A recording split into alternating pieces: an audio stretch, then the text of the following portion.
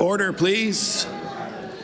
We'll now begin with the daily routine, beginning with presenting and reading of petitions. The Honourable Member for Halifax Needham. Mr. Speaker, may I make an introduction? Permission granted. Thank you. In the West Gallery, we are joined here today by Vanessa Fells, Program Coordinator with the Decade of People of African Descent Coalition, Kate McDonald, Education Outreach Coordinator with the South House Sexual Health and Resource Centre, Joanne Bealey, and Nancy Hunter with the Halifax Coalition to Ban Street Checks, and also Bernadette Hamilton-Reid, Administrative Assistant for the Decade of People of African Descent Coalition. I ask all members to join me in giving them a warm welcome to the House.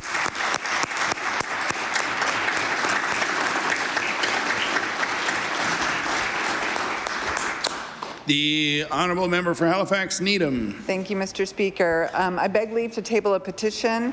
It reads, "We, the people of Nova Scotia, hereby demand the Government of Nova Scotia and the Halifax Regional Municipality receive our request.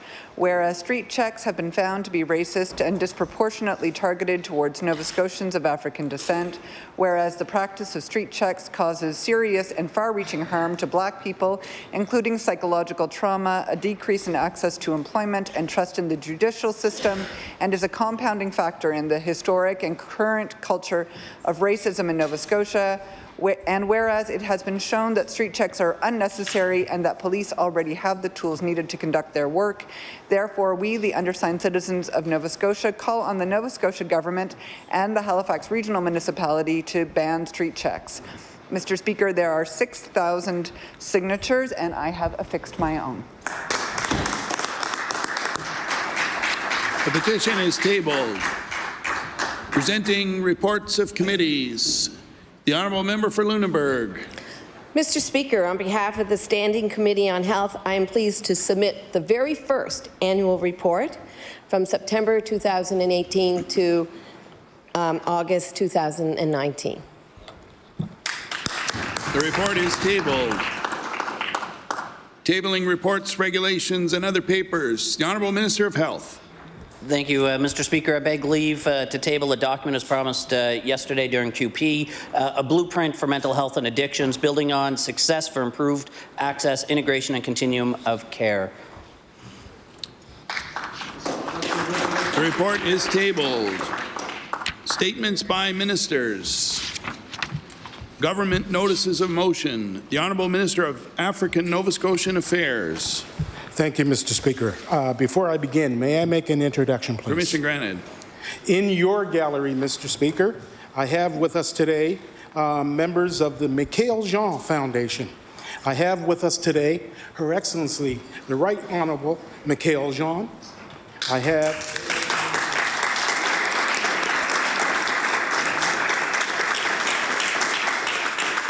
also Mr. Jean-Daniel Lafont, Mr. Paul Cormier, Ms. Soraya Lemur, and Mr. Yavu. I got your name wrong, Yao. Sorry. Hoy. I'd like the host to welcome them to.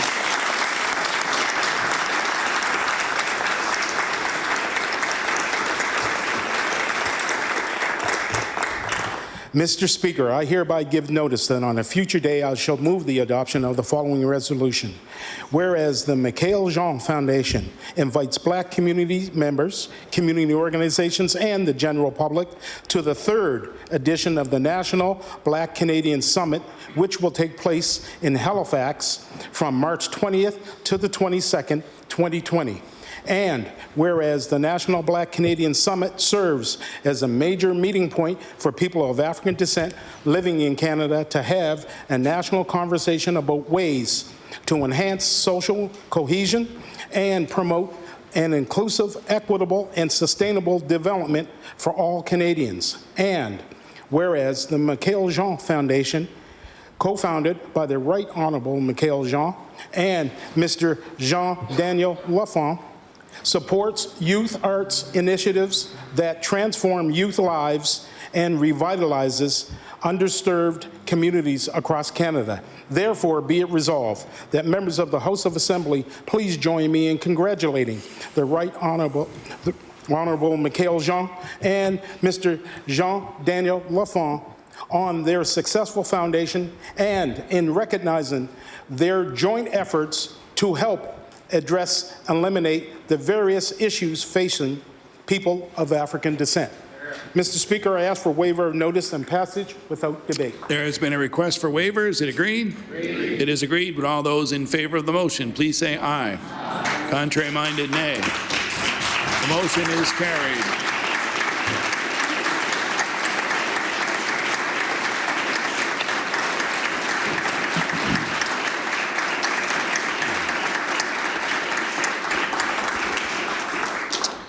The Honourable Minister of Acadian Affairs.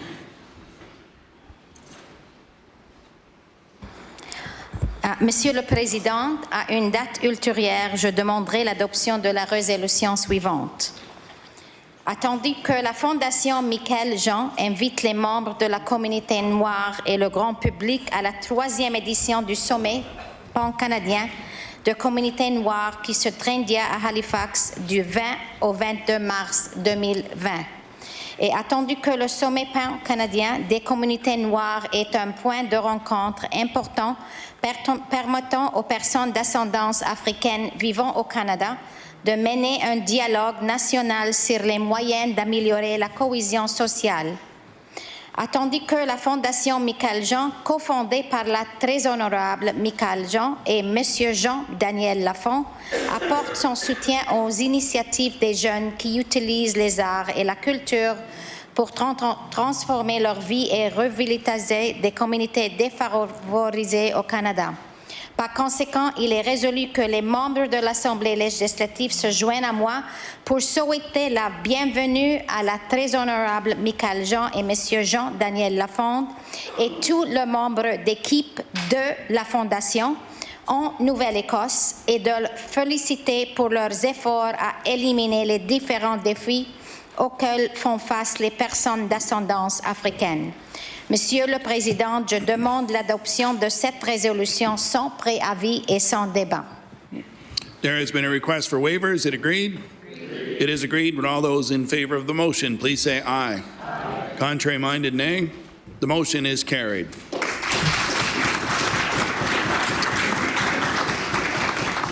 The Honourable Member for Hammonds Plains Lucasville on an introduction. Thank you, Mr. Speaker, and through you, I'd just like to thank the Minister for enabling an opportunity to introduce some friends to the House today. Before I introduce the guests who are here today, I do want to acknowledge Diana Oliver, Rose Carter, and a former member of this House, Stephen Goff, who were unable to attend the House today. But as I read the names of the guests that are here today, would they please stand? We have Carol Oliver, Deborah Lucas, Kathleen Maxwell, Cindy Parsons, and Miss Susan Wells. And these are friends of mine from the community of Lucasville who hosted a 60th anniversary, and I think the Minister is going to share a little bit more about that. So please welcome them today.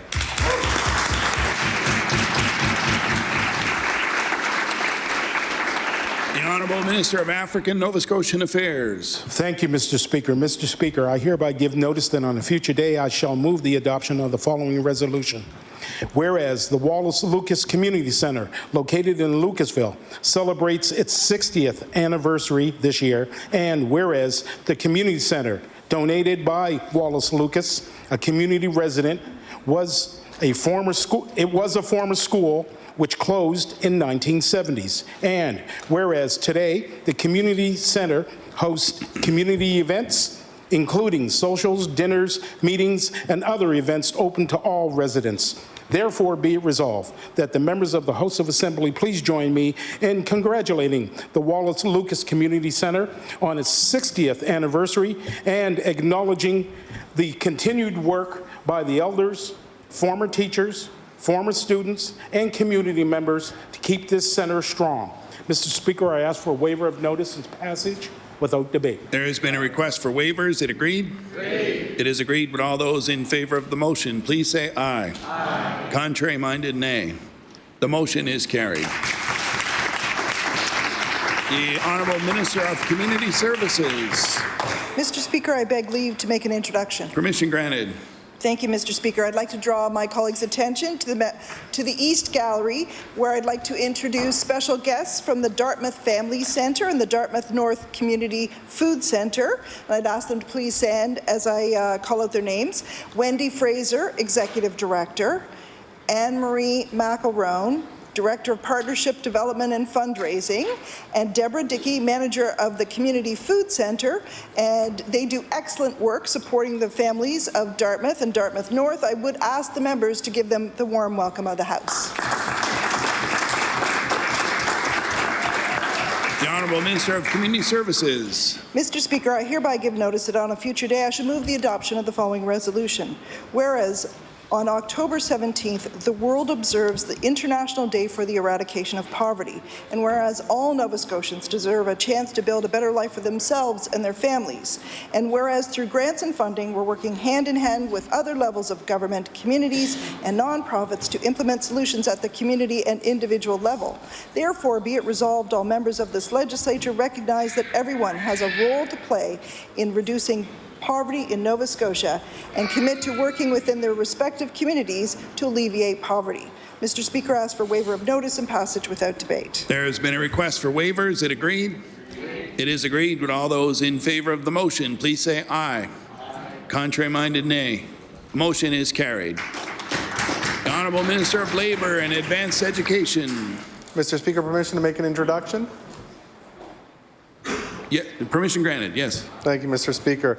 Today in the East Gallery, I would like to introduce Zachary Walsh, a skilled refrigeration and air conditioning mechanic apprentice who works at Acadian Refrigeration and Air Conditioning in Kentville. And with the support of his employer and the work of Skills Canada Nova Scotia, Zach proudly represented Canada at the 2019 World Skills Competition in Kazan, Russia this past August. Also in attendance are members of Zachary's family and Courtney Guthrow, the Executive Director of Skills Canada Nova Scotia, and Dale Crawford with the Nova Scotia Apprenticeship Agency. I'd like to give them the warm welcome of the House. The Honourable Minister of Labour and Advanced Education. Mr. Speaker, I hereby give notice that on a future day I shall move the adoption of the following resolution.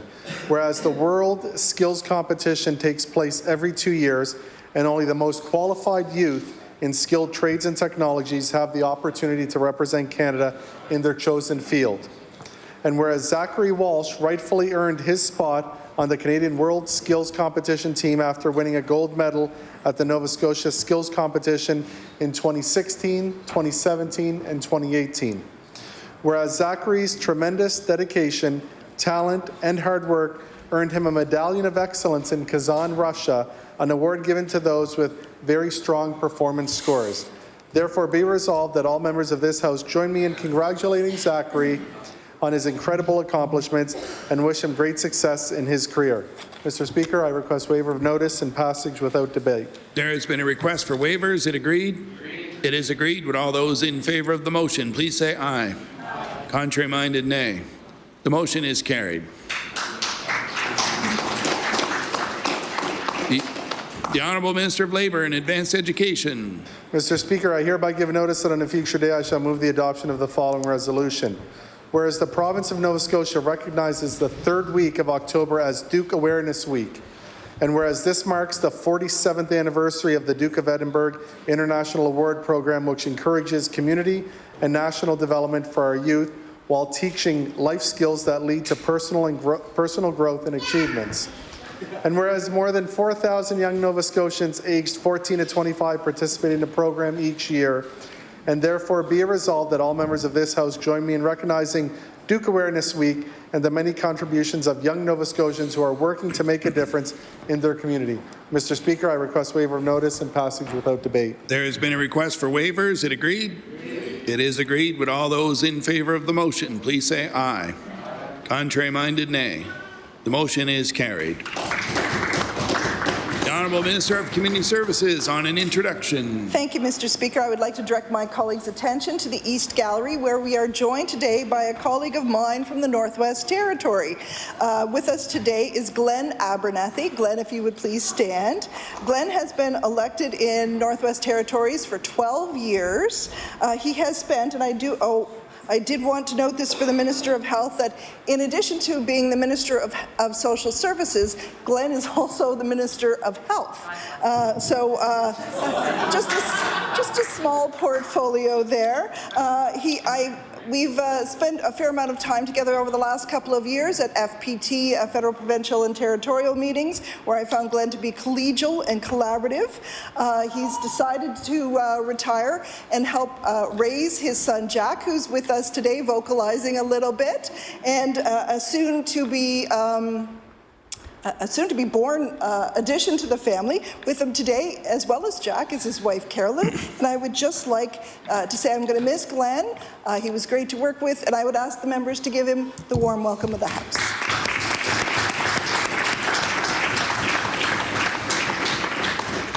Now move on to introduction of bills. The Honourable Minister of Labour and Advanced Education. Mr. Speaker, I beg leave to introduce a bill entitled An Act to Amend Chapter 10 of the Acts of 1994-95, the Workers' Compensation Act.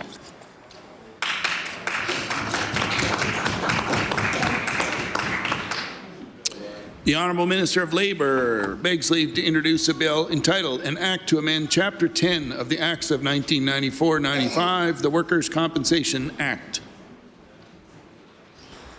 Bill number 204, entitled An Act to Amend Chapter 10 of the Acts of 1994-95, the Workers' Compensation Act. Ordered that this bill be read a second time on a future day. The Honourable Member for Dartmouth North. Thank you, Mr. Speaker. I beg leave to introduce a bill entitled An Act to Create the African Nova Scotian Justice Institute.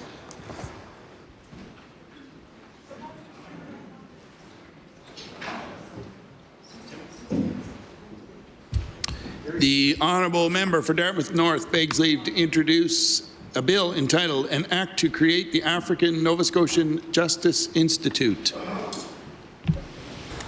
Bill number 205, entitled An Act to Create the African Nova Scotian Justice Institute. Ordered that this bill be read a second time on a future day. The Honourable Member for Pictou Centre. Mr. Speaker, I beg leave to introduce a bill, An Act to amend Schedule A of Chapter 1 of the Acts of 2018, the Education Act.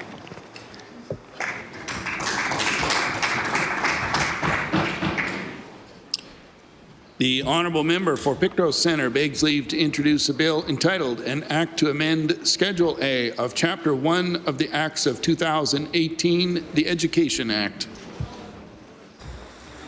Bill number 206, entitled An Act to Amend Schedule A of Chapter 1 of the Acts of 2018, the Education Act.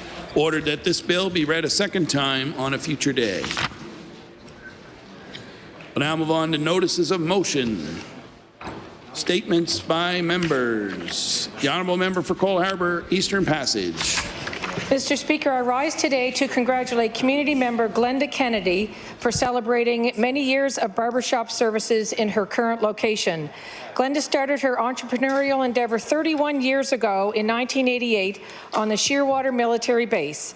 6 years later, she opened Glenda's Barbershop in 1994 and has been gladly providing excellent services to our community ever since. Glenda works many shifts a week and employs 3 other barbers at her shop. She's very happy doing what she's doing and shows no sign of slowing down. I ask all members of the Nova Scotia Legislature to join me in congratulating Glenda Kennedy on 25 years of serving our community and for starting her roots in Eastern Passage. We sincerely wish her all of the future success that she deserves for the next 25 years. Thank you, Mr. Speaker. The Honourable Member for Kings South on an introduction. Thank you, Mr. Speaker. Mr. Speaker, as everyone in this House knows, the toughest job in politics, excuse me, is being the spouse of a politician, and especially to me. And she rarely dons the halls of this legislature, but is here today. She's my biggest supporter and my toughest critic, and I'd like to welcome Catherine Trumper to the legislature.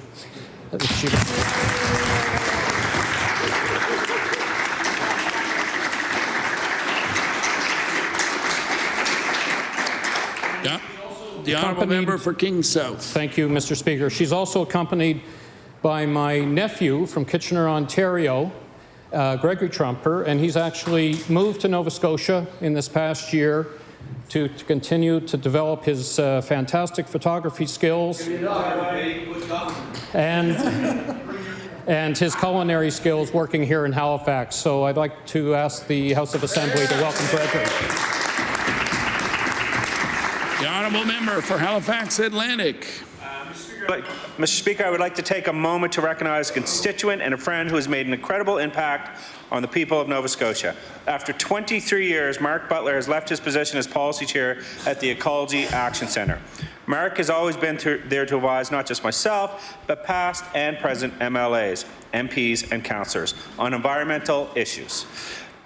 He acknowledged his knowledge and passion for the environment has been on display in the public during countless interviews and dozens of times and appearances at law amendments. 23 years at the Ecology Action Centre makes for a great career. When I asked Mark what he was going to do next, he was unsure, but one thing is for sure. Mark has earned a little downtime. On behalf of all us Nova Scotians, thank you, Mark, for all you have done and will do. Thank you, Mr. Speaker. The honourable member for Sydney River Myra Lewisburg. Thank you, Mr. Speaker. I rise today to congratulate Mr. Chris Robertson for being a finalist in the 30th Excellence in Business Awards through the Cape Breton Regional Chamber of Commerce. Mr. Robertson is a finalist in the Irving Schwartz Male Business Person of the Year category. This award is presented to recognize a local male business leader who has demonstrated achievement in ownership or management of a business who has made significant contributions in the Cape Breton Regional Municipality. Chris Robertson is the owner of Home Instead Senior Care in Cape Breton. This company offers several different options related to in-home care that can be individualized to one's needs, such as meals, transportation, and companionship. As we know, these are basic needs for every human being, and ones that unfortunately for our seniors are limited due to these resources being exacerbated by the ever-growing population on the island. I stand here today to thank Mr. Chris Robertson and his outstanding achievement in the CBRM with bringing the needs of our seniors to the doorstep, and wish him continued success in the years to come. Thank you. The honourable member for Lunenburg. Mr. Speaker, I rise today to recognize the town of Mahone Bay's 100th year of incorporation.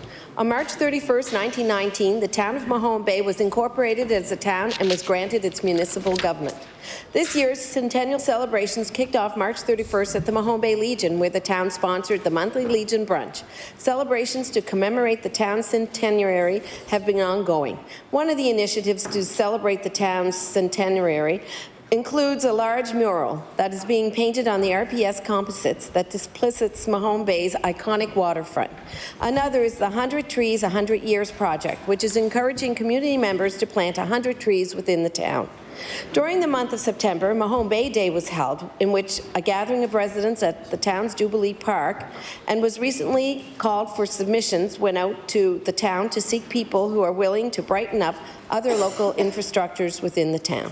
Mr. Speaker, I'd like to ask you and all members of this House of Assembly to join me in recognizing the town of Mahone Bay on its 100th year of incorporation. Thank you, Mr. Speaker. The honourable member for Sackville-Cobequid. Thank you, Mr. Speaker. Mr. Speaker, I rise today to recognize the Sackville Business Association, Sackville Rivers Association, and Bike Nova Scotia for their collaborative efforts to have new bike racks installed along Sackville Drive in Lower Sackville. There are numerous multi-use trails in Lower Sackville which are designed for all ages and abilities. These trails are used by residents for walking, jogging, cycling, rollerblading, and skateboarding. They attract photographers, bird watchers, and fishing folk. Also, there is an education centre for students where they can learn about the natural history of the Little Sackville and Sackville rivers. Mr. Speaker, I would ask all members of this House to join me in thanking the members of the Sackville Business Association, Sackville Rivers Association, and Bike Nova Scotia for installing new bike racks and applaud their efforts to provide the residents of Lower Sackville more convenient access to these trails. Thank you, Mr. Speaker. The honourable member for Clayton Park West. Mr. Speaker, October is Breast Cancer Awareness Month. Therefore, I would like to recognize Noelle Murphy, a very strong woman in Clayton Park West. Noelle's story is inspiring to everyone around her. Noelle had worked in Halifax as a school librarian for 36 years before retiring. She volunteers regularly at the Rockingham United Church and is a member of the Elders Learners, Halifax Probus Club, and Rockingham Stephen Lewis Grannies. Noelle is also very active. She belongs to a hiking group of women who have been hiking together every Wednesday for 20 years. They have also had the opportunity to do 3 hiking trips in England. Although Noelle leads a very healthy lifestyle, she was diagnosed with breast cancer in late 2015, 2 days before her 75th birthday. Her treatment routine was vigorous and began with lumpectomy, followed by 16 radiation treatments. Noelle ensured that her appointments did not interfere with her gym schedule. I am very happy to share that Noelle has survived this terrible disease. Although she still struggles with many obstacles as a result of the cancer, she has an amazing support system in her husband, 6 children, and many friends. Noelle's story is so inspiring to many, including women such as myself. Mr. Speaker, I would like to congratulate Noelle for her successful battle against this terrible disease. She is truly a remarkable woman. Thank you. The honourable member for Pictou Centre. Mr. Speaker, I rise in the legislature today in support of injured workers of Nova Scotia. Many injured workers feel the WCB deliberately makes this process difficult so that they will eventually abandon their claims out of frustration. Therefore, you have an injured worker dealing with illness or injury, and the process causes the individuals a tremendous amount of anxiety. Denials, appeals, and further denials result in lost income to the employee and a prolonging of their pain and suffering. Instead of providing timely assistance, WCB will often disagree with independent medical professionals. What often happens next, the injured worker is often ordered to have an appointment with a doctor who is paid by the WCB. I'm sure if an audit was done, one would find out in these cases the injured worker received the message that they should be able to return to work or that their injuries were not compensable. Sometimes I wonder if the board's mandate is to assist the injured worker or to make life miserable for them. Thank you, Mr. Speaker. The honourable member for Kings South. Thank you, Mr. Speaker. Mr. Speaker, for more than 100 years, 4-H Canada has developed responsible, caring, and contributing young leaders. And today, Canada's largest youth development organization boasts more than 24,000 members and 7,600 volunteers. New Minas resident Jenica Fuller is one of those young leaders who was recently selected as one of 7 Canadians to attend the 2019 World Dairy Expo in Madison, Wisconsin from October 1st to 5th on behalf of 4-H Canada. Jenica and other 4-H members from across Canada submitted a 500-word essay on the importance of youth leaders and youth involvement in the dairy industry, and Jenica's was chosen as one of the best. I invite all members of the Nova Scotia House of Assembly to join me in congratulating Jenica Fuller on her selection to represent 4-H Canada at the World Dairy Expo and wish this remarkable young leader much success in her future endeavours. Thank you, Mr. Speaker. The honourable member for Dartmouth East. Thank you, Mr. Speaker. I rise today to recognize Dartmouth East resident Randy Curry. Randy, along with 4 others, participated in the Big Swim, a swimming race across the Northumberland Strait to raise money for Brigadoon Village. As members of this House know, Brigadoon Village is a foundation created to host summer camps for those who are living with chronic illnesses or other life challenges. They offer an amazing camping experience filled with outdoor and aquatic recreation, visual and performing arts programs, and cooking classes. Brigadoon Village was founded on the belief that every child, no matter their life circumstances, should have the right to an extraordinary summer camp experience. Mr. Speaker, I thank Randy and all those who participated in the Big Swim to raise money for this incredible camp, and I ask all members of the House to acknowledge Randy's outstanding efforts to assist Brigadoon Village. Thank you, Mr. Speaker. The honourable member for Clare Digby. Thank you, Mr. Speaker. I would like to congratulate Casanova Fine Beverages of Bear River, whose wines, ciders, and sellouts continue to be recognized within Atlantic Canada as well as internationally. Last spring, Casanova entered 3 of their ciders, as well as 1 of their wines and 1 of their sellouts in New York's prestigious Finger Lakes International Wine Competition. There were a total of 2,900 entries from companies from 16 countries. The company returned home with a medal for each of their 5 entries it had submitted. Their Buddy's Original Craft Cider and Nova Cello Blueberry were awarded a silver medal in their respective categories, and their Casanova Cherry Cider, 1606 Good Cheer Craft Cider, and Red Carpet Wine won bronze medal in their categories. The two ciders have already been awarded medals in the Atlantic Canadian Beer Awards the previous fall. Part of the reason for their uniqueness of the beverages from Casanova is the owners, Brendan and Karen Enright, are committed to using only ingredients from Nova Scotia. They believe our agricultural crops are some of the best in the country, and they let local producers inspire new products. Thank you, Mr. Speaker. The honourable member for Sackville-Beaverbank. Thank you very much, Mr. Speaker. Mr. Speaker, on October 3rd, 2019, the communities of Lucasville and Upper Hammonds Plains lost longtime resident and volunteer Tony Vandenberg. Although he was a resident of Lucasville, Upper Hammonds Plains certainly was Tony's second home. Tony served his country in both Army and Navy, was an auto mechanic by trade, and after retirement, he returned to his love of fixing cars. He liked a good game of cribbage, but most of all loved to go fishing with his wife Lila. Tony was the type of man that you could call on for anything. He was a big community supporter.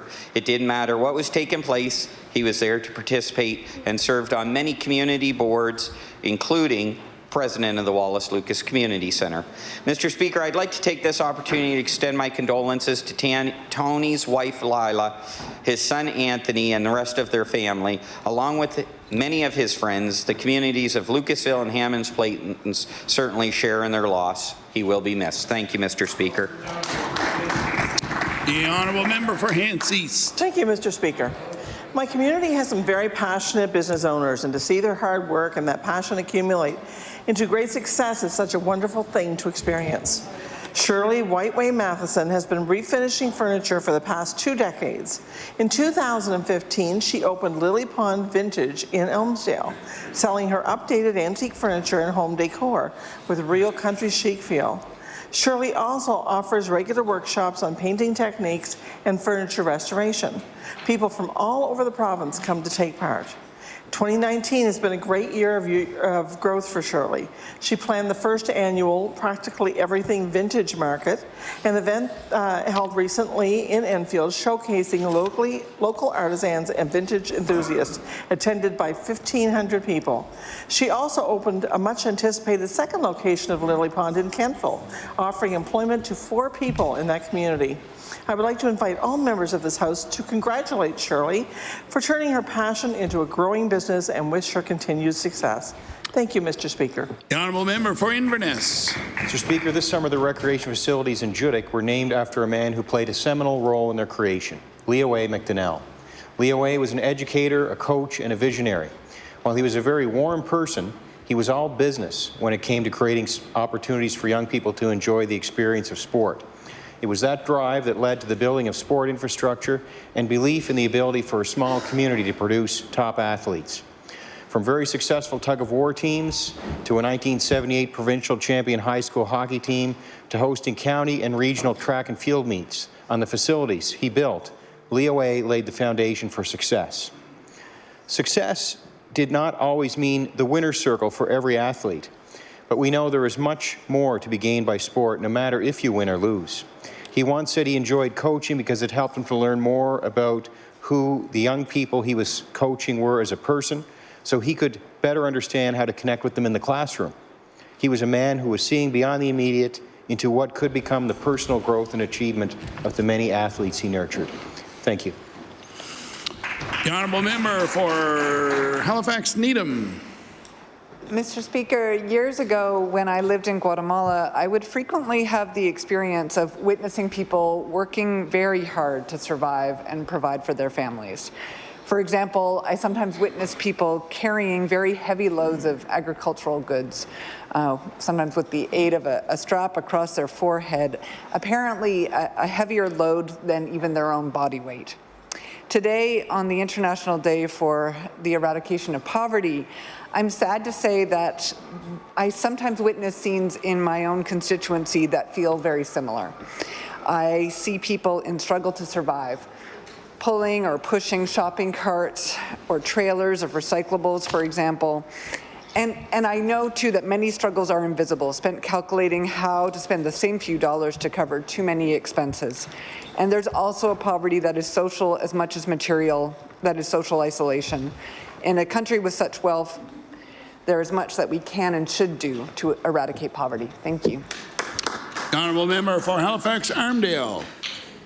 Mr. Speaker, I rise today to acknowledge and thank Heather McGraw of Halifax Armdale for her work ethic and community spirit. Not only is she raising her 3 children and working as a senior trader and key account manager, she's also heavily involved with Give to Life, a nonprofit founded within Energy Atlantica that inspires people to achieve extraordinary accomplishments to raise funds for charities serving people suffering from long-term illnesses. In 2014, she organized the Big Swim while training for and completing her own 17-kilometer swim across the Northumberland Strait.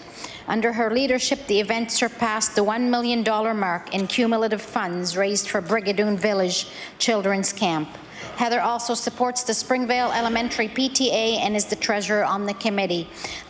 I ask all members to join me in applauding and thanking Heather McGraw for all her efforts. Thank you. The honourable member for Queens Shelburne.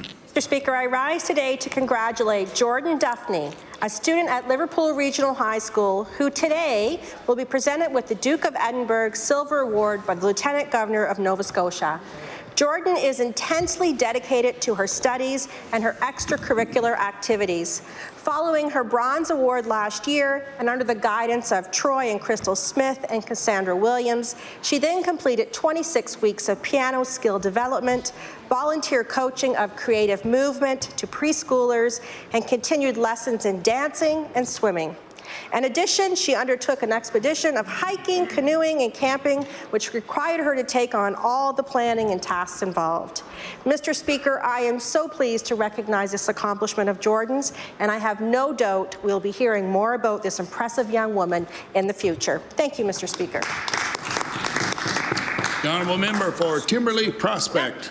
Thank you, Mr. Speaker. I rise today to recognize Dylan Carlton, Lauren Miles, Robin Meredith, Mitchell Aguanaga, and Thomas McClellan, students of Sir John A. Macdonald High School. This group of students have been extremely involved in community activities and have accepted every challenge that is brought to them through a leadership course at SJA. A challenge I wish to acknowledge here today is the group's participation in the Blue Nose Replay Race to raise funds and support the vital work of Help to Overcome, also known as H2O. H2O is a charity organization that works with schools in developing countries to set up and maintain sustainable sanitation and hygiene facilities through 3 easy steps of clean toilets, clean water, and clean hands to reduce the spread of diseases and keep kids in school. Mr. Speaker, on the International Day of Eradicating Poverty, I'd like the members of the House to join me in recognizing Dylan, Lauren, Robin, Mitchell, and Thomas for their involvement to make a difference in the quality of life of students throughout the developing world. Thank you, Mr. Speaker. The honourable member for Kings North. Mr. Speaker, I beg leave to make an introduction. Permission granted.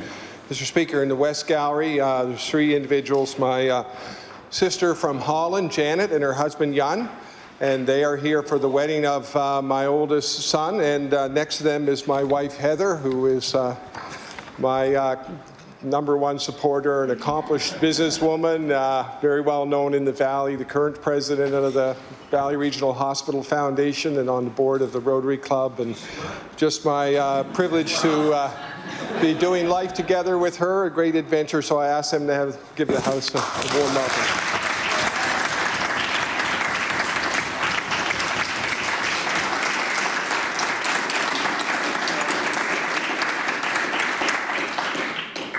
The honourable member for Kings North. Mr. Speaker, I rise today to congratulate Kentville Police Service Constable Angie McQuaid. The Kentville Police Service member was presented with the John Dunlop Memorial Award in May of this year for her dedication to the community of Kentville. The award recognizes those who go above and beyond their job description to develop community activities for youth.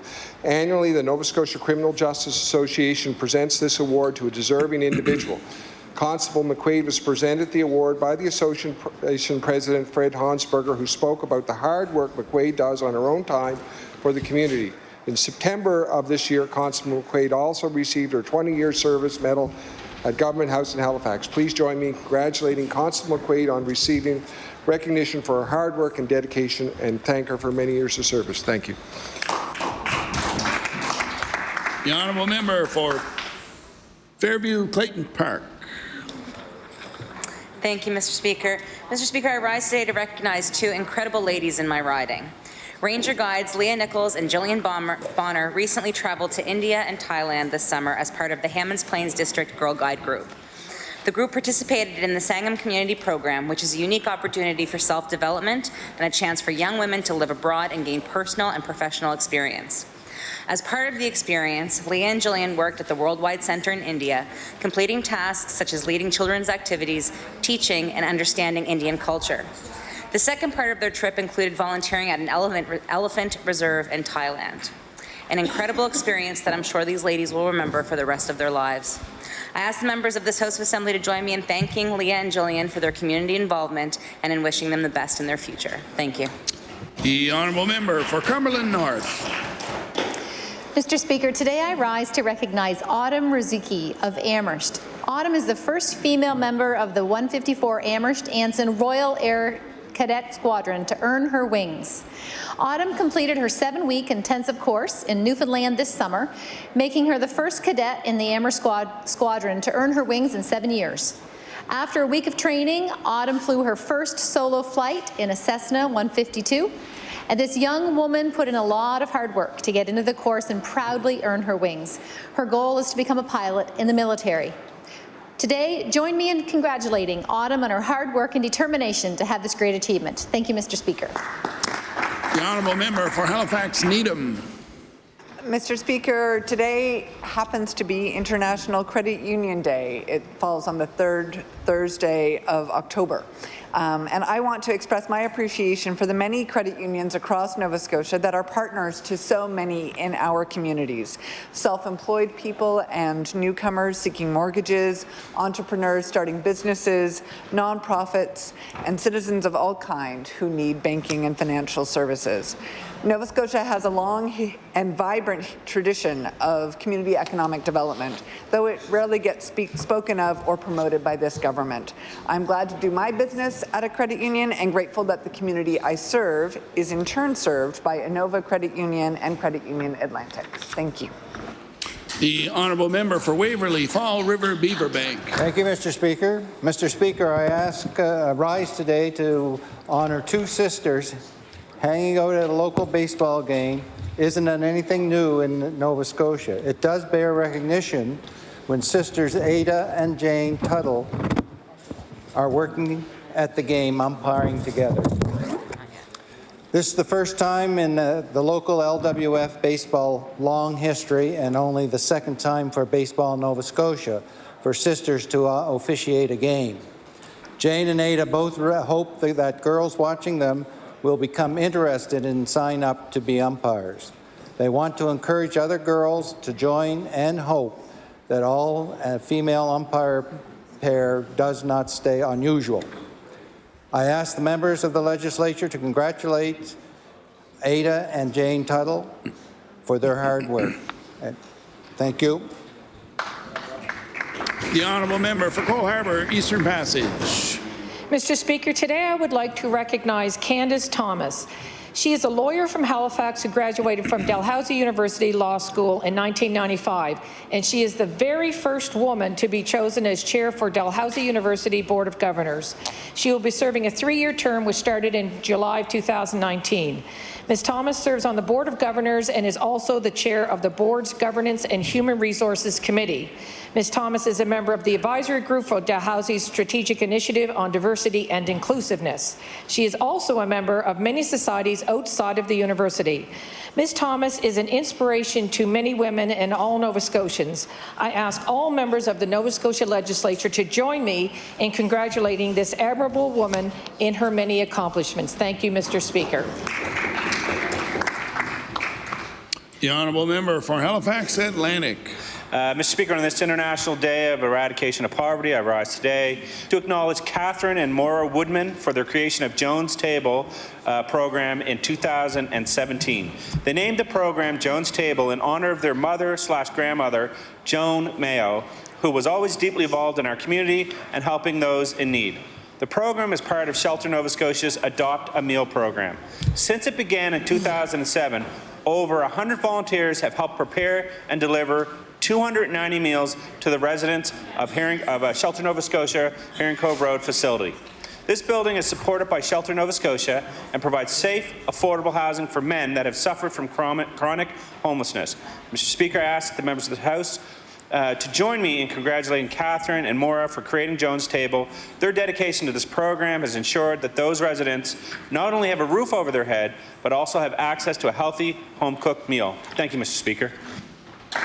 The honourable member for Sackville-Cobequid. Thank you, Mr. Speaker. Mr. Speaker, I rise today to recognize Bruce and Laurie McDonald, owners of Urban Rustic DIY Studio in Lower Sackville. Urban Rustic is a do-it-yourself studio that celebrated its grand opening on August 11, 2019.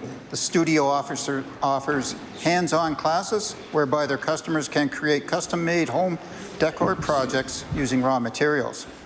There are instructor-led workshops as well as open workshops where you can create your very own decor item. Bruce and Laurie have over 25 years each in operating retail stores, but this is their first venture in a workshop studio format. Mr. Speaker, I would like to ask all members of the Nova Scotia House of Assembly to join me in congratulating Bruce and Laurie McDonald and the staff of the Urban Rustic DIY Studio and wish them continued success. Thank you, Mr. Speaker. The honourable member for Lunenburg. Mr. Speaker, a new mural located at the four-way stop in Blockhouse has recently garnered a lot of attention from spectators. When Printers Corners, a business owned by Sam Alley, recently underwent renovations, a new garage door became a blank canvas to this sign maker who took the opportunity to create a mural bringing attention to global warming. The mural shows a partially submerged sign that says global warming with the words, "It's not a myth," underneath. It also includes a man dressed in a business attire swimming after a $100 bill on a fishhook. Sam says of his mural, "We are contributing to global warming. There's no question about that. I think it's just what the rate that we will be contributing."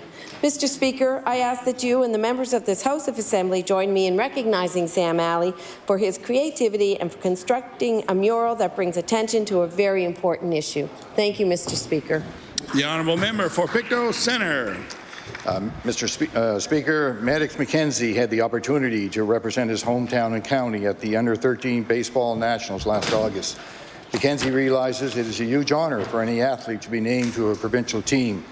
The 13-year-old wore provincial colours for Nova Scotia's team that participated in the national tournament in Quebec. McKenzie has become a very versatile player with the ability to play a number of positions. He was extremely excited and proud to have this wonderful experience. His intent was to do his absolute best and help his team to be competitive. The national competition provides athletes with an opportunity to compete in a sport environment and prepare them for future competition. The community realizes that this event is a huge honour and responsibility, and we are very proud to see Maddox competing against top athletes from across Canada. We are sure this is only the beginning of many sports accomplishments for Maddox McKenzie. Thank you, Mr. Speaker.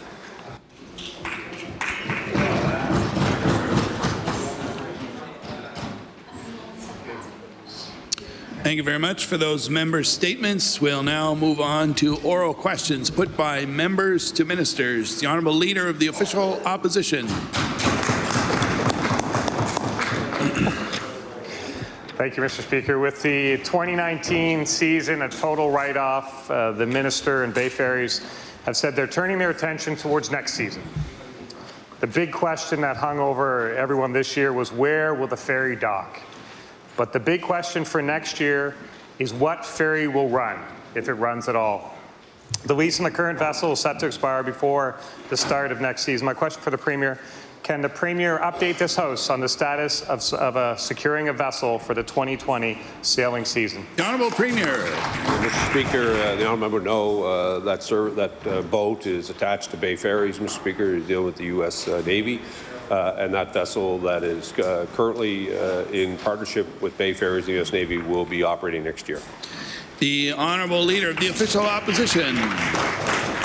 Well, Mr. Speaker, what the Premier may or may not know is that the U.S. Navy said they're going to retender it. That vessel will be coming up again, and certainly Bay Ferries, on behalf of the province, can compete to maybe win it.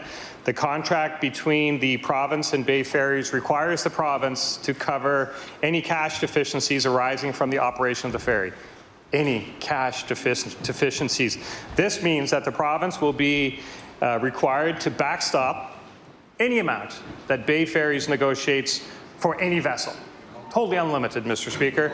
It's essentially a blank check for Bay Ferries to go on a shopping trip. My question for the Premier is, has his government set any limit, a top dollar amount, on the lease of a vessel for next year? The Honourable Premier. Mr. Speaker, thank the Honourable for the question. I want to thank the tremendous work that has been happening with Bay Ferries, Mr. Speaker. As he would know, the leader of the Conservative Party has been opposed to that international link. We've seen the challenges with tourism in southwestern Nova Scotia when it comes when that operator is not operating. Mr. Speaker, we've committed to that service. We look forward to that service operating next year, Mr. Speaker, with the current vessel that is there. And we will continue to make sure that we continue to grow the tourism numbers of not only southwestern Nova Scotia, Mr. Speaker, but indeed the entire province, using all possibilities, including that international link from Yarmouth to Bar Harbour. The Honourable Leader of the Official Opposition. Thank you, Mr. Speaker. The Premier has nothing substantive to offer the House, so he's reverting back to the politics and the rhetoric, same as his mailouts. The reality is, this is the only party that cares about that connection to the United States. If that party cared, they would have included something in the contract that required a service to run. It did not require that in the contract because they only cared about one thing, Mr. Speaker. They only cared about a talking point, not a service, not bringing tourists to this province. The reality is there's a potential liability to the taxpayers of this province, and nobody's asking how bad can it get. Sounds familiar to the crane situation, Mr. Speaker. Time and time again, the ramp in Portland, the ramp for Portland was brought in to accommodate the current vessel.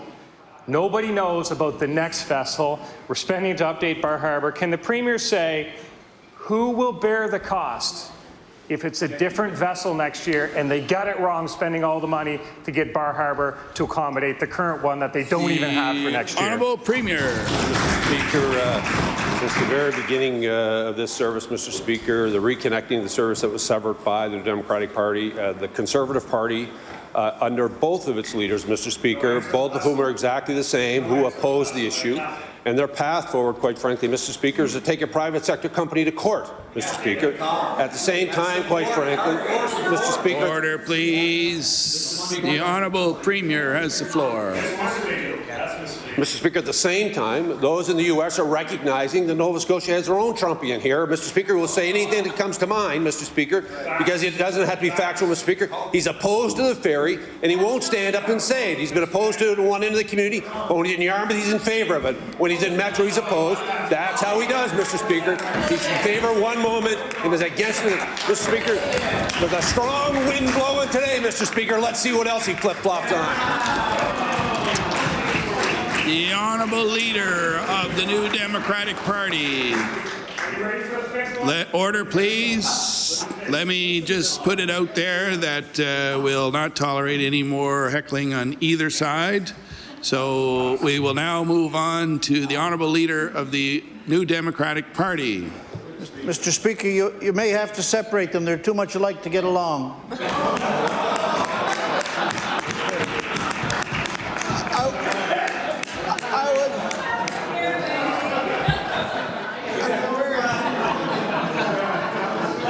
I would like to ask the Premier about the environment and the government's responsibility to the historically marginalized people of Nova Scotia, beginning with the south end of Shelburne. We know that the south end of Shelburne is home to one of the province's most historic African Nova Scotian communities, and that the community has lived with the toxic legacy of that adjacent dump for over 50 years.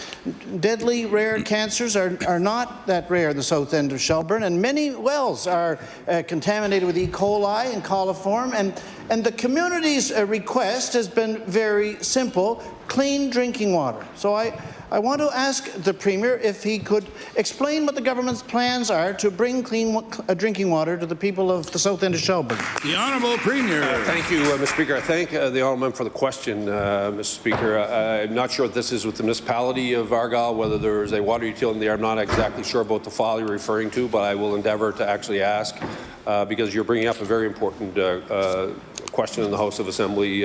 Communities who require our support. That's why we continue to work with the municipalities, why they prioritize their water and sewer projects, and why we continue to fund them in partnership with them and the national government. But I will endeavour, Mr. Speaker, to look at that particular project that he's referring to and get him back an answer. The Honourable Leader of the New Democratic Party. Mr. Speaker, the Premier's inquiries into this are appreciated. Now, in just a couple of weeks, the Nova Scotia Supreme Court is going to be hearing the appeal of the Sebegin-Negedes First Nations appeal about the inadequacy of the government's consultation with the band about the Alton Gas project. And the band is arguing that the permit should never have been granted because they were not given an adequate chance to examine project proposals or environmental assessments, and that there was never enough notice for them to effectively participate in public meetings to express the concerns that they had. So about this, Mr. Speaker, there is something that I find very hard to understand. Will the Premier explain why his government doesn't just do the consultation that's requested instead of having this fight about it in the court? The Honourable Premier. Thank you, Mr. Speaker. Mr. Speaker, the very project the Honourable Member is talking about goes back to approximately 2007 and 8, I believe, in the original proposal and the original consultation taking place. Mr. Speaker, when the new project, or when the project began to be resurfaced again, we actually put them through consultation, Mr. Speaker, again. There was a Mi'kmaq consultant that was part of that was put together by the province. The dispute, Mr. Speaker, is obviously there is no veto power in consultation. What happens is there's ongoing consultation that happens. We believe we've met that test. Obviously the community does not. The solution to solve that for them would be the court. We're looking forward to seeing that come. Mr. Speaker, we continue to work with our Mi'kmaq community, and Mr. Speaker, all members in this House, I would hope, recognize that we have a responsibility and duty to consult. The Honourable Leader of the New Democratic Party. Finally, Mr. Speaker, for all these years, Northern Pulp has dumped those billions of litres of poison effluent into Boat Harbour, and Boat Harbour is widely regarded as the worst case of environmental racism in Nova Scotia, which has a terrible and shameful record on this subject. Now, I know that the Premier thinks it's unnecessary and superfluous for him to affirm and underline his government's commitment to the deadline under the Boat Harbour legislation, but I want to say that it would mean a lot to an awful lot of people if he would simply say, not one drop of effluent into Boat Harbour after January 31st, 2020. Will he say that? The Honourable Premier. Speaker, that is the date in the legislation that has been passed by this House, Mr. Speaker. There's no other legislation before us to change that date, Mr. Speaker, and I want to remind the Honourable Member, we are the government that is committed to cleaning up Boat Harbour. We continue to finance that, and we will clean up Boat Harbour, Mr. Speaker. The Honourable Leader of the Official Opposition. Thank you, Mr. Speaker. My question is for the Minister of Transportation. Recently, the PC caucus received a response to a FOIPOP request. We'd asked for some billing information around the consultants' fees for the Bar Harbour terminal upgrades. What came back was, of course, Mr. Speaker, heavily redacted, page of redactions. But one of the pages that wasn't redacted caught my eye. Transportation staffer sent an email to the consultants group saying, I wonder if the consultant could add something that shows the expected operating savings and advantages over Portland. I know it's not necessarily the consultant's expertise, but let's assume that this gets FOIPOP'd, and I'd love to have an appendix that shows some savings somewhere. I'll table that for the benefit of the House. I'd like to ask the Minister, my question for the Minister, Is it standard practice for the minister to have his department staff to ask for additional reports to pad for expected FOIPOPs? The Honourable Minister of Transportation. Thank you very much, Mr. Speaker, and thank the member opposite for the question, because it gives me an opportunity to clarify for the edification of the member opposite how the FOIPOP process works, and the minister is not involved at any level.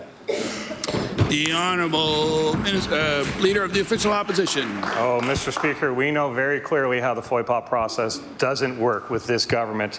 My question for the minister is the minister instructing staff to get additional information to pad the file so they can have something that looks good somewhere, because what we're getting back is heavily redacted. They can't find anything that looks good about a ferry that hasn't sailed for an entire year, and we don't know from the FOIPOP that responded how much they spent on this consultant. We know some of the other ones, 10 grand here, 10 grand there, but we don't know in this case, but we do assume they paid something. So what we know is they're paying for a report, and they're asking somebody to put something in a report that's outside their area of expertise. They're trying to salt the mine, Mr. Speaker. My question for the Minister of Transportation, does he endorse this type of behavior from his staff, asking consultants for information that's clearly outside their expertise to try and make himself look good? The Honourable Minister of Transportation. Thank you, Mr. Speaker. And there's a consistent line of questioning that comes from the opposition party, and it behooves me to point something out, Mr. Speaker, that was said in Hansard last Wednesday by the Leader of the Opposition, where he confessed to an $8.9 million subsidy in 2009 when his party was in government for this service, which was servicing Portland and Bar Harbor at that time. That Order, money, please. The Honourable Minister of Transportation has the floor. 10.6 million. That 8.9 million, 80,000. That 8.9 million equals 10.6 million in today's dollars. I'd like to table the Honourable House Leader for the New Democratic Party. Thank you, Mr. Speaker.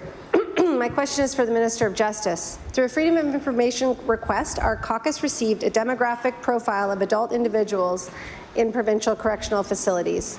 On April 1st, 2019, 13% of adults in provincial facilities identified as African Nova Scotian or Black. However, Black people make up less than 3% of our provincial population. Clearly, something is wrong here. Mr. Speaker, what concrete steps has the minister taken over 6 years in government to address the overrepresentation of Black people in corrections? The Honourable Minister of Justice. Thank you, Mr. Speaker, and I thank my colleague for the question. A number of steps have been taken within corrections and our facilities. Program services, Mr. Speaker. Recently, hiring complete graduate classes of African Nova Scotians, hiring of Aboriginal members, Mr. Speaker. There are strategies, Mr. Speaker, that speak specifically to these issues, and corrections services applying those both through human resource hiring and program delivery within our facilities, Mr. Speaker. The Honourable House Leader for the New Democratic Party. Mr. Speaker, the strategy put forward more than any other is ending street checks. In March, a Human Rights Commission report found that African Nova Scotians are 6 times more likely to be street checked by police than white people. Report author Dr. Scott Wortley writes that a small degree of racial bias at each stage of the criminal justice funnel can result in gross racial disparities within the correctional system. Our province has been talking about the racist impact of street checks since 2003. Ending street checks is at least 16 years overdue. Mr. Speaker, will the minister finally commit to taking decisive action to put a permanent end to the racist practice of street checks? The Honourable Minister of Justice.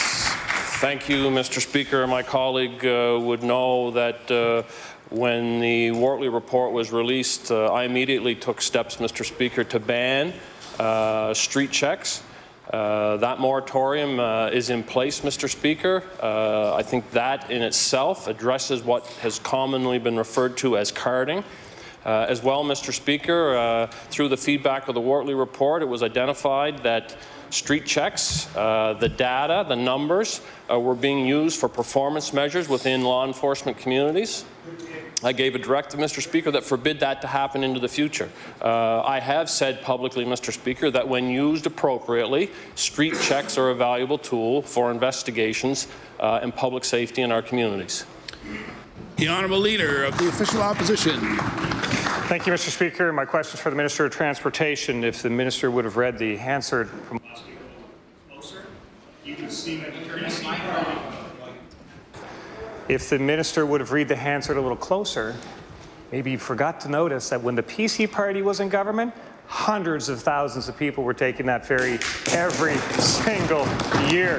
This year, Mr. Speaker, for the benefit of the House, zero. From that same FOIPOP that we received last week, I'd like to draw the Minister's attention to an email exchange between Transportation Employee A and the consultant. Employee A sent an email to the consultant asking the consultant to send the document to a second transportation employee address, Employee B, at the email address I sent you. Their email address is on file that show that the consultant already had Employee B's government address. So despite having communicated with the government address, the consultant was being asked to send a report to a very specific second email address. I'd like to ask the Minister of Transportation, does he know why his employee might ask a consultant to send a report to another non-government email address? The Honourable Minister of Transportation. Thank you, Mr. Speaker. I'd like to point out that actually in 2009, when the PC government of the day spent $10.6 million in subsidy in today's dollars for the service, there were actually 80,000 people that took the service, and that included Portland and Bar Harbor. Thank you. The Honourable Leader of the Official Opposition. The Minister can try to rewrite history from just last week as much as he wants, but the PC party wasn't in government in 2009, Mr. Speaker. But I'm asking a very serious question about the FOIPOP process. I'm asking a very serious question about the minister's staff sending information to non-government email addresses, probably information that's a little bit embarrassing about this government, about the ferry, because everything about this ferry should be embarrassing to this government. But we have instances before where communication with this government has happened outside of government servers, and doing that makes it more difficult for the public to get accurate information from the FOIPOP release process. I thought maybe they would have learned from this before, but perhaps they haven't. It's a concerning situation, and it's definitely concerning that it's a trend, Mr. Speaker. Can the minister say if he is aware of other department communications that occur outside the government servers? The Honourable Minister of Transportation. Thank you, Mr. Speaker. And not being involved in the FOIPOP process in the department, as I've indicated, I am aware that everything is FOIPOPable, and it doesn't matter what the email address is. Thank you. The Honourable Member for Pearl Harbor Eastern Passage. Thank you, Mr. Speaker. My question is to the Minister of Health. In the province's largest population centre, HRM, I know of no major home care provider that is willing to directly bill private insurance providers. Each has their own reason, but the unfortunate side effect is that there is additional work and confusion for seniors and their families who are already trying to navigate a complicated world of continuing care services. Leaving direct billing optional rather than mandatory is adding undue stress on the elderly population. I have raised this issue with the minister in the past. Can the minister tell me whether he agrees that the contracts that he negotiates with these continuing care providers should mandate direct billing of private insurance companies rather than leaving it optional? The Honourable Minister of Health. Thank you, Mr. Speaker. I thank the member for the question. As the member would know, we certainly take the care of our aging population very seriously. That's why a year ago we established an expert panel to provide advice and recommendations on steps that we can take to improve the quality of care being provided in our long-term care facilities. Mr. Speaker, those recommendations are what we in the department have been focused on over the past number of months, not 9 months or so since we received the report, and Mr. Speaker recently provided an update for all Nova Scotians to be aware of exactly how we're doing, progressing on those updates. I'm pleased to say we're making very good progress to improve that quality of care in our long-term care facilities. The honourable member for Cole Harbour Eastern Passage. Mr. Speaker, that didn't answer the question, and there are serious questions about the long-term care update report as well, but I'll get to that later. When someone is in acute care, like those in Yarmouth who have the longest long-term care wait time at 326 days, they have to pay for that privilege of staying in a hospital bed. The Nova Scotia Health Authority sends this bill to them at the end of the month. When someone is admitted to long-term care, the Nova Scotia Health Authority sends them their bill at the beginning of the month. So there's a period of time when every family receives a very large bill within days of each other, and they're expected to pay them quickly and fully, and I've raised this with the minister in the past. I asked the minister to look into this issue, and I'm wondering if he can tell me if he did indeed look into that and if he has corrected this oversight in billing. Thank you. The Honourable Minister of Health. Thank you, Mr. Speaker. As I'd indicated, there's a lot of work ongoing within the healthcare system, both within our acute care system and in our continuing care space. Our work within the department, engaging with our service providers and our partners at the health authorities are ongoing. And Mr. Speaker, there are a large number of items that we continue to work on to improve that quality of care and the services that we deliver to Nova Scotians, because we believe this is the right thing to do, Mr. Speaker. We're investing to make sure that those programs and initiatives are put in place to improve the environment and the care provided to those residents. The honourable member for Cole Harbour Eastern Passage. So that's 0 for 2. That wasn't an answer to the question, Mr. Speaker. Mr. Speaker, the wait time for long-term care beds has been a long issue in our province. Changes that were made about 2 to 4 years ago to the process of who was allowed to be on the wait list made the list go down. And this government likes to use it as a claim that they have done something concrete to change the wait list times.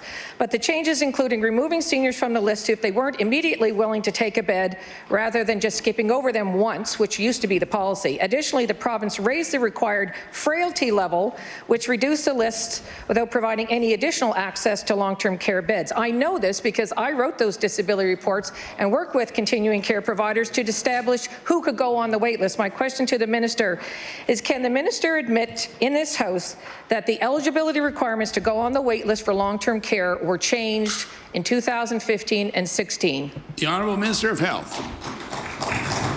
Thank you, Mr. Speaker. As the member would know, as all Nova Scotians would know, that the focus of this government since our first term has been on continuing care. A big part of our focus in that first mandate, Mr. Speaker, was on responding to the opportunities presented to better meet the desires of Nova Scotians, and that is to focus on our home care system, Mr. Speaker, because what we were hearing in the continuing care sector was that people want to stay in their homes as long as they could. But, Mr. Speaker, they couldn't do so without supports once they reached a certain point in their life. We invested heavily, Mr. Speaker, increasing the budgets and the investments there, virtually dealing with the entire wait list, Mr. Speaker, helping to keep more people there. And, Mr. Speaker, as the member would know, we've now moved on to focus on the long-term care sector in a broader term.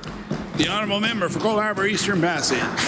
So, Mr. Speaker, I'm 0 for 3. That's not an admission of what is, I know, a fact that they changed the requirements, because I helped make sure that people were getting on that list when they needed to. So he said he was focusing on home care. According to the Nova Scotia Health Authority's website, there was a drop in the number of people waiting for long-term care. This drop was likely due to the change in requirements. Unfortunately, the Nova Scotia Health Authority's own website shows us that the number of people waiting for long-term care in this province has gone up the last 2 years.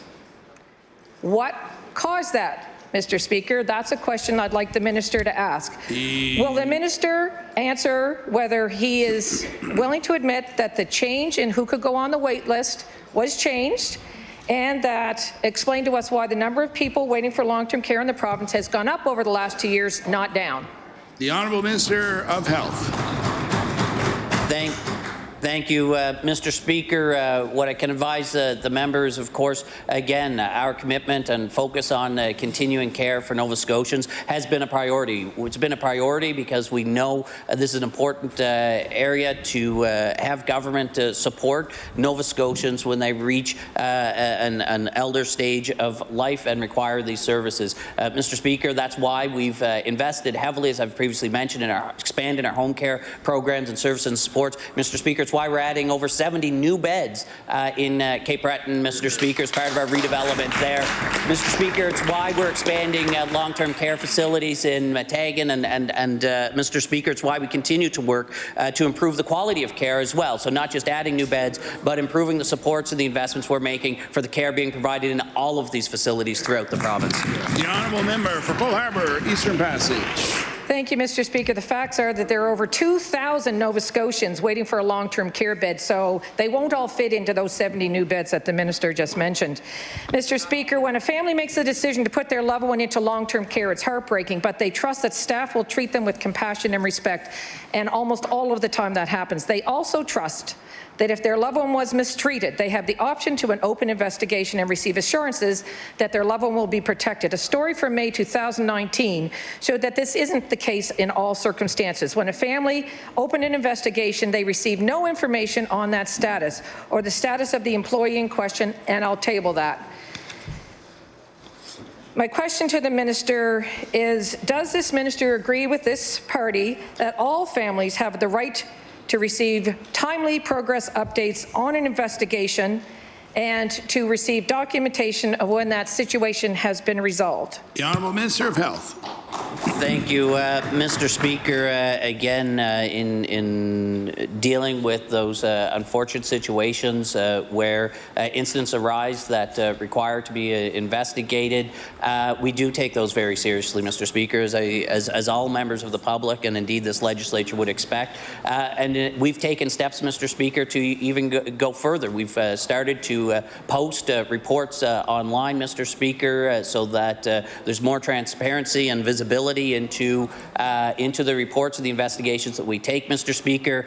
And with respect to the review process and the reports that are completed, they do engage, Mr. Speaker, with next of kin to share that information. The honourable member for Cole Harbour Eastern Passage. Mr. Speaker, a family wouldn't launch an investigation unless the circumstances were serious. Providing updates like the status of the investigation and whether or not the employee in question is still in contact with the family member is not an unreasonable request. Families deserve updates. They deserve the peace of mind that comes with transparency. They have put their loved ones in the hands of other people. And if wrongdoing is suspected, they should be treated with even more respect and compassion than otherwise. One of the statements from the article said a spokesperson for the Department of Health and Wellness said a voluntary registry for continuing care assistance now exists for the purpose of workforce tracking, but following a recommendation from the expert advisory panel and from me on long-term care, the department is now looking at options to implement a mandatory registry. Mr. Speaker, that's an urgent need for this province. Can the minister tell me if he will agree with us now that a mandatory registry for continuing care assistance is needed in this province? The Honourable Minister of Health.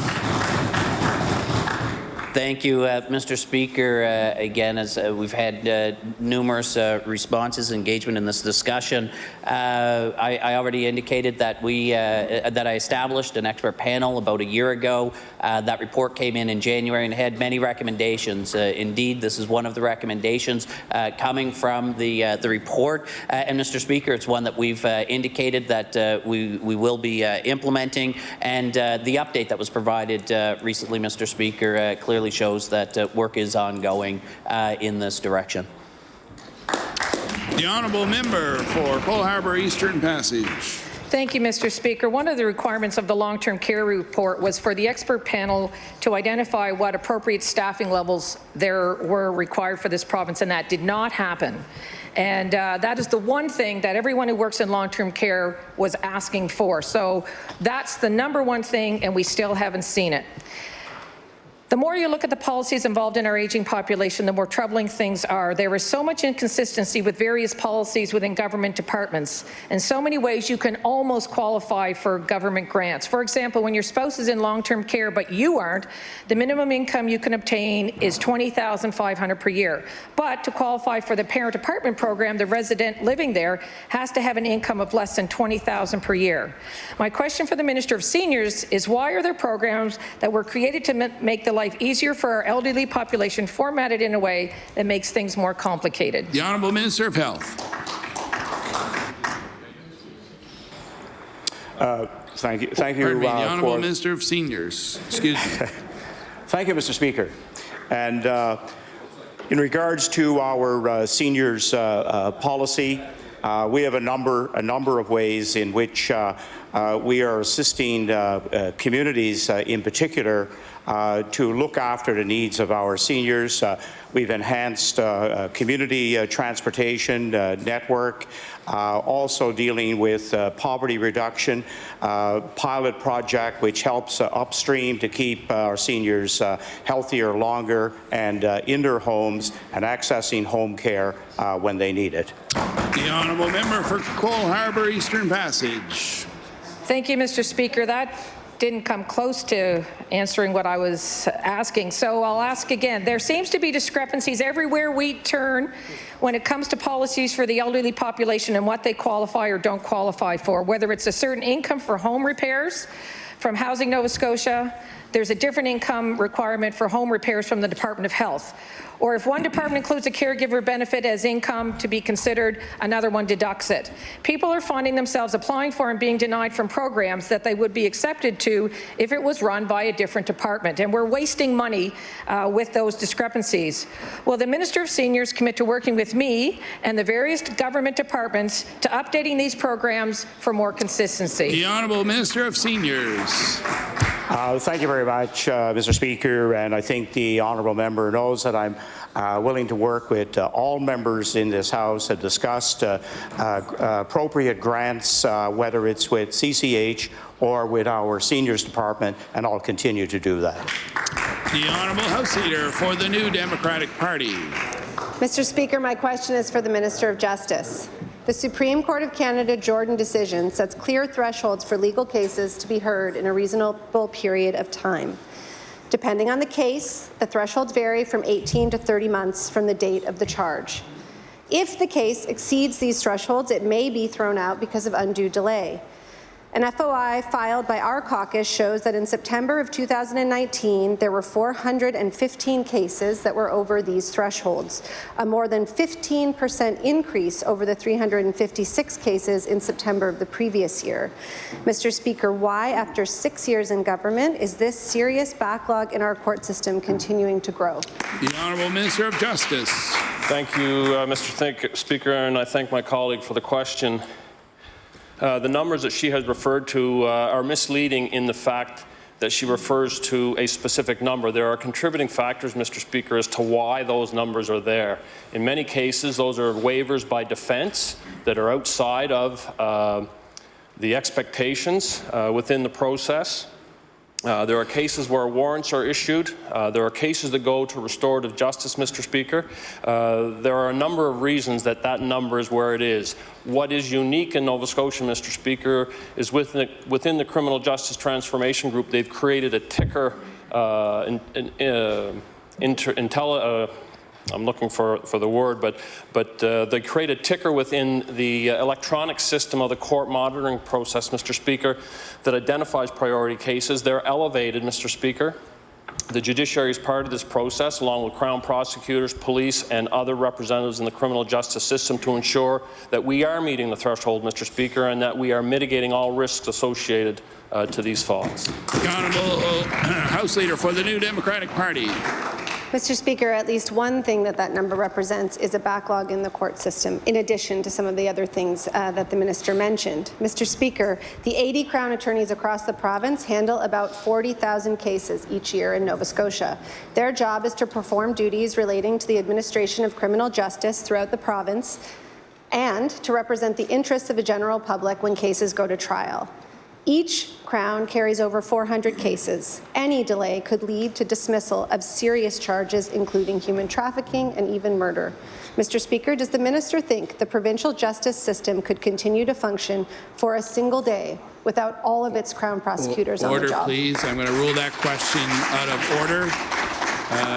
That question anticipates a discussion on the bill, which is on the order paper. We'll now move on to the honourable member for Cole Harbour Eastern Passage. Thank you, Mr. Speaker. My question is to the Minister of Health. Last year, Nova Scotians were saddened to hear media reports about those in care suffering from bed sores. Great work has been done by healthcare workers to prevent more of these incidents, but little has been noted publicly. It was reassuring to hear in March that $2.5 million was being spent on the purchase of special equipment to address bed sores in long-term care, but frankly, I found it embarrassing because this was long overdue that you were expecting staff to be working without the appropriate equipment. Since the announcement of that funding, there has been little else said. Does the Minister of Health understand what those in long-term care know? That pressure sores in the province of Nova Scotia are going to continue to increase if his department doesn't identify and fund the appropriate number of staff in our long-term care facilities. The Honourable Minister of Health. Thank you, Mr. Speaker, and appreciate that the member acknowledged the good work that's been done over the past year with regard to steps being taken to, again, improve the quality of care, in this case specifically related to bed sores for people living in our long-term care facilities. I think it's unfortunate that the member thinks there's little else that she'd heard. In fact, Mr. Speaker, we've taken steps to, for the first time, track these conditions, Mr. Speaker, throughout our facilities. And, Mr. Speaker, what I can advise the members, we've seen a reduction of almost 13 or 14% year over year from June to June, which was publicly posted. We'll continue to publicly post this data, Mr. Speaker. That helps us, Mr. Speaker, to improve, again, the quality of care and to identify where we need to focus our efforts. The honourable member for Cole Harbour Eastern Passage. Thank you, Mr. Speaker. Like many industries, our seniors care industry is facing staffing shortages. These shortages were highlighted this year by the expert panel on long-term care earlier this year that we've been talking about, where they identified the staffing as one of their main concerns. I'll allude to this, the #1 concern. Many of these cases of bed sores can be traced back to staffing shortages. Despite the best efforts of staff, if there aren't enough people to get the job done, it's going to take a lot longer to solve the problem. These staffing shortages aren't a new problem, but they don't seem to be the focus of the investment in the way the experts have recommended. How many new staff have been hired since the long-term care report? How many net new staff have been hired by the Department of Health and Wellness since the long-term care report was released? The Honourable Minister of Health. Thank you, Mr. Speaker. We don't hire the staff in these facilities, Mr. Speaker. Staff are hired by the long-term care providers.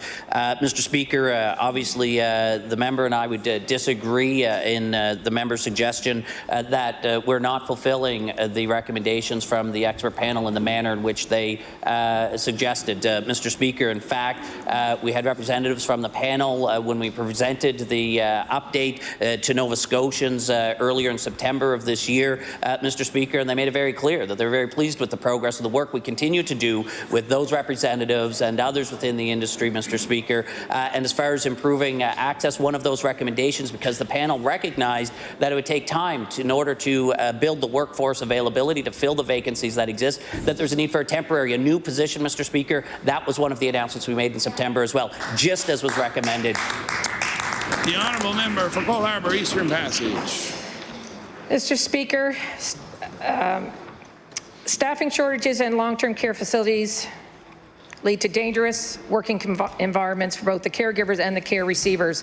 That's why the expert panel on long-term care identified staffing shortages as a top priority, although they failed to establish the recommended staffing levels. Reports have shown that CCAs working in long-term care facilities and nurses have the highest rate of job injury of any occupation in the province. Overworked staff are often more susceptible to injury, and short staffing often leads to being overworked. We believe that the identification of appropriate staffing levels and funding of such levels is critical to reducing the injury rate of staff in long-term care facilities. So I'm wondering if the minister believes that staffing shortages are causing the high rate of job injury in long-term care, and if his government is going to mandate that the long-term care panel come back to him with what he originally asked, which was appropriate staffing levels for long-term care. The Honourable Minister of Health. Thank you, Mr. Speaker. Again, I appreciate that the member sees the value of the work that was done and the steps that this government took a year ago in establishing the expert long-term panel, recognizing the qualifications and the expertise of the members of that panel and the advice and the recommendations they've made. Mr. Speaker, where we seem to disagree is that the member seems to continue to think that we're somehow not following those recommendations. Indeed, we're following those recommendations and the advice, and if she reviews back to that panel the recommendations, what they'd identified was that there's a need to identify, Mr. Speaker, not just a defined number, but rather a change in the system in terms of identifying the needs, the number and the type of support people in long-term care, Mr. Speaker, based upon the needs of the individuals in a given facility. And that work, Mr. Speaker, is a very significant change, requires additional work, and that work is ongoing in partnership with other organizations. The Honourable Member for Cole Harbour Eastern Passage. Mr. Speaker, I'd like to advise the minister that I know exactly what the Expert Advisory Panel on Long-Term Care Update report said. I have it right here. I'll table it in case the minister would like to have another look. Mr. Speaker, opening up the express entry immigration stream to caregiving professions is a first step in addressing the staffing shortages, and I applaud that. Reinstating the Nova Scotia Community College bursary was also a good step, although we've since learned that it's only temporary. The problem is those solutions only help the CCAs of tomorrow. Under the NDP government, the CCA training with that grant program rose from 500 per year to 1,000 per year for several years. Then this government stopped it immediately upon taking over. So we've been under-training CCAs by almost 500 per year. So that's what, over 6 years? Do the math.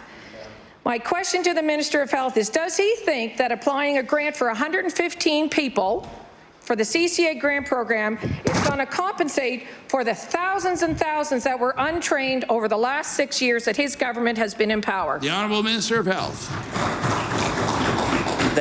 Thank you, Mr. Speaker. I'm pleased again that we can agree in the legislature the importance of the recommendations and the fact that the recommendations coming from the panel members indeed it presents a roadmap for us to follow as government to focus our efforts, Mr. Speaker, in the areas that will provide the biggest improvements in providing what was fundamentally the mandate to the expert panel, improve the quality of care for residents in our long-term care facilities, Mr. Speaker. That is what we asked that panel to do. That is what the focus of the recommendations within that panel came out with. And, Mr. Speaker, we can see very clearly the progress we've made in returning the bursary, Mr. Speaker. We've expanded and made investments, Mr. Speaker, in care and training. We've increased advertising, Mr. Speaker, and we've been out engaging and continuing the work in the longer-term initiatives that they've highlighted. The Honourable Member for Sackville-Beaverbank. Speaker, the PC caucus has recently received a copy of a letter that was dated April 12, 2019, in which it's a letter sent to the then Minister of Environment from the chair of the Ministers' Roundtable on Environment and Sustainability, and I will table that. The chair states that the Roundtable had met once in August of 2017, again in May of 2018, but had not been convened since then. Since that letter was dated April the 12th, 2019, almost a full year since their previous meeting, my question to the Minister of Environment, has the Roundtable of Environment and Sustainability met since this letter was written? The Honourable Minister of the Environment.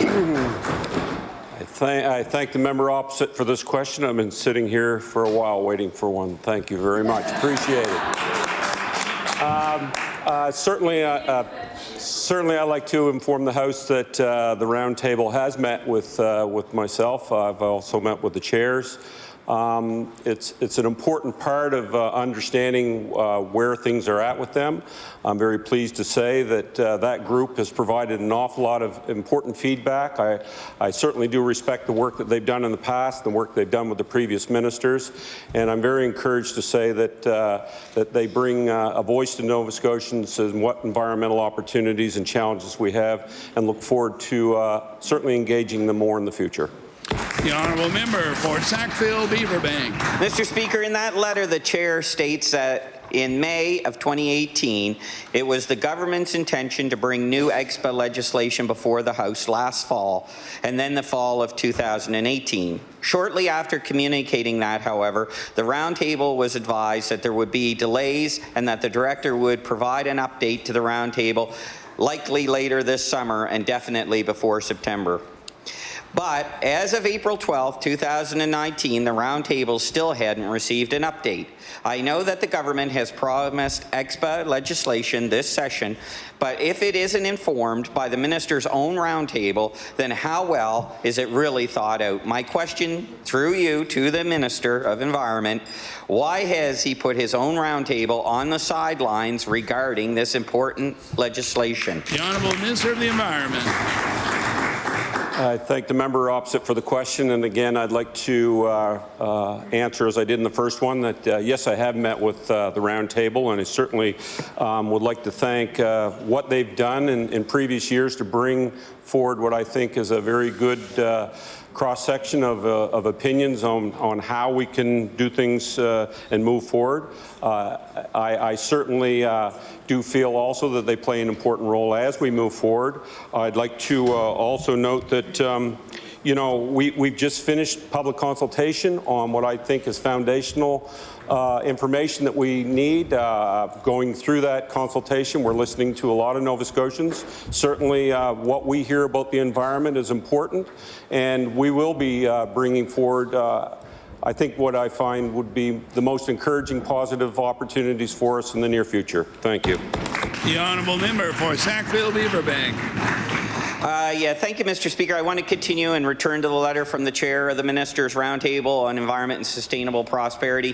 The Roundtable, in its 2017 report, declared a now or never urgency. They said that EXPA needs to be immediately changed to broaden support to broadly support a viable economic future for Nova Scotia. They added in that report that incremental adjustments must be kept quickly suspended by an accelerated strategy campaign to fulfill the Act's recharged intention and goals to beat the 2025 deadline. But the government hasn't acted urgently. They took a year and then another year, while all the while it seems to me like they've been ignoring the Roundtable that gave them the report in the first place. My question once again to the Minister of Environment, has he ignored the report of his own Roundtable? The Honourable Minister of the Environment. Thank you, Mr. Speaker, and I thank the member opposite for the question, and for the third time. I will tell the House that, yes, I have sat down with the Roundtable. Certainly, I value the information that they've provided us. I have been back and forth with them on a number of occasions, not only through their chairs, but directly sitting down with them and speaking with them myself. I will say that, yes, we will be bringing forward legislation. It is based on what we hear from Nova Scotians, and the Roundtable plays an important part in that. Thank you. The honourable member for Sackville-Cobequid. Mr. Speaker, I guess where my concerns really lie here are that we do expect EXPA bill to be coming relatively soon. There was public comments were invited in August the 27th. They stopped receiving those comments literally a month later on September the 27th. I hear that there is legislation that is due to be coming forward, perhaps even before this session here ends. I've been told by numerous groups that the minister, I know the minister has said he has, but I've been told by numerous groups that the minister has not met with that minister's advisory group. My question is, will the minister please forward me when he met with that environmental group. Thank you. The Honourable Minister of the Environment. Thank you, Mr. Speaker, and I thank the member opposite for the question again. I will reassure the members of this House that, yes, indeed, I have met with the Roundtable. I will assure this House that consultation is something that I value very much. I will say also to this House that we should be proud that we lead the nation in our greenhouse gas reduction. We should be proud in the fact that we lead the nation in our waste diversion. We should be proud in the fact that almost all of our environmental targets, we are a national leader, and we should be proud of that. And that is thanks to a lot of the good work that has been done and the advice that has been given to me, not only by Nova Scotians, but the support I have from my Premier, my colleagues, and also from the Roundtable. Thank you. The Honourable Member for Cole Harbour Eastern Passage. Thank you, Mr. Speaker. I'd like to ask the Minister of Health if he could answer the question about whether the eligibility requirements for who can go into long-term care was changed a few years ago in the province of Nova Scotia. Order, please. Time allotted for oral questions put by members to ministers has expired. We will now move on to government business. The Honourable Government House Leader. Thank you, Mr. Speaker. Would you please call public bills for second reading? We'll now call public bills for second reading. Mr. Speaker, would you please call Bill number 203, the Crown Attorneys Labour Relations Act? Now call Bill number 203, the Crown Attorneys Labour Relations Act. The Honourable Minister of Finance. Thank you, Mr. Speaker. I move that Bill 203, the Crown Attorneys Labour Relations Act, be now read for a second time. Since 2014, this government has been clearly and steadily focused on protecting the sustainability of our public services. We need to ensure that we can continue to provide the quality services that Nova Scotians rely on: education, health care, and the infrastructure needs of the province. That means carefully sticking to our fiscal plan so we can afford to make critical investments in the things that matter most to Nova Scotians. It also means investing in the public servants who provide most important services to Nova Scotians.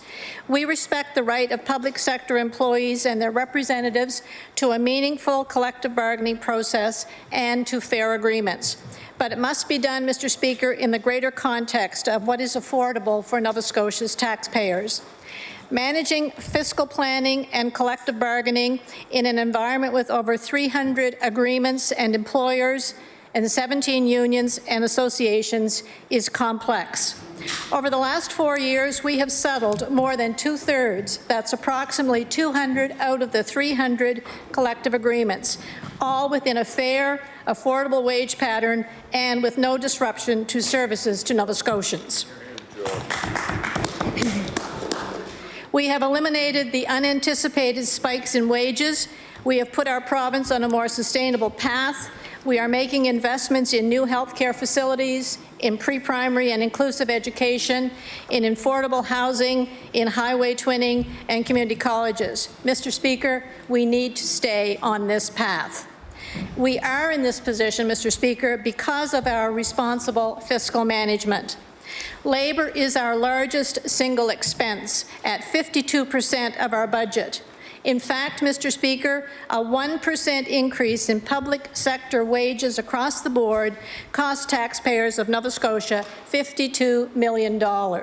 This is not a one-time cost, Mr. Speaker. It's added to the base costs, and we pay for it in perpetuity. We have been disciplined in our approach to treat all public sector employees fairly and consistently, and we have worked hard to bring predictability to our labour costs so we can establish and maintain sustainable finances. This legislation, Mr. Speaker, supports those objectives.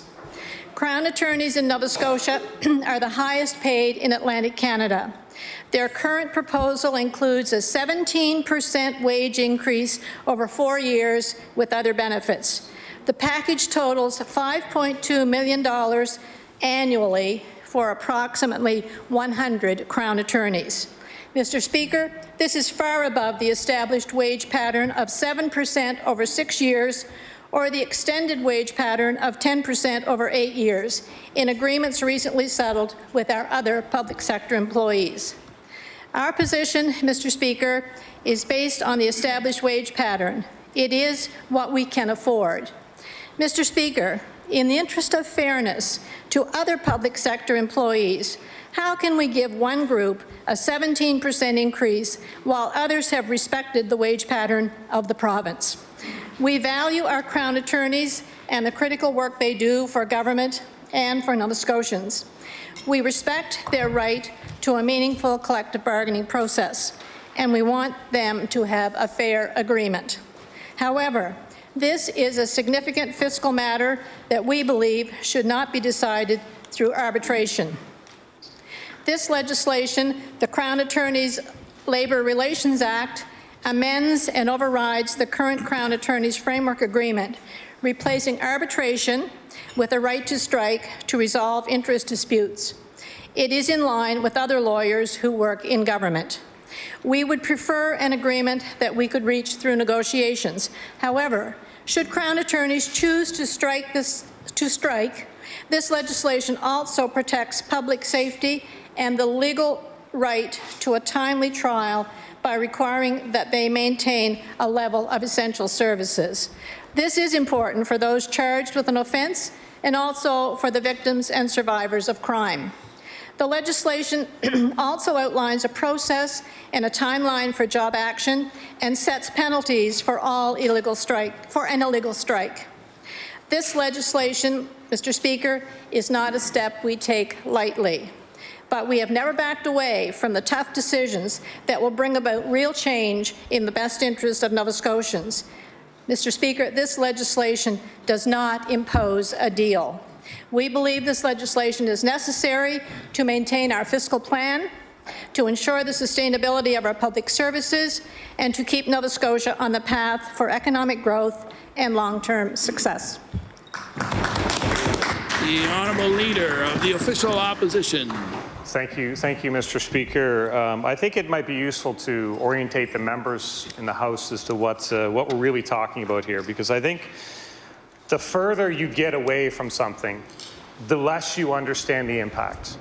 So if you don't have children in the school system, maybe you really don't appreciate the impact that a teacher has on the life of a family. If you're relatively healthy, maybe you don't understand how difficult it is to access health care in this province. If you've never been to Springville and Pictou East, Mr. Speaker, maybe you don't understand the great inconvenience caused by the Springville Bridge being out of commission for over a year. And if you've never been a victim of a crime, maybe you don't understand the importance of having a talented Crown attorney. And the members of this House that may feel insulated from any one of those circumstances may take comfort in a wage pattern. They may take comfort in a balanced budget. And it's probably easier for the Premier to feed lines to the members about a balanced budget than it would be for the members here to really think about the numbers behind it. The number of people on a wait list.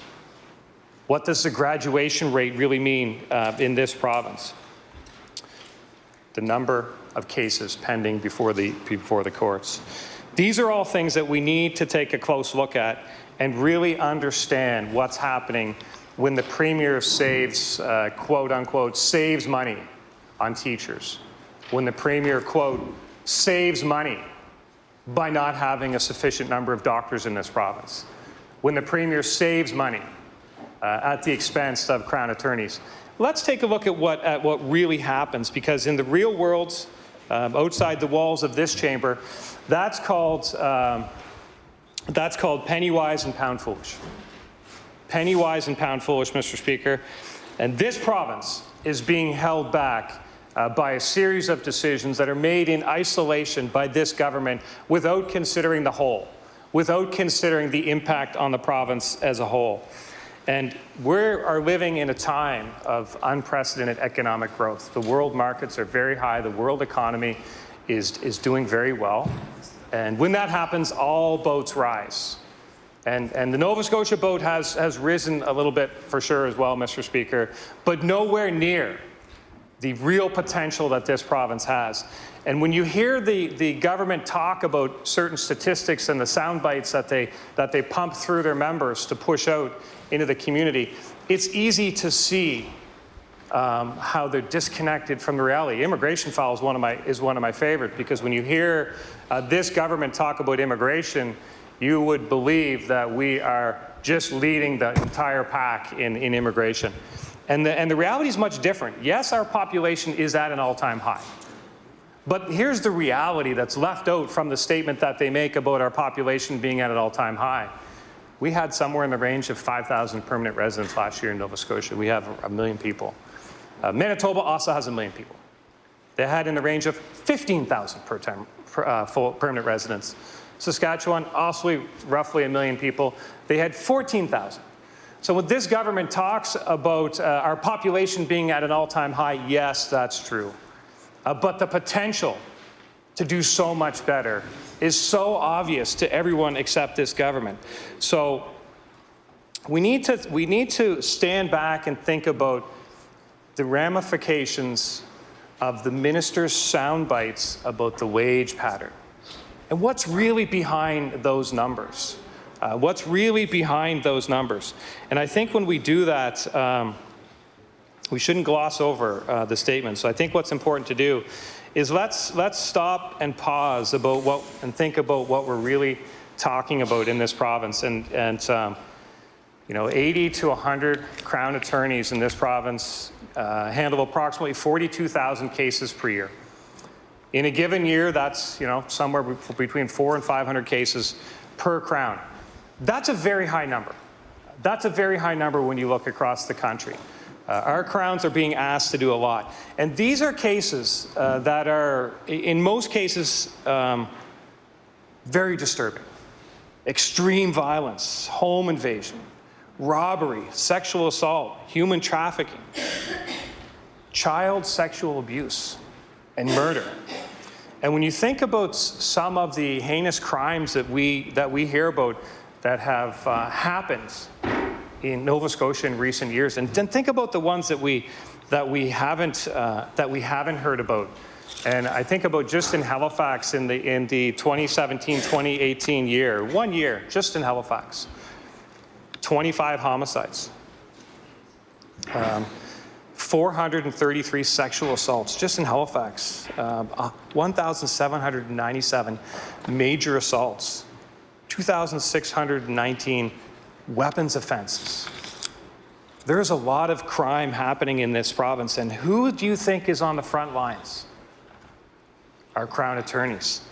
And think about some of the convictions that they've had to keep our society functioning, to keep us all safer. The Nicholas Butcher, he was found guilty of second-degree murder of 32-year-old Kirsten Johnson. We remember that. Imagine the memories of the Crown attorneys that were involved in that case, the images that they've seen, the testimony that they heard. Just imagine the impact that would have on a person. Miles Card, guilty of 14 charges, was charged for supplying drugs to young girls in exchange for sexual favors. These are the situations that our Crowns are dealing with day in and day out.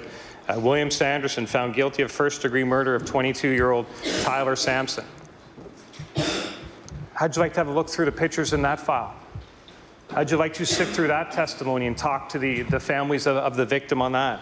And of course, the Halifax shopping centre shooting plot were convicted of conspiracy to murder. Just imagine the situations around that. And those are the convictions. Those are the situations that we just read about on a cursory glance through the paper. Those are situations where the victims of crime saw justice and perhaps some closure because of the work of our Crown attorneys. Now try to imagine the memories of our Crowns, the memories ingrained in them about the situations where a case couldn't proceed, where they had to look a victim in the eye and say, I believe this person is guilty of that, but I can't proceed. How do you think that makes a person feel, Mr. Speaker? Pick up the paper today. just today in the Herald.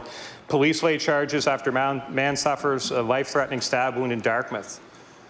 RCMP searching for 2 men after a home invasion. Victim alleges masked men were carrying a knife and possibly armed.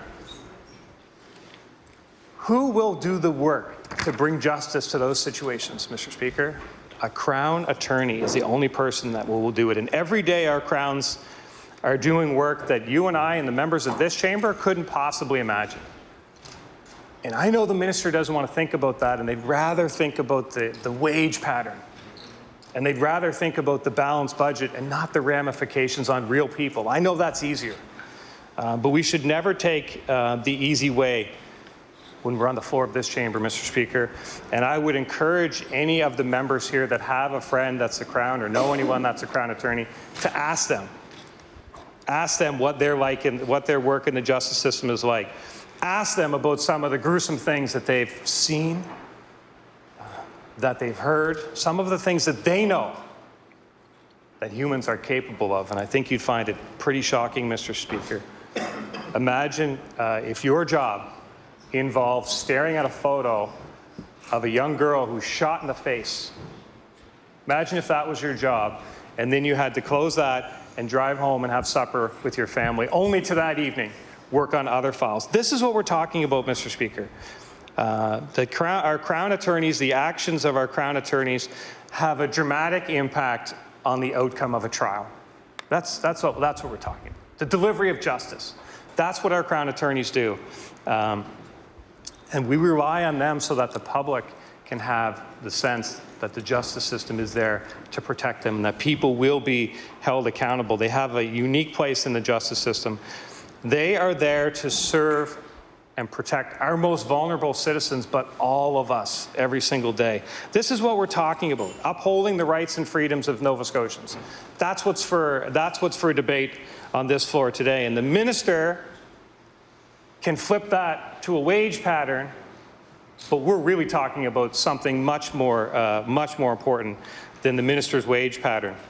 And they're doing their work under the constant pressure and scrutiny of the public. We've lost over half of our Crowns in the last 10 years. There's been a turnover of over half of our Crowns in the last 10 years. And yes, our criminals are put away for a long time in many situations. But guess what happens after that? They get out. And the threats that are made against our Crowns, and one Crown told me about just the concern every night of putting their dog out. They're worried somebody might shoot them across the fence. And the threats that are made on the floor of the courtroom about Crowns, this is their life. They have heard and seen things that will stick with them forever, and they're things that most of us simply can't even imagine. We can't comprehend. And while they're going through their lives quietly trying to keep us safe, flipping through gruesome, heartbreaking pictures, we don't need to think about it because that's their job. Until it's time to think about it. And today, right now, through this negotiation, it is time for all of us to think about it. Now, why do Crown attorneys do what they do? That's a good question, Mr. Speaker. When you consider working in a system that's completely overburdened, they're understaffed, and they're facing very complex prosecutions that are increasingly complex. And of course, they're under the direction of the Supreme Court to do it quicker, to get things through the system quicker, all adding pressure to the crippling workloads of our Crown attorneys. The Jordan ruling is never far from their minds. The pressure is intense. And yet, Nova Scotia's Crown attorneys proudly serve the public. So what really motivates them? And my impression from the Premier's comments is he thinks they're motivated by money. He would go into the media and say, they're asking for this, and imply, isn't that outrageous? Because he wants everyone to think that our Crown attorneys are motivated by money. And we know different. People who look at the situation know different. I talked to one Crown who, after 5 years in private practice, was making $200,000. now after 10 years as a Crown is making somewhere around 110. But this Premier would have you believe that that person is greedy. And yes, compensation is part of everyone's equation in life. There's a simple reality. To attract quality candidates and entice them into the life of public service, they want to be paid competitively. They want to be paid fairly. And if people aren't respected and aren't reasonably compensated, we can end up with less experienced practitioners working in the field, and justice may suffer. Justice may suffer, Mr. Speaker, because that is what is the risk of what this government is doing today. And Crown attorneys in Nova Scotia find themselves falling behind in terms of comparable earnings to other jurisdictions. I already mentioned their caseloads are higher. Certainly falling behind people with similar experience working in private industry. So I asked a couple of Crowns, what motivates you? Why are you doing this?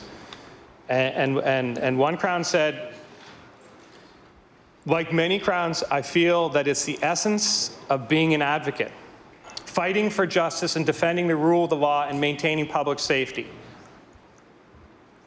That's why that person is doing it. Another person said it, I simply do it for gratitude. For the gratitude of seeing a victim's family come up afterwards and thank me for bringing justice. One Crown told me that they do it, they're driven by correcting the imbalance of what can happen in life. And he spoke about a young girl forced into prostitution and saying, who would ever believe me if I came forward?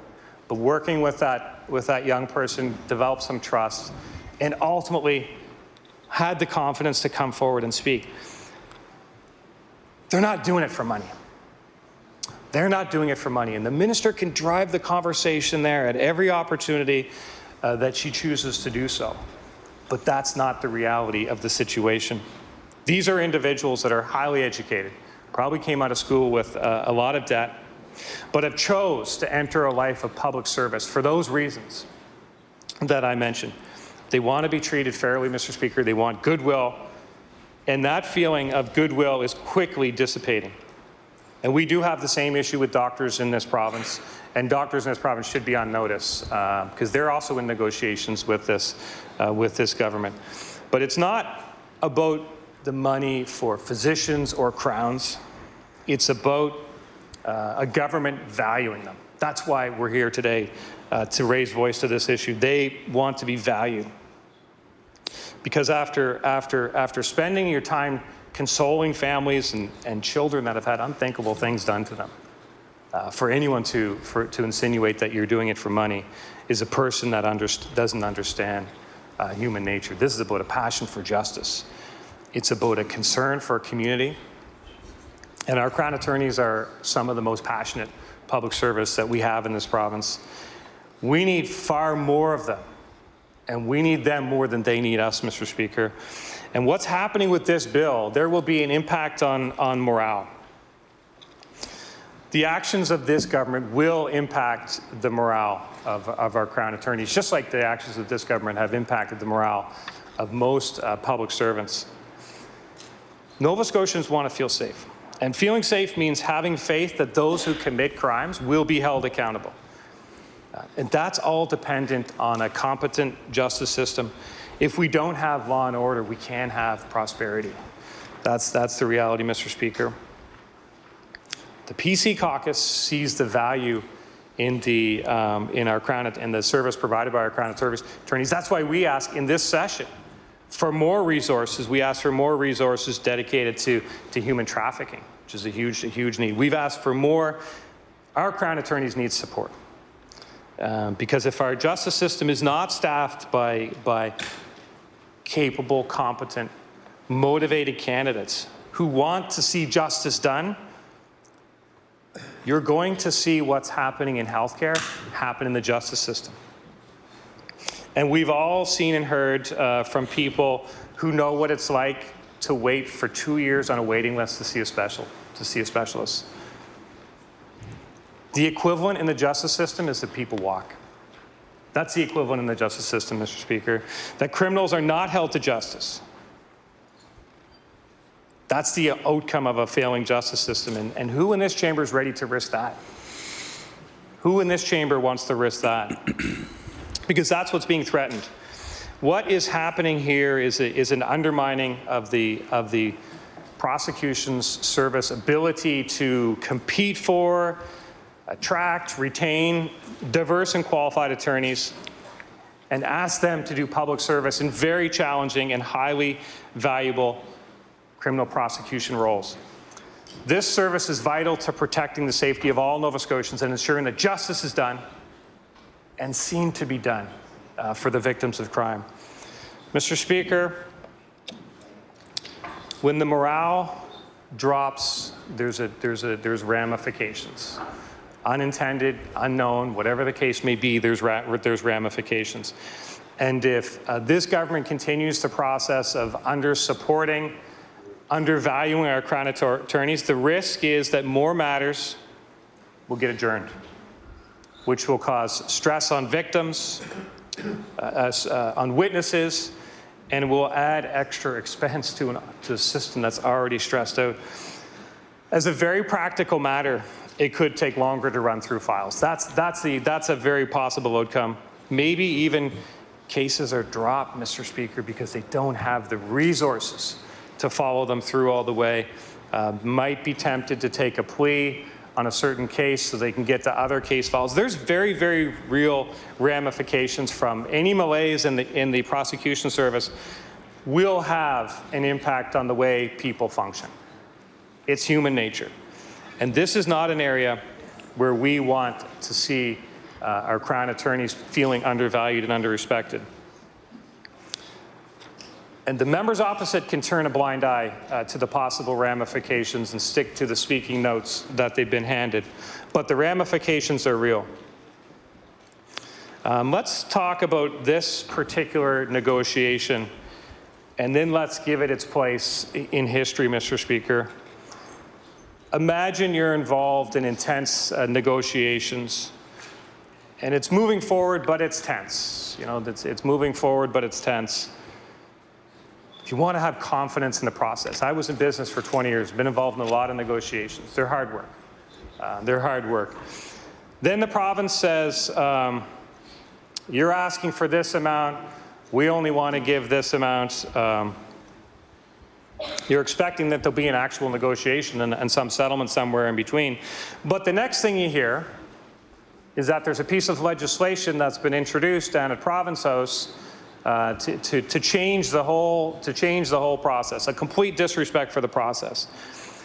And you hear that you've been legislated away from something that you bargained for the year before. No negotiation in this province should unfold in that way when the government's involved. But this is a government that at every opportunity in any negotiation with any public servants deals in bad faith.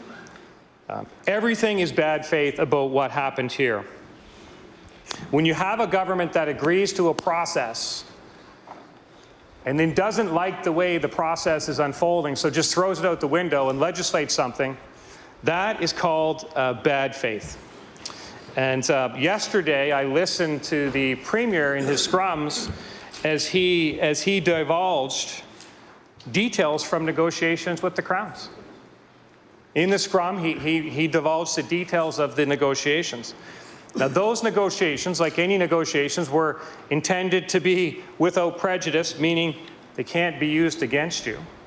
And yet, the first time the Premier got a microphone in his face, he does what he likes to do, and that's engage in bad faith with Nova Scotians. And the negotiation style itself of this government is well known. They don't. They don't, Mr. Speaker, because they don't know how. If they don't like the terms, fine, they'll legislate out of them. What's the point in negotiating to begin with when you know the fix is already in? And with this government, The fix is always in before the charade starts. This is a province that has very little respect for the time and resources of the groups that they're negotiating against, and they're perfectly content to waste it because they know that the fix is in from the beginning.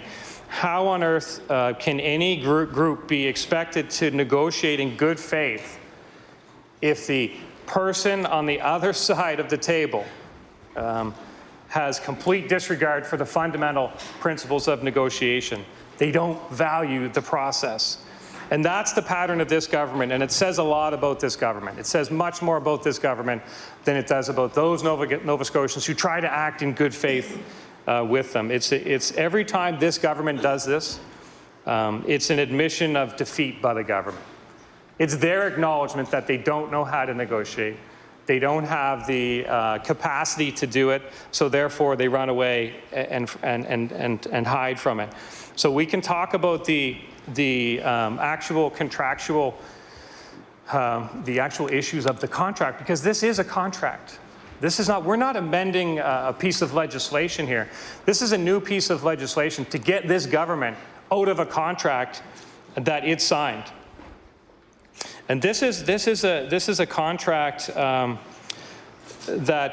was reached in good faith years ago, and I'm going to talk about that. But what it says about this government is that as a government, they've reached a stage where they have complete disregard for contracts, and we've seen that in a number of ways, where they have complete disregard for a process, and quite honestly, Mr. Speaker, in many cases have complete disregard for the Charter. Because that is a reflection of this work. And the truth of the matter is, and I heard the minister talking about the giving the right to strike. The truth of the matter is the Crowns don't want the right to strike. The minister says that they could choose that, but that's not what they want, Mr. Speaker, because they know what will happen if any one of them misses one day. If any one of them misses one day, they understand the ramifications. And by the way, Crown attorneys are public service. They're public servants that have some of the lowest sick time. Some of the lowest sick time. These are dedicated public servants. And one day out for any one of our Crowns could cause their entire docket for the day to be adjourned. Not until tomorrow, Mr. Speaker. Until it can get back on the docket, could be a year from now. And we're talking about one Crown shared some of his caseload with me. On his caseload, he has 3 dangerous offenders, 3 homicides, 12 sexual assaults, a shooting. Now, which one of those, Mr. Speaker, which one of those would the members opposite like to see adjourned and pushed out for a year? Because that's what we're talking about. And 4 years ago, the Crown attorneys don't want to strike. In fact, 4 years ago, they reached a deal with this government. With this government, I believe the Premier might have signed it himself, Mr. Speaker. But they reached a 40-year agreement that ensured labour harmony between the province and its Crowns for decades. That's what they reached 4 years ago.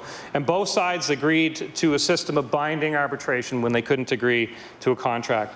So the idea is that contract negotiations would go in good faith, would carry on in good faith, and when necessary, when an agreement couldn't be reached, it would go to arbitration. That's a contract, Mr. Speaker, that ensured that our justice system would never be disrupted as a result of contract negotiations with the province. It's a contract that this government signed but doesn't like today, so they're moving away from it. And instead, almost encouraging our Crowns to go on strike. It's really hard to fathom, Mr. Speaker. But under the contract that this government signed, our Crowns agreed to negotiate in good faith and only use the binding arbitration process in the event that a resolution could not be reached. This was supposed to be the exception, Mr. Speaker, not the rule. Only when a negotiation didn't result in an agreement.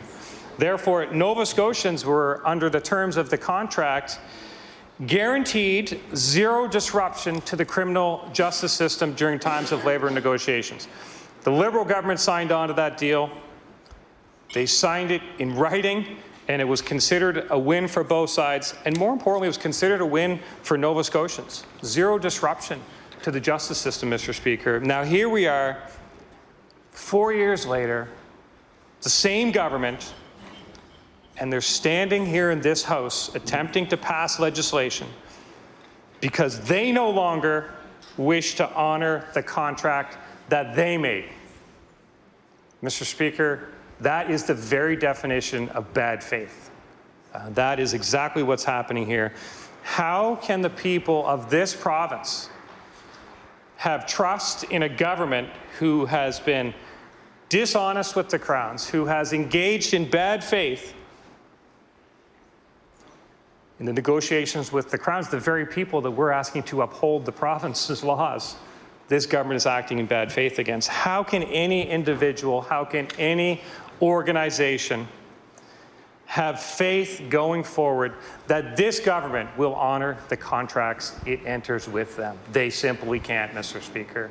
There is no reason to trust this government to uphold any contract that it signs, because we know very clearly from this piece of legislation that as soon as they don't like the way the negotiations are going, the contract's out the window, and they're going to come to this chamber and try to rewrite it. That's the way this government operates time and time again. Crown attorneys are only asking that the government honor the contract, and that doesn't seem like an unreasonable ask to me, Mr. Speaker. We are fortunate to have the quality of the Crowns that we have in this province. We should be respecting them, and the least we can do as a province to respect them is honor the contract that we signed with them. And I also heard I know it's been kind of a strategy of the premiers to negotiate, belittle, and misrepresent things when he doesn't like what somebody has said. He doesn't have any problem whatsoever misrepresenting the facts. But this government, yeah, anyone, my colleague says anyone that's heard question period knows that.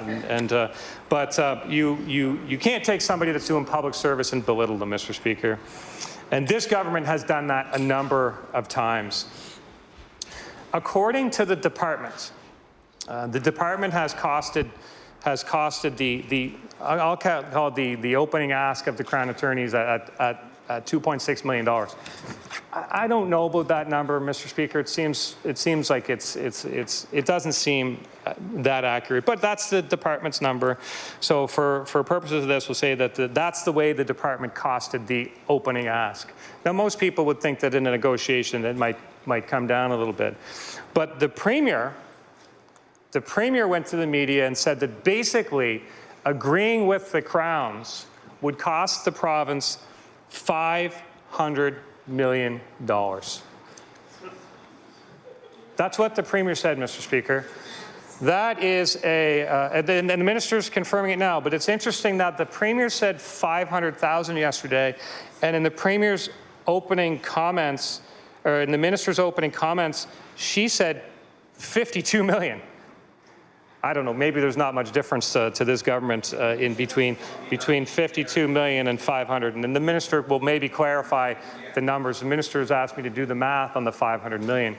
But if the department says 2.6 and the Premier spins that to 500, that's a gross misrepresentation, Mr. Speaker.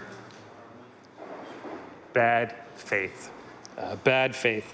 And this is the way that this government operates in terms of trying to suggest that paying the Crowns what's something close to competitive is the same thing as being forced to give a raise to 5,000 civil servants. Mr. Speaker, that's fear-mongering at its height. That's what that is, Mr. Speaker. So if I pull this all together, we have a Liberal government that is continuing a trend of trying to undermine the prosecutorial independence by legislating out of a contract that was entered into good faith. And this legislation is at the expense of justice. That's what this legislation is at the expense of. And the Premier plans to save money from this initiative, save quote unquote, but there will be a huge social price to this type of action. when I talked about the types of cases that come before our Crown attorneys and the need to be able to attract and retain Crown attorneys. And there will also be a very significant cost by way of a court challenge. Because this legislation will be challenged in courts, and it will be very expensive to the taxpayers of this province. And we can add that to the big, hefty bill that the taxpayers of this province for a multitude of other court challenges that are happening against this government for the way it treats Nova Scotians. But what does the simple act of removing the right to arbitration really mean in the grand scheme of things? Well, quite honestly, Mr. Speaker, in this province, this act is a total affront to history. Nova Scotia is the birthplace of an independent public prosecution service, and that goes back to 1990 and the findings of the Royal Commission on the Donald Marshall prosecution. Nova Scotia is the holy ground when it comes to the independence of the prosecution service, and Nova Scotia knows sadly all too well what can happen when that independence is not protected. And with this move, many will say that this government has yet again taken steps to try to undermine the independence of the judiciary. And this will be familiar to those that are watching along. It's part of a systematic approach from this government to undermine the integrity of the system. They invested time and resources, and members of this House will remember this situation around the appointment of the Chief Judge of the Provincial Court. They invested time and resources in forming a committee to make a recommendation.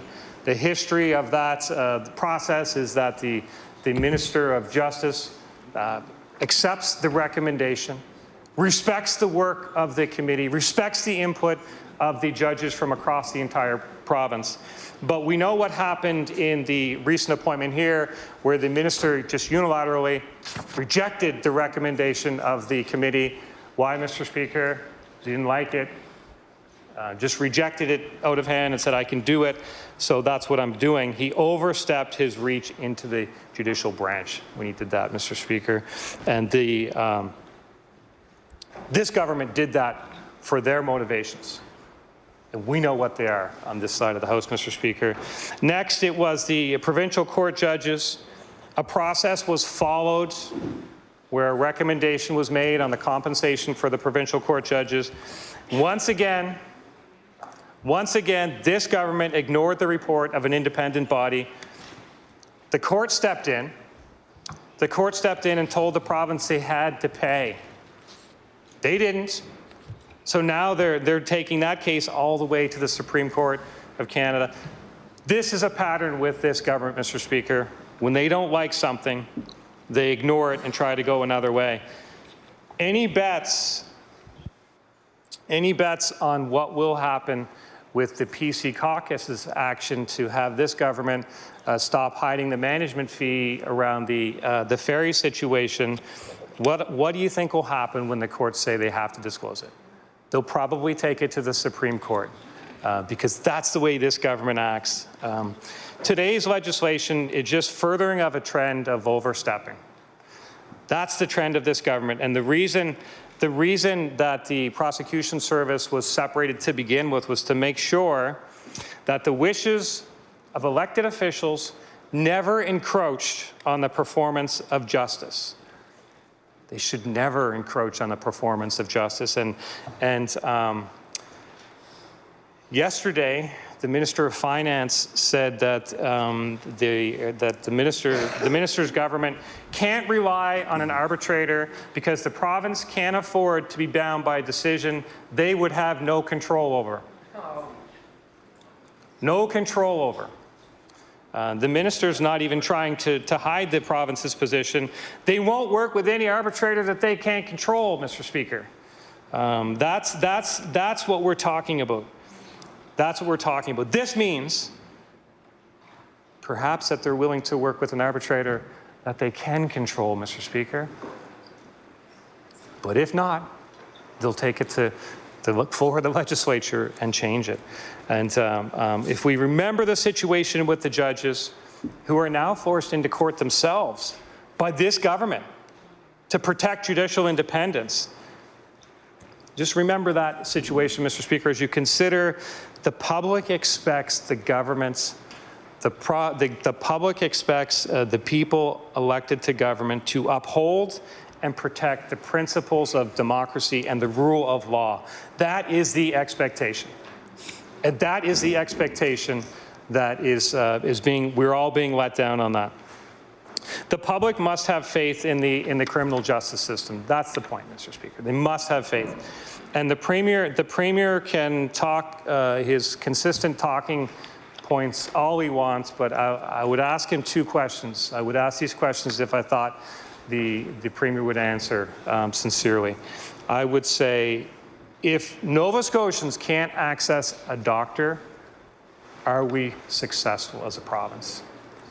And I would ask the Premier, if those who commit crimes are not held accountable, are we winning as a province? And the answer to both of those questions is no and no. And we can have a series of talking points that try to give people the impression that things are just fine, but they're not just fine. And we can't remove ourselves from the reality of what's happening in this province, what's happening to Nova Scotians. And with this bill, the province is demonstrating a lack of respect for public safety. They don't want to bargain with the Crowns. Apparently, they want them to go on strike instead, Mr. Speaker. They're challenging the Crowns to go on strike. And when Crowns aren't in the courtroom, it's not like 10 widgets didn't get made that day, Mr. Speaker. Cases are tossed out. Criminals go free. Murders, rapists, people committing sexual assaults. That's what we're talking about here. This is what happens. This is what happens when our Crowns are not at work. And the Liberals can call them names and spin it however they want, but it doesn't make the public any safer. And this has to be about public safety. In fact, the opposite of public safety is what's happening here. Public safety is always at risk when there's an erosion of the justice system. And it's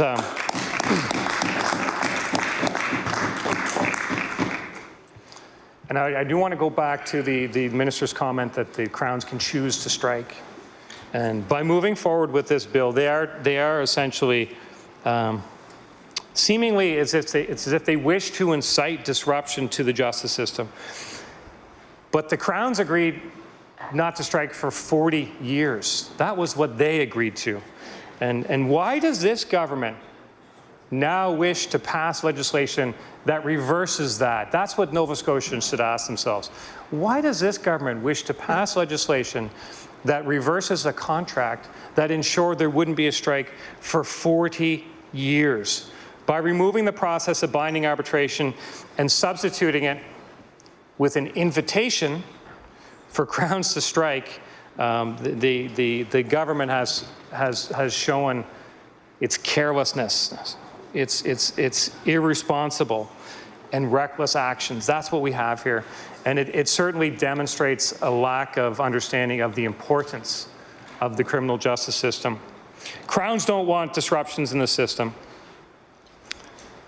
but it appears that the government is prepared to welcome it for fear that an arbitrator might decide a fair compensation. That's what they're doing. They're afraid that an arbitrator might decide a fair compensation. At the same time, while this bill does establish the right to strike, it actually renders the ability to strike nearly non-existent. It really can't happen under the essential service wording of this bill. So on the one hand, this government challenges, but on the other hand, it knows that it can't happen. On the one hand, this government sits down to a pretend negotiation. On the other hand, it knows that's not happening either, Mr. Speaker. That's what this government is all about. And if they force an action that causes more stress on our already overburdened system, we will all pay a price. The entirety of our society will pay a price. And of course, the Jordan case lingers large over everything. And if a matter is delayed in provincial court, not by the fault of the accused, for more than 18 months, it can be thrown out. And regardless of intentions, that is a possible ramification if a labor action was happened, which is not necessary, wouldn't have happened for 40 years, but the minister and the government have set up a situation where that is an eventuality that they're seemingly willing to accept, and I don't get it. Crowns are only asking for the right to be heard. They're only asking for the right to negotiate. That's all they're asking for. But the province has said, no, we will not negotiate with you. We'd rather see a strike than negotiate with you. That's a public safety risk, and it is demeaning and disrespectful to our Crown attorneys. Our Crown attorneys, like every other Nova Scotian, provides a service for this province, are asking this government to conduct itself in the same good faith, with the same honesty and integrity that they do. That's all that we're asking about here. Honesty and integrity means honoring the previous contract, means honoring the previous 40-year agreement, means not legislating this fundamental constitutional right away. It means honoring your word. That's what it means, Mr. Speaker. I would ask the members of this chamber, as they vote on this bill, to think about what we're talking about here. What we're talking about is victims and their family. And think about those victims and their families as you vote on this bill. Because how would you like to look the victim, the family of a victim in the eye and say, the Premier, quote unquote, saved $2 million, but I'm sorry that we can't proceed on this case, because that's not a savings, Mr. Speaker. And Mr. Speaker, my final thought on this bill is, in terms of murderers, rapists, robbers, it is the Crown and only the Crown that stands between the perpetrators and the public. And the Crown are the people who are committed to upholding justice for victims in this province. And we should never, as we sit on the floor of this chamber, get so far away from an issue that we don't understand the ramifications. So with those few words, I hope the members understand what's at risk here today. Thank you, Mr. Speaker. The Honourable Leader of the New Democratic Party.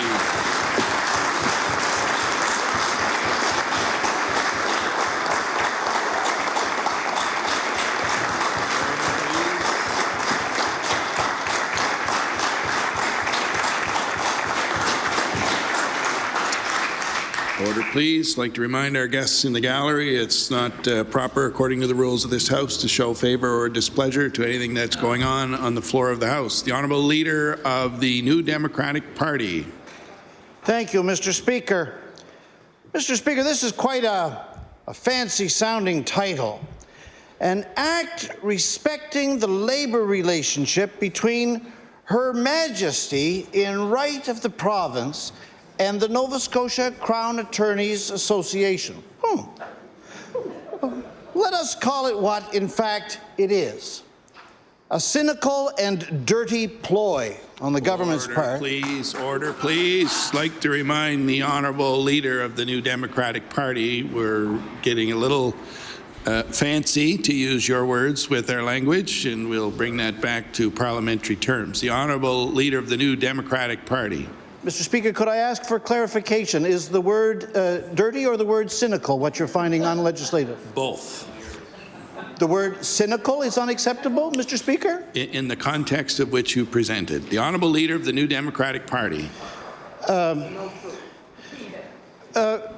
Mr. Speaker, I find it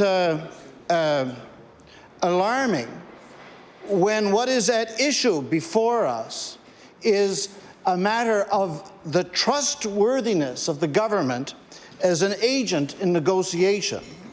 That to characterize the government's failure to conduct itself in a trustworthy manner in a negotiation, one may not think of it as evincing what is normally called cynicism.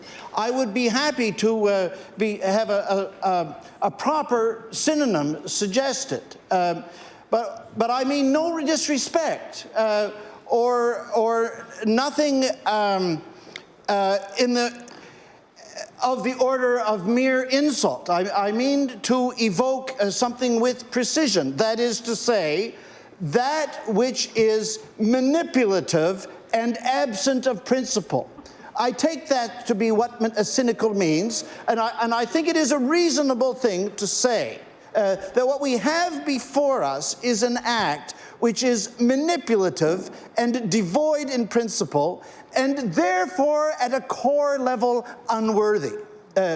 So I want to say that what we have before us is a piece of legislation that is manipulative, that is devoid of principle, and for these reasons is to be regarded in every full sense of that word as unworthy.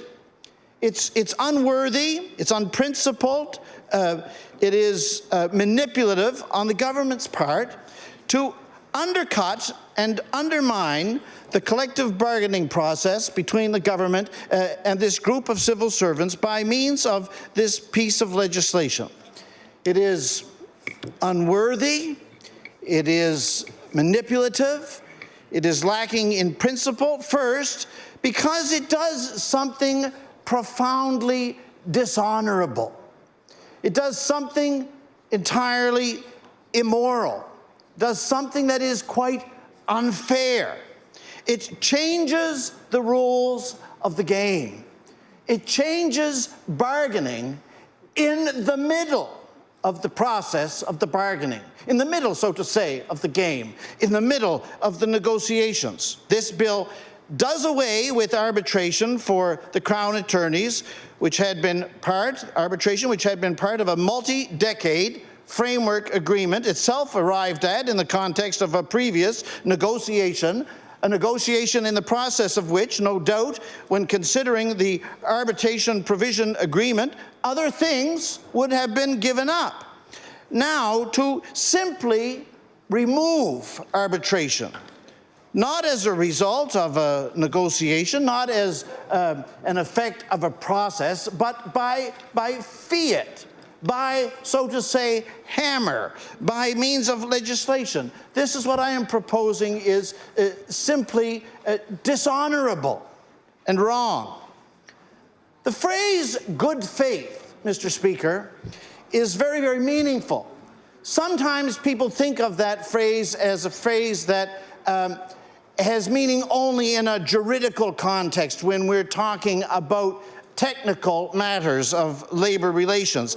But in fact, the phrase good faith, as it's used in the idea of good faith bargaining, is something that is very important. And what good faith refers to is something on which really the glue and the coherence of not just governance but society in general depends. After all, what is someone with whom one can do business, with whom one can negotiate in good faith? Someone of whom we can say this is someone whose conduct, we understand, is at some deep level fair. We think of someone of whom we may say that is a person who I may not necessarily agree with whom sometimes I have contentions, but a person of good faith, a body of good faith. We think of that as a body or as a person, as an entity, for whom commitments have some substance, for whom commitments are not simply frivolous, to be thrown out the window when inconvenient, for whom the idea of committing oneself to a principle is something that has some meaning. We think of the idea of an entity, a body, a person, of whom we would say we can negotiate with that entity in good faith. We think of that as some body or entity which is or who is a reliable partner because there is about them in some comprehensive way the element of that which is trustworthy. This bill demonstrates that exactly this element of good faith is what is absent in the Liberal government that is before us. It is a bill which is unprincipled, which is manipulative, and which is unworthy on the government's part also, because it substitutes government fiat. It substitutes majority government control for the much more delicate, the much more important in a democracy process of bargaining, reasoning, sharing different thoughts, and coming through a process of negotiation and bargaining to an agreement through negotiation. Now, the capacity, Mr. Speaker, to negotiate is not something that is to be taken lightly or taken for granted. The capacity to negotiate to a successful agreement is something that is a real skill. And like all real skills, it is present in some people and absent in others. Like all real skills, it is one that can be learned or one that can be ignored. So we look at the present government and think about its relationship, let us say, with teachers. And what other judgment can we come to but to say that here was a case of an entity, a government, which did not evince the skill in the art of negotiation in order by means of negotiation to come to a successful conclusion. The skill of negotiation there was not present. We look in the case of healthcare workers, and we think about, well, was the skill of negotiating through contrary opinions, through the difficult back and forth by which people of different readings come to a common line, was that skill in any way there present? We can't say that it was at all. In fact, that skill in that case with the healthcare workers was entirely absent. And so in the present situation, we add Crown lawyers to the list of those with whom the government has lacked the capacity. We add Crown prosecutors to the list of those with whom the government has lacked the competence. We add Crown attorneys to the list of those with whom the government has plainly just lacked the skill, which is needed to have different readings of a situation and come to an agreement, a shared picture by means of a negotiation. The bill is, Mr. Speaker, unworthy. It is devoid of principle. It is manipulative because also at its core, it contains a misrepresentation. The government presents what it is doing here as extending the right to strike to this group of civil servants, when that is in reality the opposite of what it's doing. What it's doing is imposing a regime of essential services so as to make the right to strike meaningless and entirely without effect. The government, that is, in its presentation of this legislation to the public of our province, has taken X and said, here, public of Nova Scotia, I want you to look at Y. The government has taken A in this legislation and has said to the people of the province, have a look here, what we're bringing forward. It's not A, it's B. This adds to the injury of depriving collective bargaining rights, the insult of presenting that as the opposite of what it is. Mr. Speaker, I want to say plainly, none of this speaks well, none of it speaks well of the authors of this legislation. This bill is manipulative, it is lacking in principle, it is unworthy, in that the government's discourse here presents arbitration as though it were some kind of terrible, unmitigated, to be avoided at all costs evil, while the opposite is in fact the case. Arbitration is an honorable process by which disagreeing parties turn to a third neutral party for resolution of a dispute. Now, the importance of such a neutral third party to resolve disputes of this sort in the labor negotiations field is something that is recognized in the present essential services regime as it applies to health care. There's a provision there for third-party resolution of disputes about the designation of essential services by reference to the Labour Board. No such provision exists in this legislation for Crown attorneys. What one is inclined to ask as one listens to the Premier and the ministers of the government speak about this legislation, one is inclined to ask, what is it that we are supposed to be in such knee-shaking, quivering fear of an arbitrator?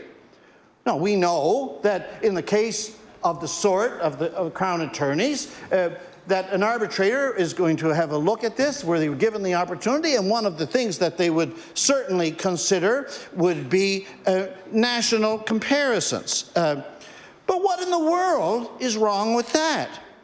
To listen to the government speak about this, one would think that Nova Scotia civil servants ought not to be compared with civil servants elsewhere in the country.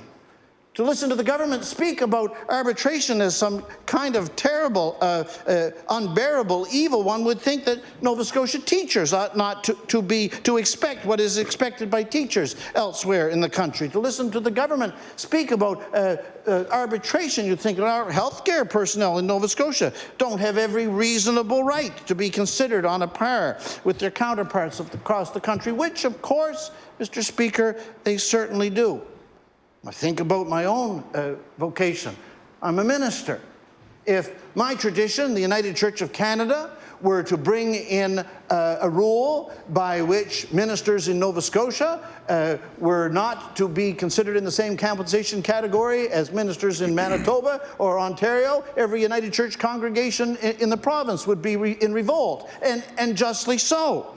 And after all, this principle, which would be at the core of an arbitration, this thing which the Premier speaks of as though at all costs it must be avoided, this principle of national comparatives by means of which to come up with a final agreement, this is the very principle on the basis of which we have determined the salary of the Premier of Nova Scotia. So the Premier of Nova Scotia has a salary which is based on the national comparative, and in fact places him as the third highest paid Premier in the country, and the Premier with the highest Premier top-up of any Premier anywhere in the country.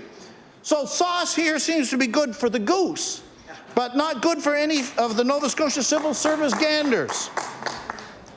Further, Mr. Speaker, I find the Premier's continued denigration of arbitrators and arbitration, as he speaks about this case, I find it to be unseemly and out of order. We have all heard this from the Premier multiple times. I've just heard it in interviews the Premier was giving in the hall. He speaks about, we are not going to have any unelected arbitrator doing X and Y and Z and thus and so, as though to be an unelected arbitrator, oh my heavens, an unelected arbitrator, as though this were some terrible thing to be feared, to be an unelected arbitrator. What an extraordinary disrespect of the many people, all of whom are unelected, who provide adjudicatory and who provide advisory and who provide parallel related services. Are judges not to have the capacity to judge because they're not elected? Are commissioners of electoral boundaries commissions not to be able to bring in recommendations about electoral boundaries because they're not elected? This is silly. And it amounts on the Premier's part to what I want to call a gratuitous denigration of a whole group of people who make significant contributions to Nova Scotia society for the narrow, petty, partisan purpose of the government's manipulating their position in these negotiations for political purposes of their own. This bill is, Mr. Speaker, it is for all these reasons.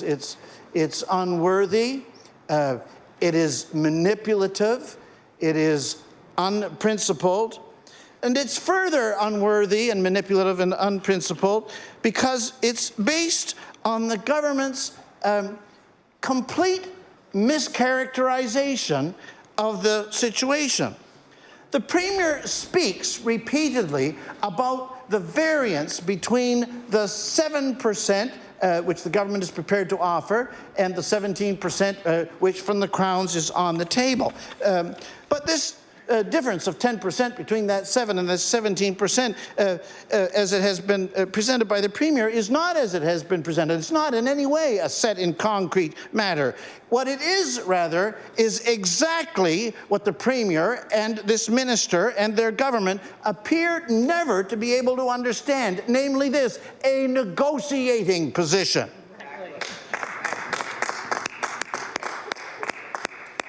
This bill, in our judgment, Mr. Speaker, is unworthy of any body that would stand and call itself the government of Nova Scotia. It is offensive.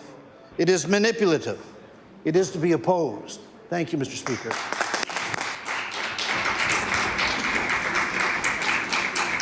The honourable member for Northside Westmount.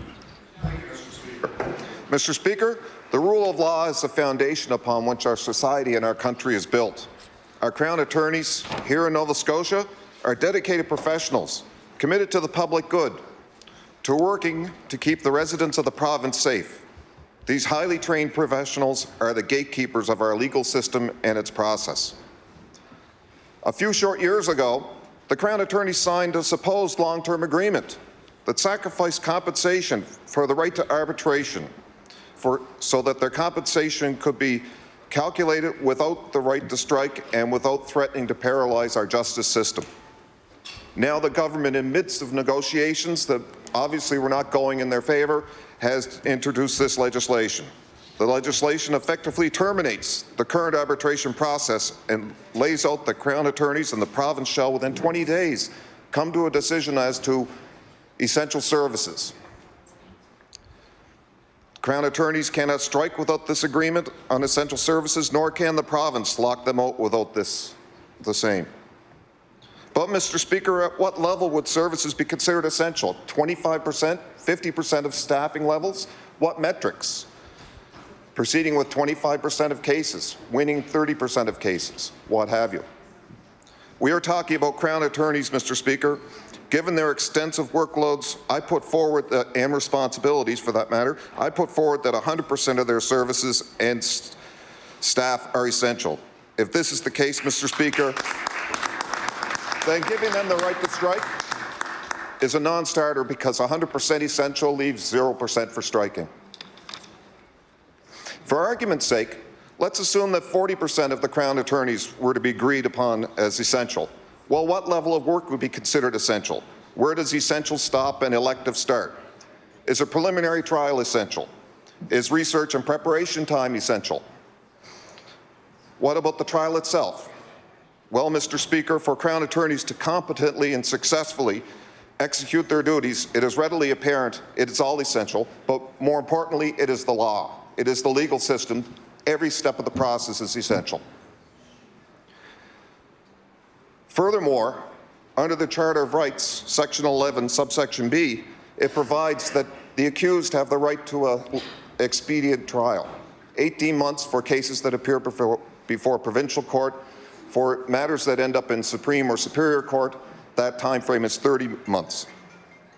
As such, unlike with elective surgery, when it comes to the rights of the accused to a speedy trial, delaying their case beyond 18 months in the case of a provincial matter is not like delaying hip surgery. Mr. Speaker, in 18 months, the accused walks, but the patient can still hobble.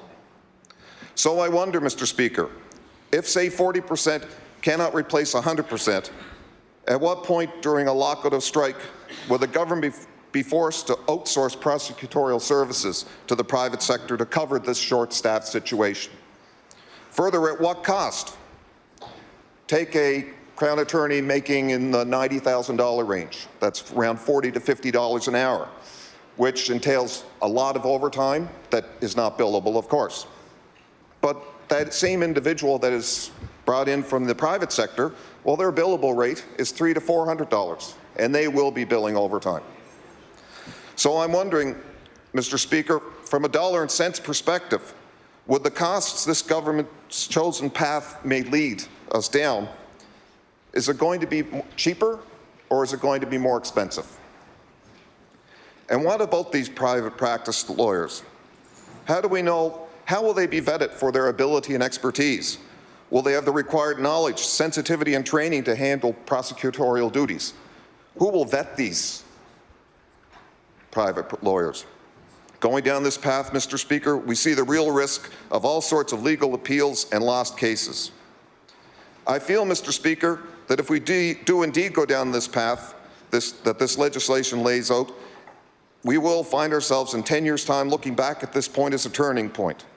No longer will some of the best and brightest legal minds be inclined to take a pay cut from private practice to join an underpaid prosecutorial system.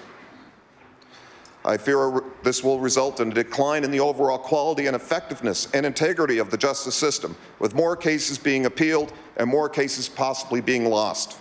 And when the people see their justice system becoming ineffective, what will their reaction be, Mr. Speaker? Our Crown attorneys have continually put public service over self-interest. But, Mr. Speaker, I see a parallel. I hope not. Earlier this year, doctors in my hometown of North Sydney and a neighboring community of Glace Bay stopped admitting patients to their hospitals, and the reason was compensation. Doctors were being compensated in certain hospitals and not in theirs. They said, finally, they had enough. And for doctors to reach that breaking point, it was surely a difficult decision for them. I fear the day where our tireless Crown attorneys get to that same point, Mr. Speaker. Thank you. The Honourable House Leader for the New Democratic Party. Thank you, Mr. Speaker. It would be a stretch to say that I am pleased to rise and speak to this bill, but I feel that it is an important thing to do. Sometimes, Mr. Speaker, when we have bills like this before the legislature, bills that are important, that are offensive to some of us at least, we take the time to say our piece. And many members will speak, and we do that to lay out the case for why the bill, in this case anyway, is so pernicious.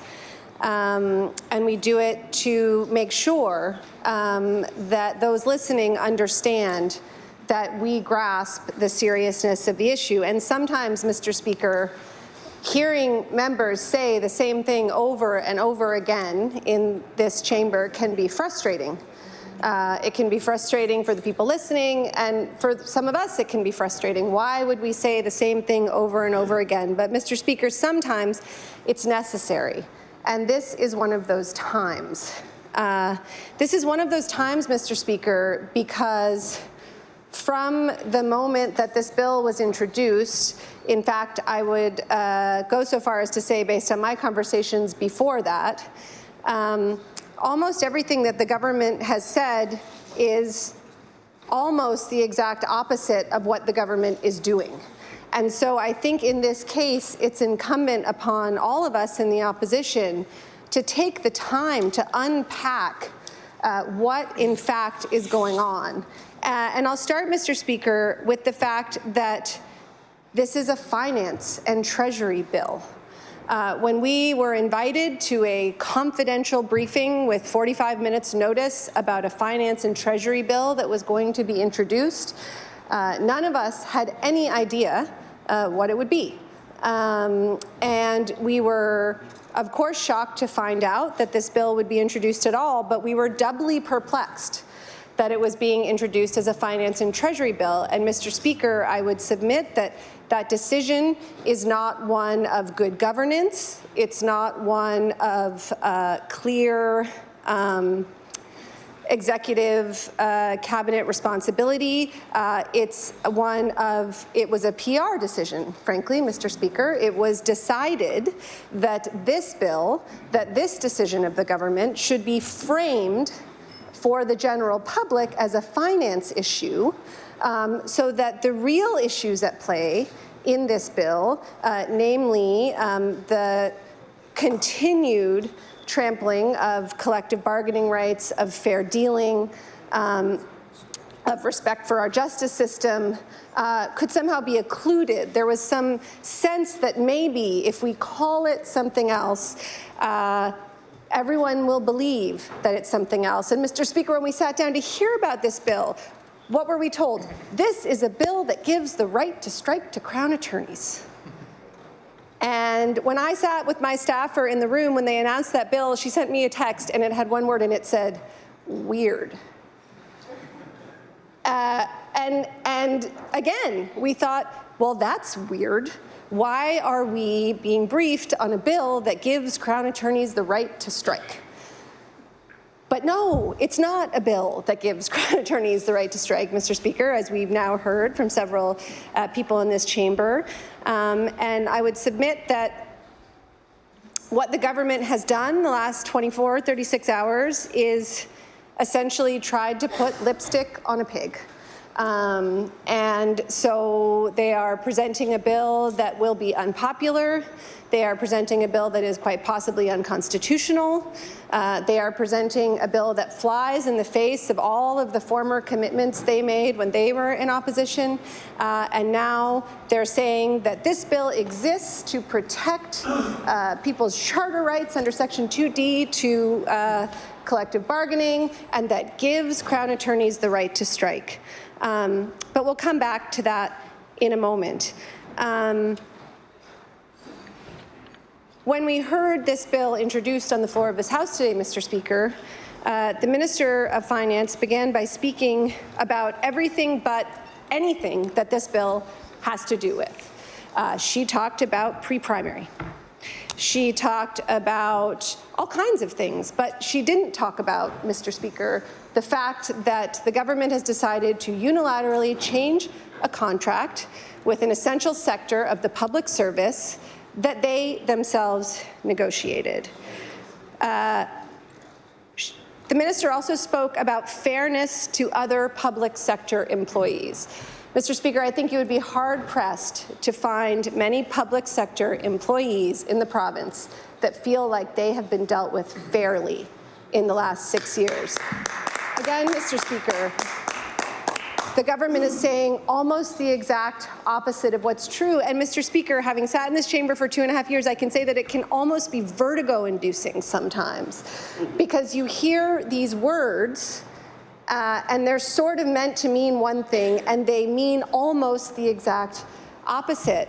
And even with legal training, I did a stint in ledge counsel, although I can't do what these guys do.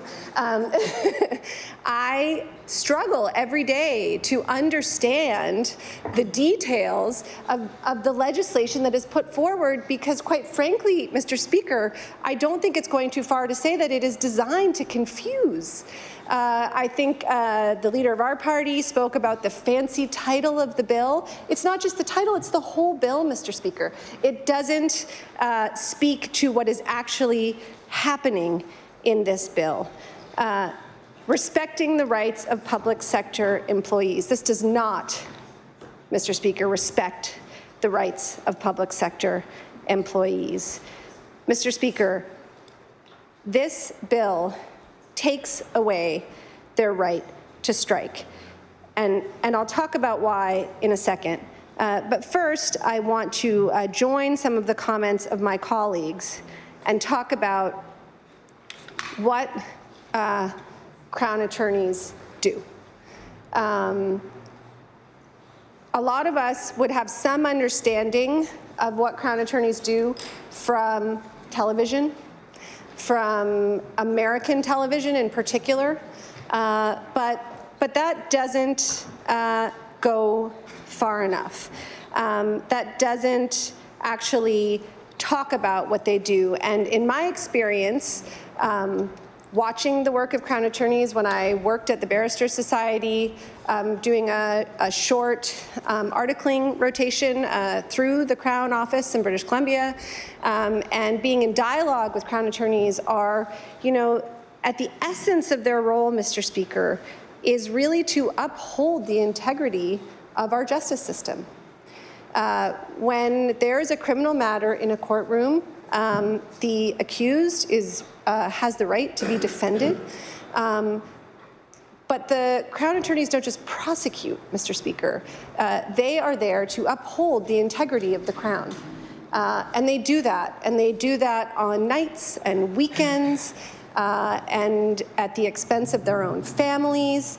And not only do they do that, Mr. Speaker, but in my experience, actually they do that with a tremendous amount of clarity and resilience and often even joy. Not joy at the darkness of the work, but joy at the service that they know that they are providing. Mr. Speaker, here's what this bill does. This bill unilaterally changes a contract between the Crown Prosecutors Association and the government. It is not a collective agreement because the Crown do not have a union. It is a contract. It is a contract that was fairly negotiated between this government and this group of public servants, and it is a 30-year contract. And when the contract was negotiated, Mr. Speaker, this group of employees agreed to take what they saw as an inferior financial package in exchange for arbitration. The Premier of this province, Mr. Speaker, was on the front page of the newspaper signing that contract. That right to a third-party determination, the one which the government cannot, in any good conscience, allow Nova Scotia taxpayers to shoulder, is a right that was given to this group of public servants by this government, Mr. Speaker. So it is beyond credulity that now we are told that suddenly it's an emergency, suddenly this right needs to be taken away because they want to use it. Mr. Speaker, how can anyone bargain in good faith with this government when at any moment anything before them can be taken away through threat, fiat, or legislation? Mr. Speaker, it is beyond bad faith.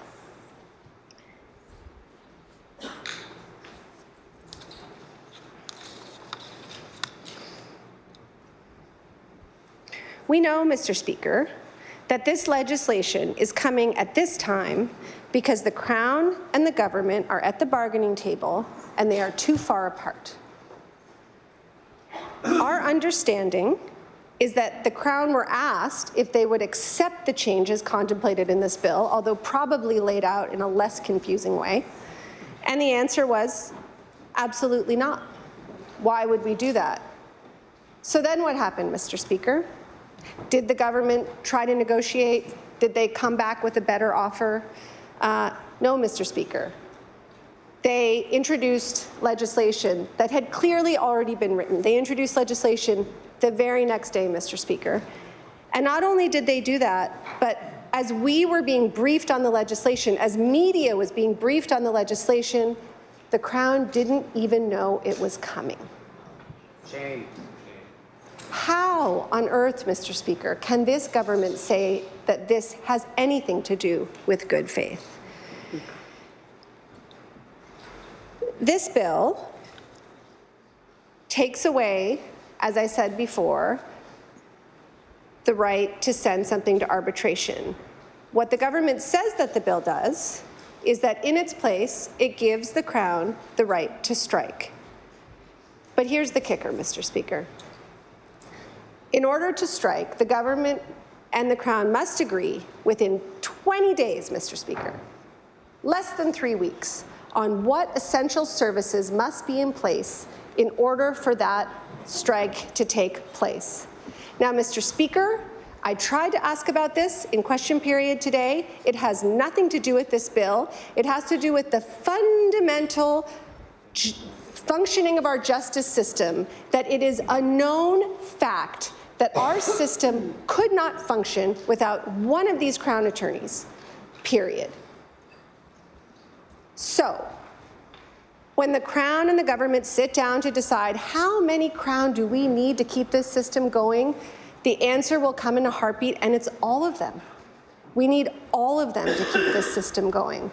And not only do we need all of them to keep this system going because we need to keep our courts moving, but because, as I said before, Mr. Speaker, this is a profession that has ethical underpinnings. All of these lawyers take an oath when they are called to the bar. They have an ethical obligation to do their work. Even if they wanted to be on the picket line, Mr. Speaker, I have a hard time believing that most, if any of them, would walk out on their cases in order to do that. Why? Because they are responsible to the work that they do, Mr. Speaker. Let's say, though, for the sake of argument, that the Crown decided that they wanted to strike, Mr. Speaker, but they couldn't agree with the government, which, given the facts that I've laid out, I think it's pretty clear that no one's going to bet on an agreement in 20 days. Then what happens? Well, then it goes to the Labour Board, and the Labour Board gets to decide what an essential service regime would look like for the Crown in the event of a strike. So given the facts that I've laid out, given the fact that we have 415 cases last month alone that fell outside of the time frame of the Jordan decision for court delay, given the fact that any one of these cases, as my colleague pointed out, could result in a serious breach in the upholding of justice, could result in a mistrial in a murder case, in human trafficking, which we've been talking a lot about in this chamber. Given that, it is more than likely, Mr. Speaker, that the Labour Board would decide that, as I have decided, all of the Crown are an essential service. So then what, Mr. Speaker? Well, then they can't strike. So how on earth, Mr. Speaker, does this legislation give this group of Crown the right to strike? I'll answer that. It doesn't. But what if they decided to strike anyway, Mr. Speaker? Well, they would pay $1,000. They would pay $1,000 a day plus $200 personally. And they, as an association, I think would pay a fine of not more than $100,000 and a further fine of $10,000 each day. Mr. Speaker, that obviously would prevent a strike. And if it didn't, we would know that we have some pretty committed folks on our hands, but we certainly hope that it could never come to that. So, Mr. Speaker, that's a little bit about what this bill is about, but I want to talk a little bit about what led to this bill. So, Mr. Speaker, it's a pretty established fact in bargaining, and I think my colleague will speak to this, who has much more experience in the bargaining universe, in the labor universe than I do, that the bargaining process is confidential. And it's confidential to uphold its efficacy. You want people to come to the table, and we hear the government say this all the time as they create one board and review committee after another that's confidential, that doesn't report to us, whose recommendations they don't need to follow. They want everything to be confidential, and sometimes there's a reason for that, and generally speaking, in the cases I just laid out, I don't think there is. But in this case, the reason that this is confidential is because we want the parties to come together, bargain in good faith, we want it all out on the table, and then when there is a tentative agreement, that's when the bargaining agent or the people involved would take it back to their membership for ratification. So, Mr. Speaker, we have a situation in which on Tuesday, we had the Crown and the government discussing terms of an agreement. The people, the Crown Council who were privy to this agreement were only a handful of people, the people at the bargaining table. None of the other Crown in the province knew what it was that was being agreed upon, and that was because they respected the bargaining process. And then what do we have? Wednesday morning, Mr. Speaker, we had the Minister of Finance laying it all out on the table. This is where the Crown is. This is where we are. We're 10% apart. Now, Mr. Speaker, while I have serious questions about whether this could be called bargaining at all, I have even more serious questions about the ethics of the government unilaterally breaching the confidentiality of a bargaining conversation, not only within government, not only within Executive Council, not only within this chamber, but to the media and to the general public.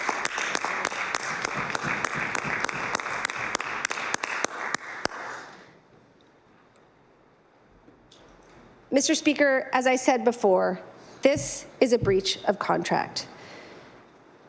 And I want to talk for a moment about the fact that, as I said before, previously this association accepted a wage pattern. They accepted a wage pattern in exchange for this right to arbitration.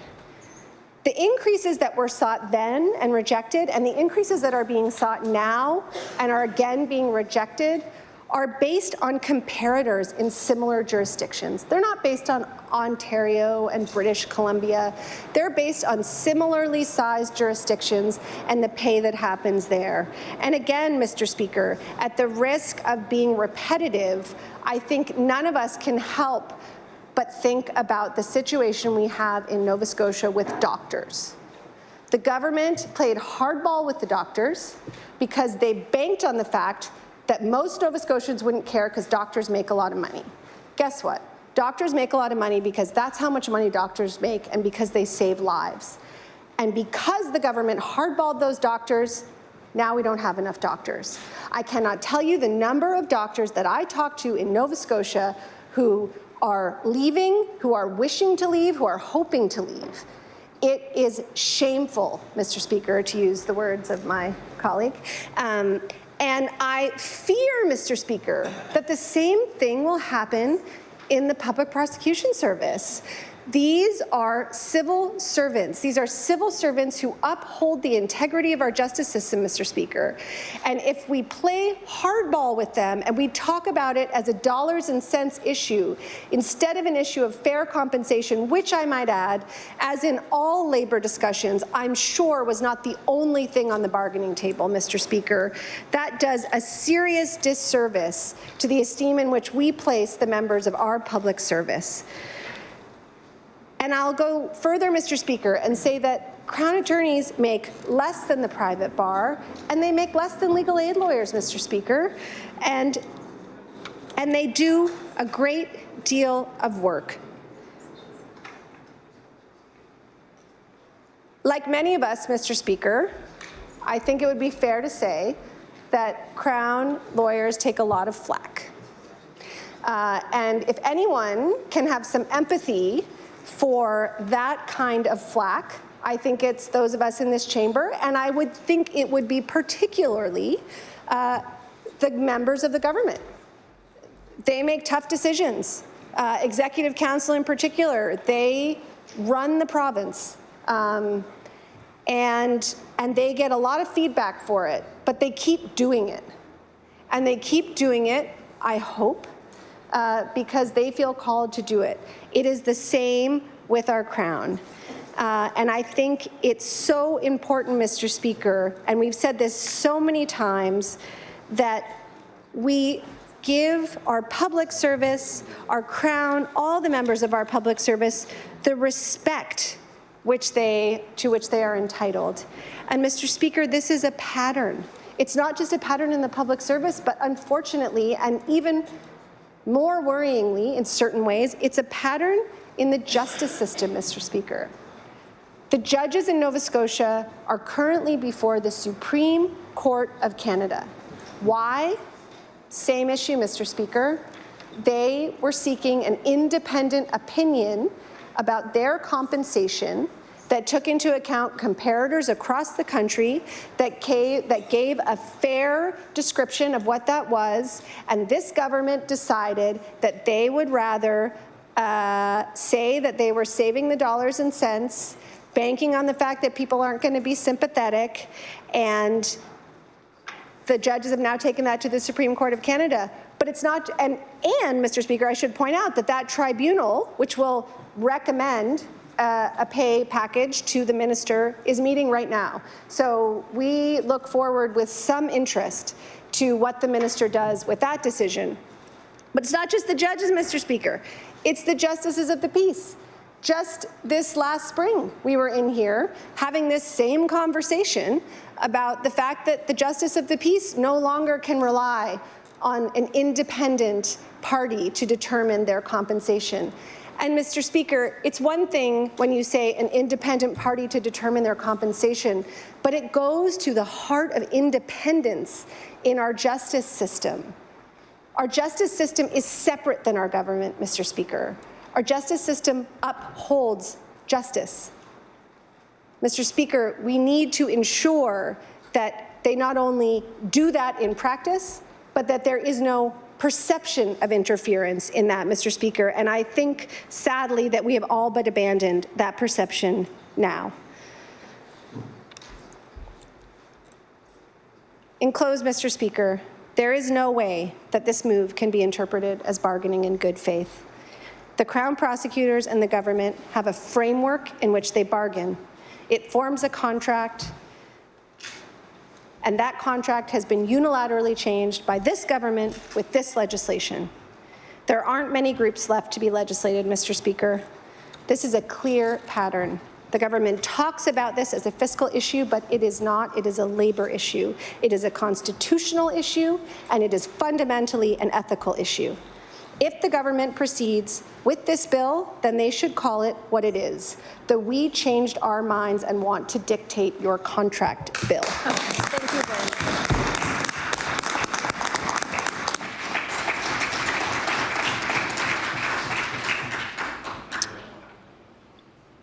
The honourable member for Cape Breton Centre.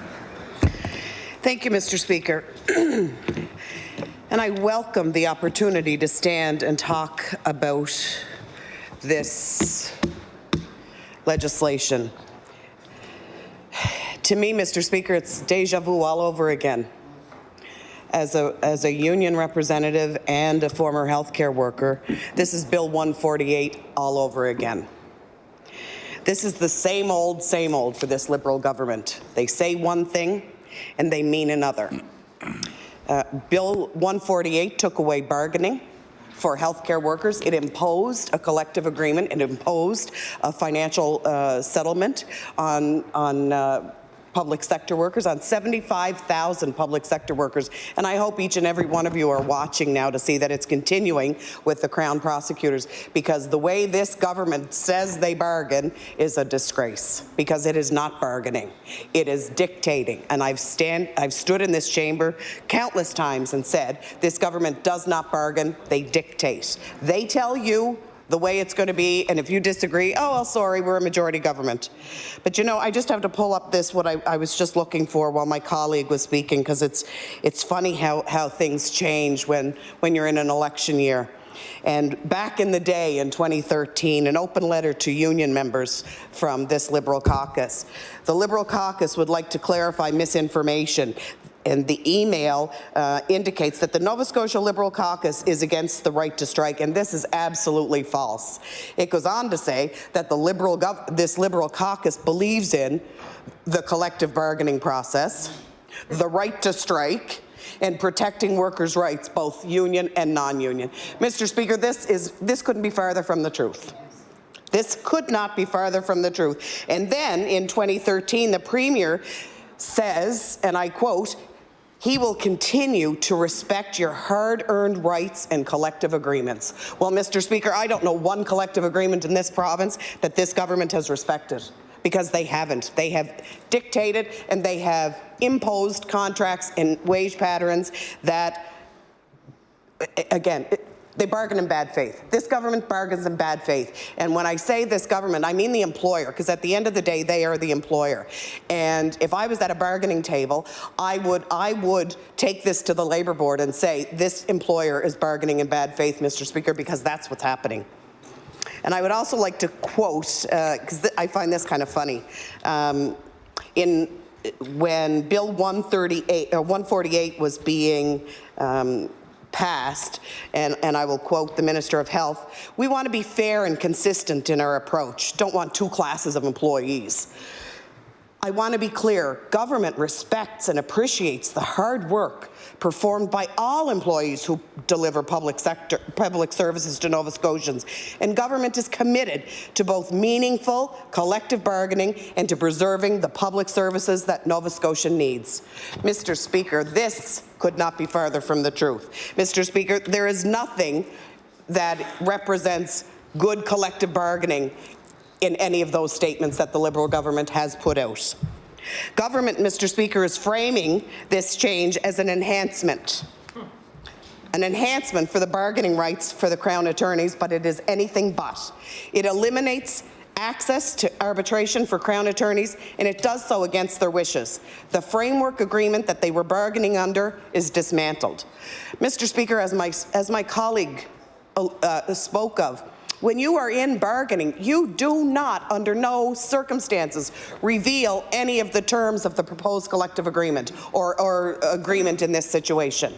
Because then, and as this government has alluded to several times, they can't give us the RFPs for P3s because that would taint the waters. They can't give us a bid on this because that would taint the waters. But yet, here we are in bargaining, and they come out and say, before the Crown attorneys knew, you're looking for 17%, but we're looking to give you 7%. Mr. Speaker, I don't think we have to be rocket scientists in this House to understand that that is a breach of confidentiality, and this government should be ashamed of themselves. Any time that this government goes into collective bargaining with unionized employees or Crown attorneys, Justice, any of these groups that have a contract, Mr. Speaker, it is breached. We see a pattern here. We see that in this case, with taking away arbitration, this government is taking away the right of a third party to intervene and to resolve conflict. Mr. Speaker, what faith does this government have in the Labour Board and or its arbitrators that are used every day in Nova Scotia to make decisions that are right for the employees? Not to predetermine an outcome, but that are the right end results for employees, because at the end of the day, that's what we should be talking about. We shouldn't be talking about, you know, we're just going to give you this, we're going to give it to everybody, and it doesn't matter that we're bargaining, because you're not actually bargaining.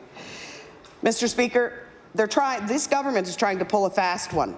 Double speak. Order, please. I'd like to remind the honourable member that's unparliamentary. I'll get you to retract that. And the honourable member for Cape Breton Centre. Mr. Speaker, how do you tell the truth when you can't use certain words? How do you, and I'm serious question, how do you tell the truth in this chamber when you're not allowed to call a spade a spade? Serious question. No, you don't tell the truth. Order, sorry. Please. The honourable member will retract that statement as well, inferring that other members of this chamber are not telling the truth. The honourable member for Cape Breton Centre. Well, I would appreciate, Mr. Speaker, if I could get an answer to that. I would suggest that the rule book that every member has here is available to you to peruse at your leisure. The honourable member for Cape Breton Centre. Thank you, Mr. Speaker. The imposition of... Order, please. I'd ask the honourable member to retract the two inferences that the members opposite were not telling the truth. The honourable member for Cape Breton Centre.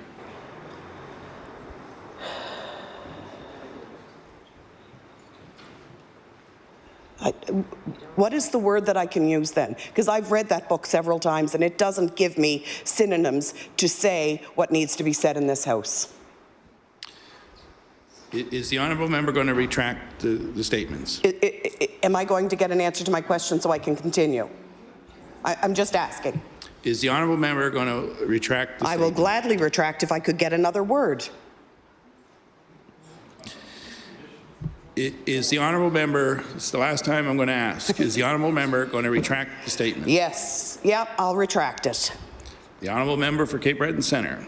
Sadly, though, I'm sure the teachers, nurses, doctors, home care workers, justices, judges and justice of the peace that have been disrespected by this government wish that I wouldn't retract certain things. But I will, because this is important and this I need to stay and talk about.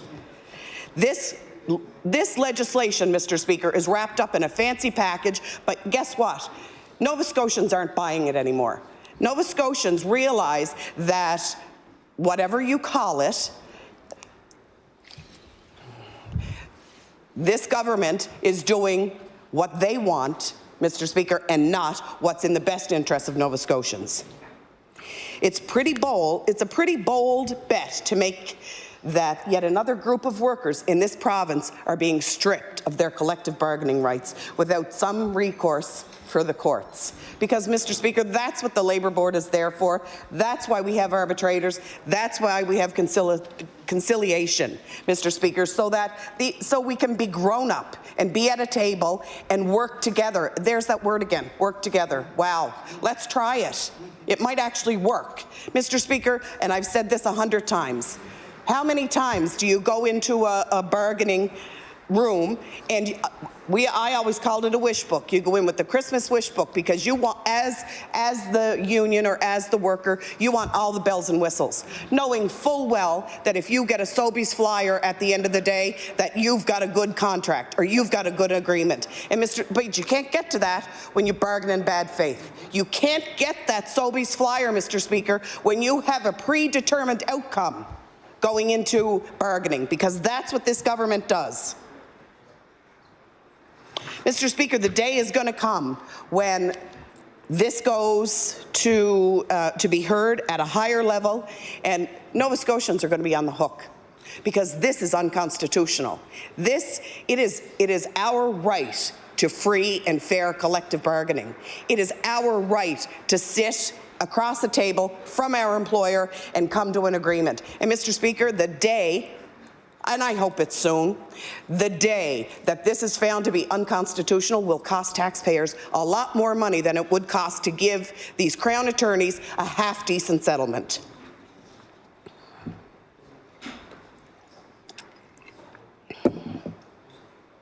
Mr. Speaker, Bill 148 is a disrespect to workers.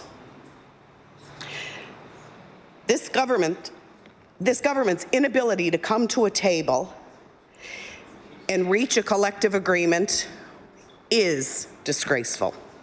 Something I didn't realize, and I'm thankful that all of my colleagues talked about this, that if you don't get these cases heard within a time frame, they fall off. I had no idea.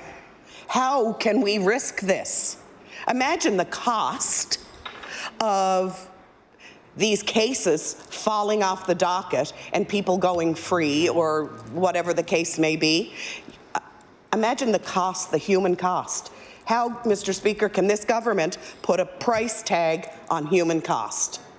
Because I would think, as my colleague from Dartmouth South said, we need more prosecutors. We need more Crown attorneys. And she also spoke of the fact of the doctors.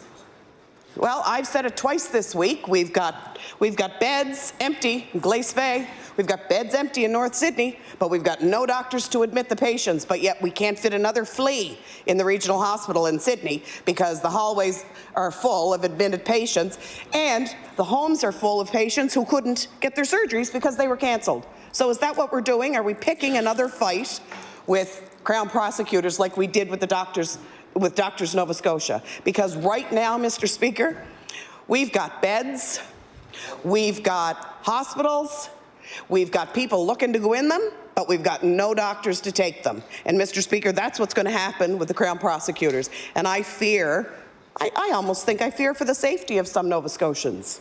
Because as others have said, where does this leave us as a province if we're letting people go free? Because this government refuses to pay and what they're worth and bargain in good faith.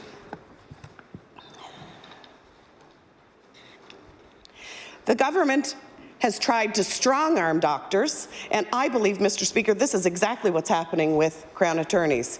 But sadly, you know, at the end of the day, Government's not losing. It's the residents of Nova Scotia. It's the patients of Nova Scotia, Mr. Speaker, that are losing out at the end. It's the 13 surgeries that were cancelled yesterday at the regional hospital because there was no doctor to admit them. It's the fact that, New Waterford Hospital is now closed, but Glace Bay has adopted the hours of New Waterford. So now Glace Bay is only open Tuesday to Friday from 7 to 4. So it's the residents, Mr. Speaker, that are suffering. It's the residents that are sick. It's the residents of Nova Scotia that aren't getting the treatment and the care that they deserve, just like the people going through the court system. And they, Mr. Speaker, will be the ones that suffer.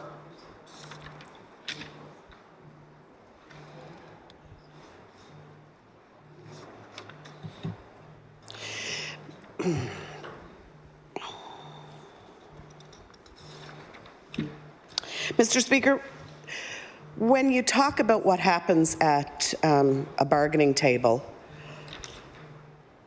and I said this earlier, but I would think that this employer, the government, should know that it's confidential.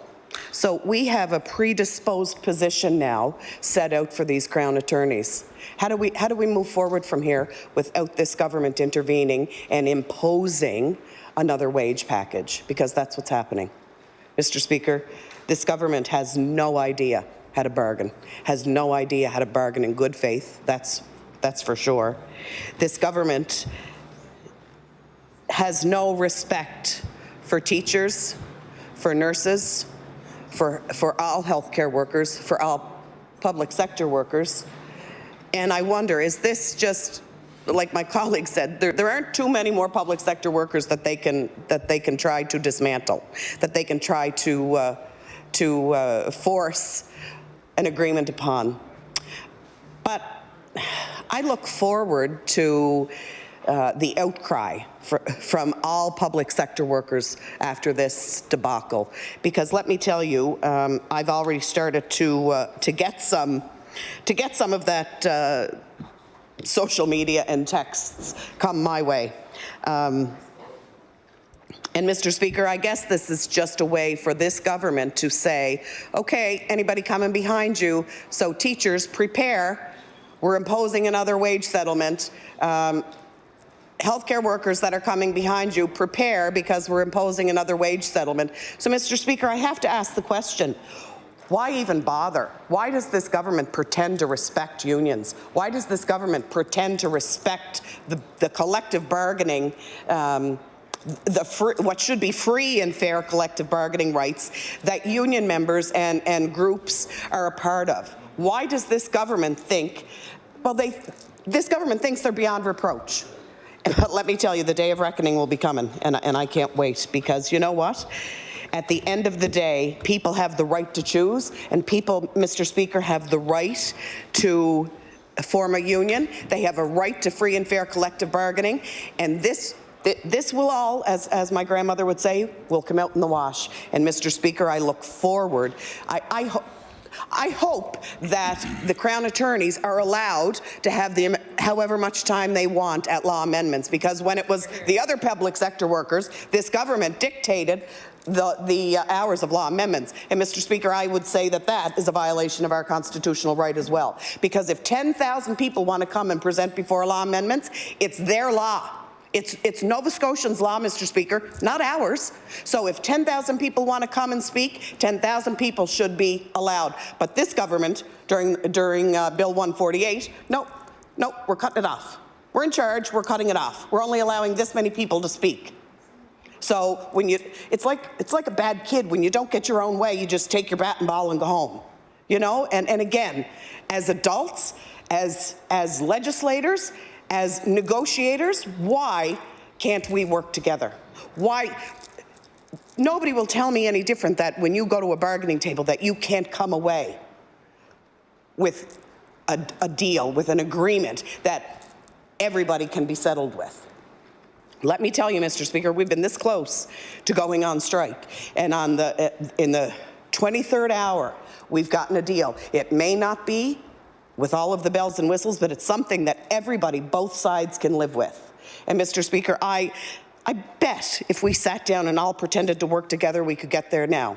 But sadly, that's not the will of this government, and I hope everybody connected with public sector workers, with unions, with Crown attorneys who are outraged with this heavy-handed approach yet again comes and speaks to law amendments, and if they're not permitted, then I think that they should, it is tomorrow, then they should say their piece, and I won't say what I really want to say.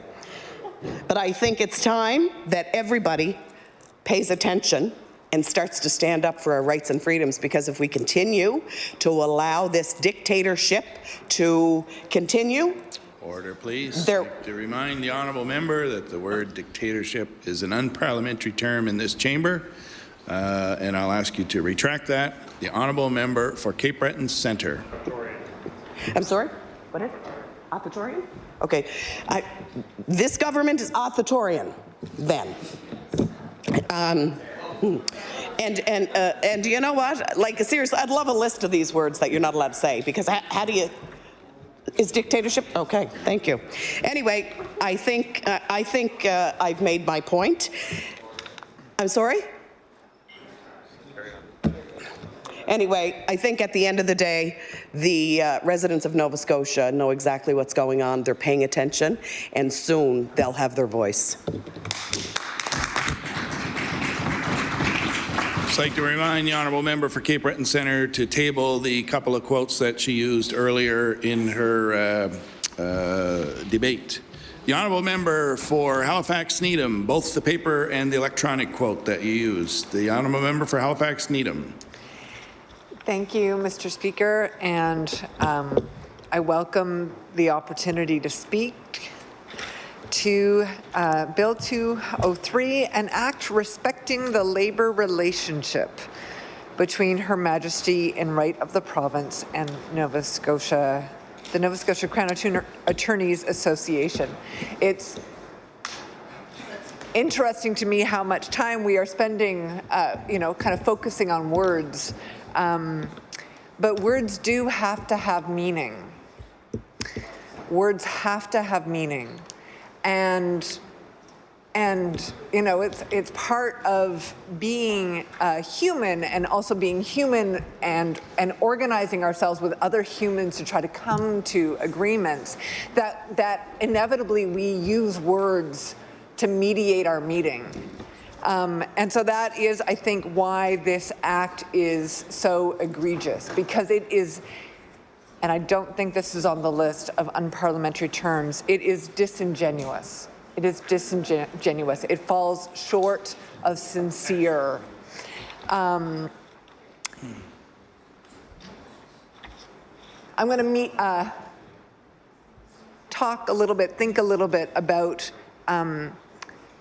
the relationship word in the title of this bill. We form relationships, even going back to our earliest relationships, mother and child, our romantic relationships. We form them by making agreements. This is okay. I don't like it when you do this. I agree to this. I consent to this. I don't consent to this. This is not all right. I have to read one provision of this bill, which just, I think, I'm not a lawyer. I'm not the best at actually understanding the bills that we debate sometimes. And I have to force myself to actually read every provision and to try to, understand the meaning of what we are talking about in this chamber. But this is Clause 8, Part 2. It says, the amendment of the framework agreement, and that's the framework agreement that was from 2012 until 2046. The amendment of the framework agreement under subsection 1 applies notwithstanding the requirement for mutual consent in section 22 of the framework agreement. This is legislation which is saying we are amending something that was negotiated and agreed to for a period of 30 years, notwithstanding the requirement for mutual consent. How do you maintain a relationship? How do you continue a relationship when you disrespect agreements? When you say this agreement that we made together, that we codified, that we negotiated, and then we put into language, and we said this is the framework. This is how we are going to move forward together.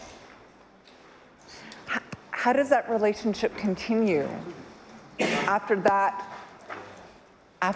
When that is legislated, and honestly, I find it offensive that this legislature is being asked to play a role in breaking agreements, because that's what this is. It is legislating the breaking of an agreement. Crown attorneys are public servants. They are a special category of public servants because they are so core to the function of our justice system. And yet they also form a part of the public service. And so in that way, they are analogous to so many other members in our public service who have had the relationship strained and broken with the government of Nova Scotia under this government. And that goes back to 2014 and Bill 37, which affected the healthcare sector, and Bill 100 in 2015, where universities were allowed to ban strikes, and Bill 148 affecting a broad swath of the public sector, and of course Bill 75 with the teachers. And it's gone on and on. And frankly, when I hear details which honestly I should not be privy to,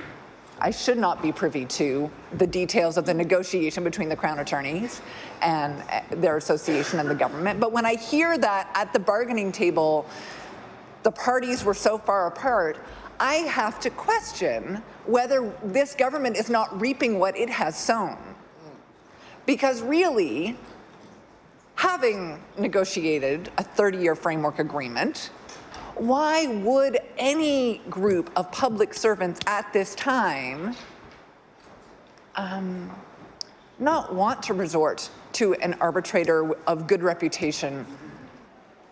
Because the faith, like entering into a negotiating process, into a collective bargaining process with this government, is already hamstrung by this government's own track record of how public servants have been treated. I am grateful, and I think all Nova Scotians have to really reflect on this. I am grateful that so many of our public servants also have such a strong relationship with Nova Scotians. Healthcare workers, nurses, doctors have relationships with their patients. Teachers have relationships with their students and with those students' parents. And Crowns have relationships. They have relationships with victims of crime. They have relationships with, all of us as a society who, even though we may not be aware of it, depend on their work for some measure of our own security. And I'd say even that Crowns have relationships with members, with Defense Counsel and with people who are accused and convicted. They have those relationships, and as my colleague from Dartmouth South pointed out, they have a relationship with their own ethics and their own relationship to their work and to their internal sense of the importance of their work, to their own integrity. And so I'm grateful for that, because it is the weight of those relationships and the health of those relationships that has been tested and is being tested by the continuous degradation of the relationship between the government of Nova Scotia and public servants. And so that is the cost that all of us are bearing as yet another round of this government's bargaining kind of comes unraveled, doesn't reach the conclusion that it should, because it's not pursued in the way that it should be pursued. I have not been at a bargaining table, but I imagine it a little bit like a roadmap that the team that is bargaining has a vision of where they are, where they would like to go, and what the different routes are that they can get there. And again, speaking to the cost of this government's repeated pattern of behavior, I think it's fair to say that the route that involves negotiation with this government must seem like, kind of one of those like dotted lines where you have to go look at the legend. How bad is that road? I don't know how many classes of roads we have in Nova Scotia. I'm one of the very few MLAs that doesn't have a bunch of provincial roads in my constituency, but I'm like, if there's something below a J-class road, that is what the road would be to getting to that destination. L for Liberal. L for Liberal, my leader says. And then there's this road of arbitration with someone else who also has a sense of personal and professional integrity. The fact that that road is available influences where you go over that kind of rough road that is on the map. And this legislation is akin to saying to the person, or to the bargaining team in this metaphor, on the journey, oh, you know what? All those roads are actually dead ends. Yeah. You're already on the journey. You've already put in the time. You've already packed your bags, envisioned the destination, and now all of a sudden the roadmap is not a roadmap. It's like, well, I guess it's like a GPS, which is like updating, and all of a sudden you find that the journey you're on is actually not even possible. That is how I think that this word might just be a Newfoundlandism, discombobulating this piece of legislation is. It's like, nope, you thought you were doing something, that isn't even possible.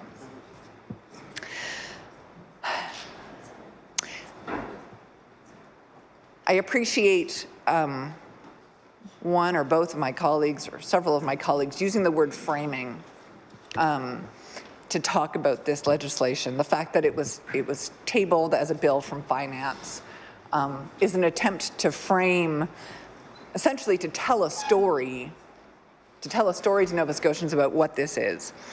And this government, and I don't know how common this is. I think maybe I didn't pay so much attention before I was actually elected to office. This government in particular, though, I think, frames different sorts of expenditures very differently. This government frames expenditures that are related to the labor of people as an expense. And it frames expenditures that are related to the acquisition of goods or the building of infrastructure as investments. They're both expenditures. They're both expenditures. And as my colleague from Cape Breton Centre points out, frankly, when you spend on investments, when you actually have investments or assets like hospitals, or even when you plan to spend on investments like hospitals, they're no good without people. And not just any people, people with real skills, people who feel like they are on your team collectively providing public service to Nova Scotians. And those people are not widgets that you can substitute out. They accumulate knowledge and experience and their own relationships with the people that they serve directly. And frankly, for the finance minister to stand up with, this is very serious. I'm talking like the responsible grown-up in the room and say that, I'm not sure if it was 54 or 55 or 57% of the expenditures of Nova Scotia is on the public service. Frankly, I'm surprised it's so little. I'm surprised it's so little because they are doing the work of government. They are doing the work of government. I've worked in nonprofit organizations, and mind you, maybe we're a little bit stingier about, how many paper clips you buy and a whole bunch of other things, because there's literally no money to go around.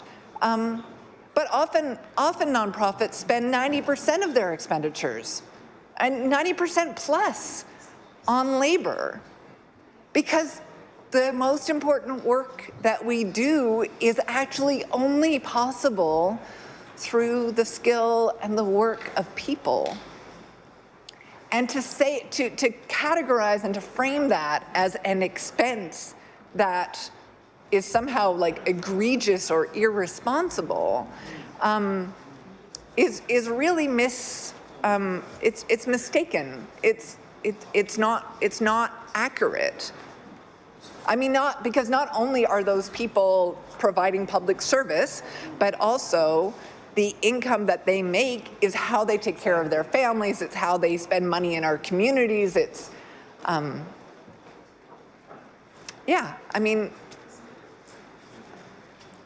anyhow. So that framing, so there are multiple ways that this has been framed, that we have told ourselves a story, or no, that this government has told a story about this bill which is disingenuous.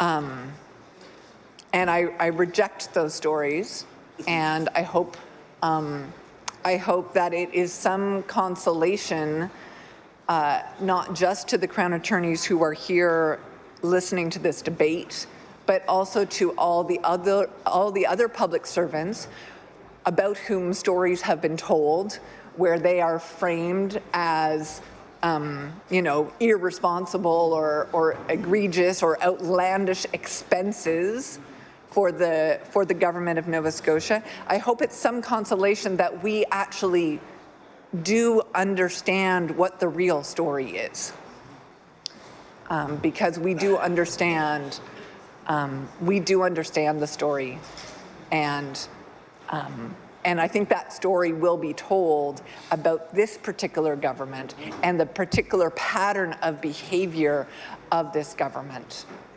And this is I would say, the sad and the latest chapter. Thank you very much. Found recognize the Honourable Minister of Finance. It will be for second reading of Bill number 203, the Crown Attorneys Labour Relations Act. The Honourable Minister of Finance. Thank you, Mr. Speaker, and I've heard a lot of comments. I've heard a lot of talk, but all I want to say is that we will be closing debate on second reading of Bill 203, the Crown Attorneys Labour Relations Act. Motion is for second reading. There's been a call for a recorded vote. We'll ring the bells till the whips are satisfied.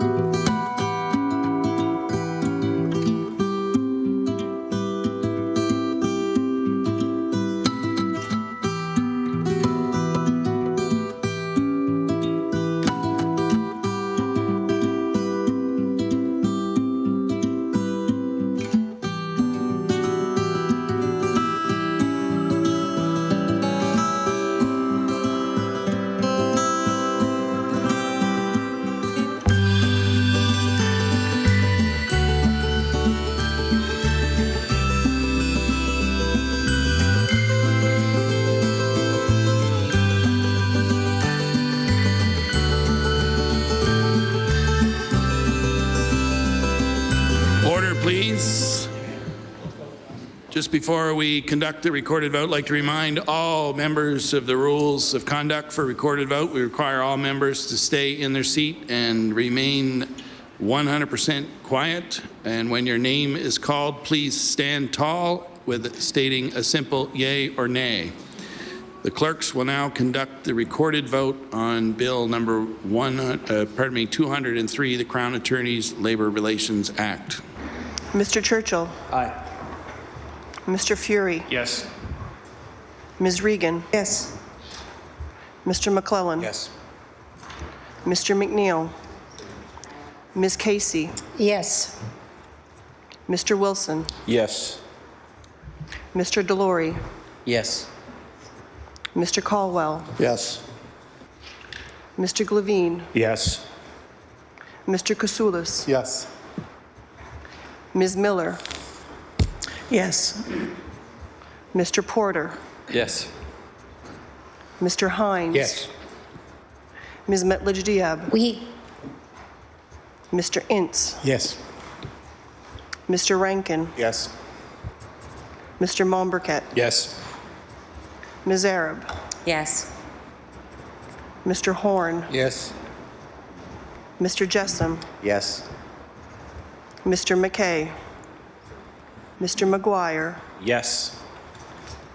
Ms. Lonis Croft, Yes. Ms. DiCostanzo, Yes. Mr. Irving, Yes. Mr. Dunn, No. Mr. Bain, No. Ms. Masland, No. Ms. McFarland, Mr. Houston, No. Mr. McMaster, No. Ms. Chender, No. Mr. Burrell, No. Ms. Roberts, No. Ms. LeBlanc, No. Ms. Martin, No. Ms. Adams, No. Mr. Lohr, No. Mr. Hullman, No. Mr. Rushton, No. Mr. Craig, No. Ms. Smith McCrossan, Mr. Johns, No. Mr. Comer, No. Mr. LeBlanc, No.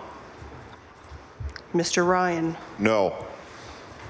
Mr. Harrison, No. Ms. Pond,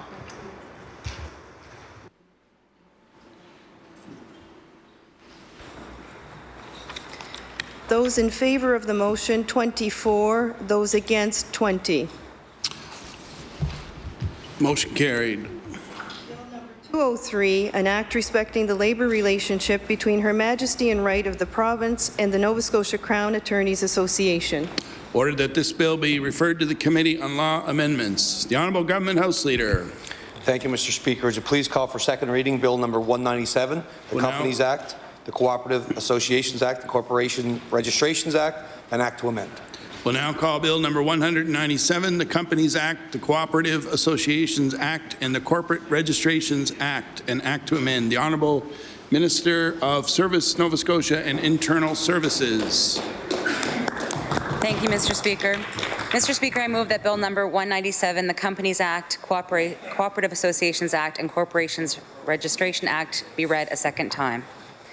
Mr. Speaker, the amendments we are making will be good news for companies and cooperatives right across the province.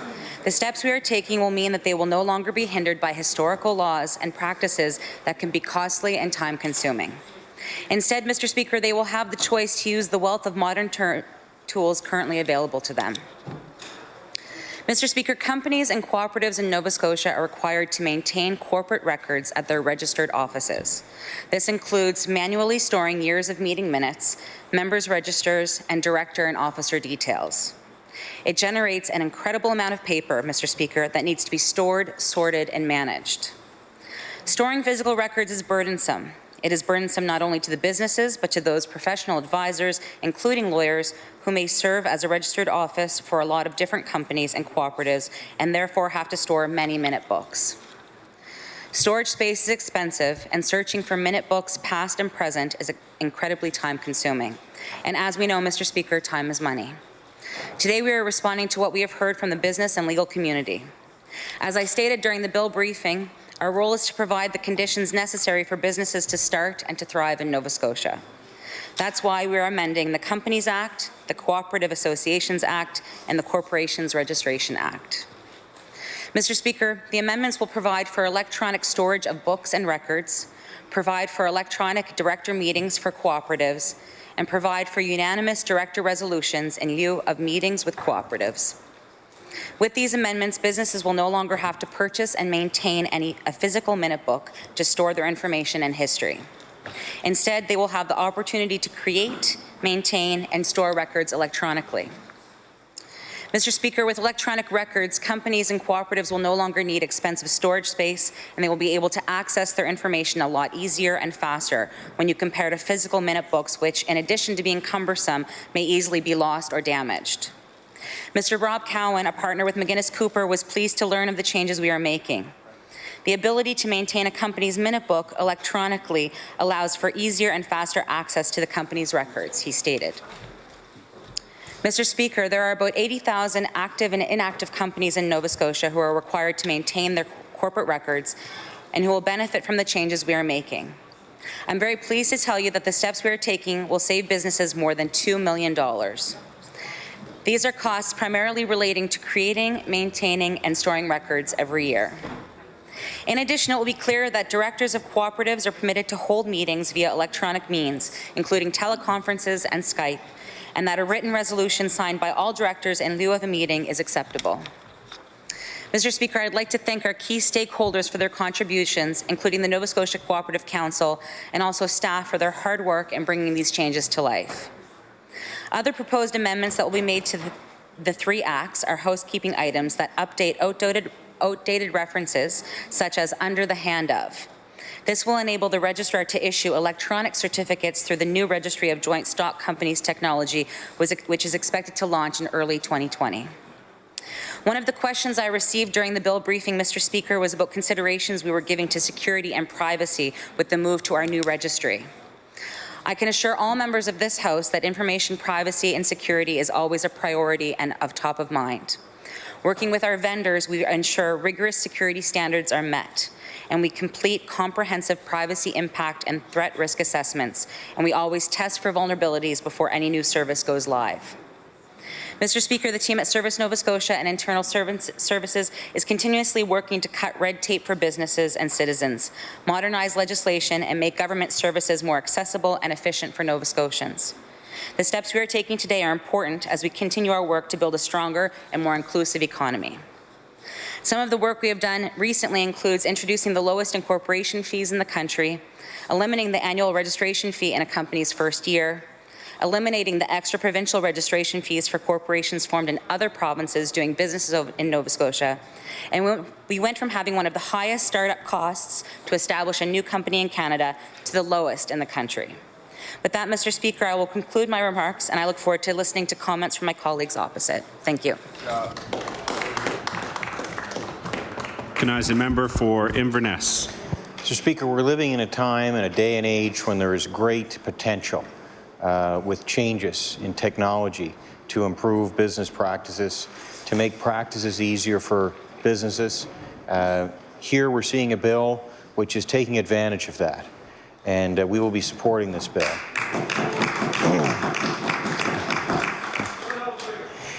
Mr. Speaker, we're living, as I say, in a time where technology has changed so many things, and it's good to see that government is advancing with this technology to make things easier for business. The other benefit with technological changes is it's also helping to reduce the cost of these things. And when the costs are reduced, if they're passed on to businesses, we see that as a good thing too. You know, there is a couple of schedules, and I won't get too far into the details as we're speaking just generally here on second reading. But Mr. Speaker, I know there's the removal of Schedule 1 and 2. And Mr. Speaker, I think what I would like to say generally about those is right now, some of that information can be helpful to companies who aren't hiring lawyers to help them with this. It could be a small business, somebody who is taking on an incorporation themselves to do some of the paperwork.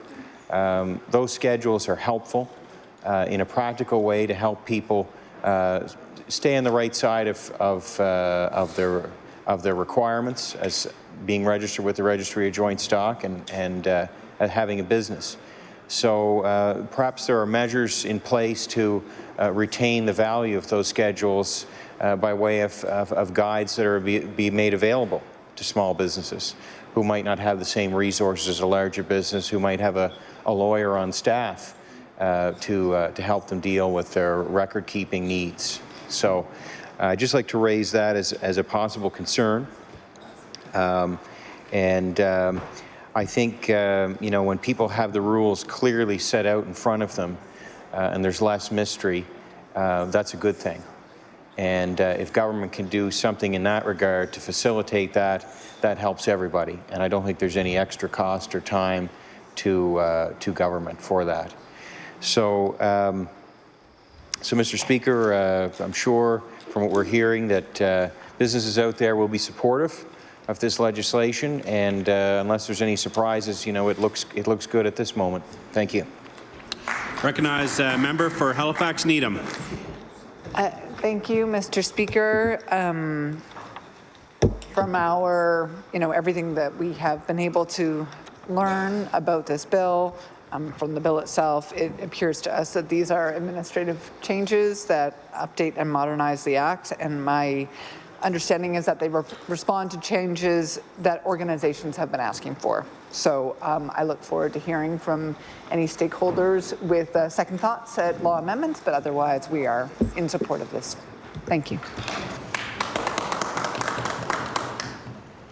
I am to recognize the member or the Minister for Service Nova Scotia. It is to close second reading on Bill number 197.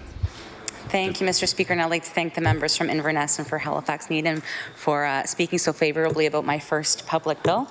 And with that, I move second reading of Bill 197, Companies Act, Cooperative Associations Act, Corporations Act, and Act to amend. The motion is for second reading of Bill 197. Would all those in favor of the motion please say aye? Contrary minded, nay. The motion is carried.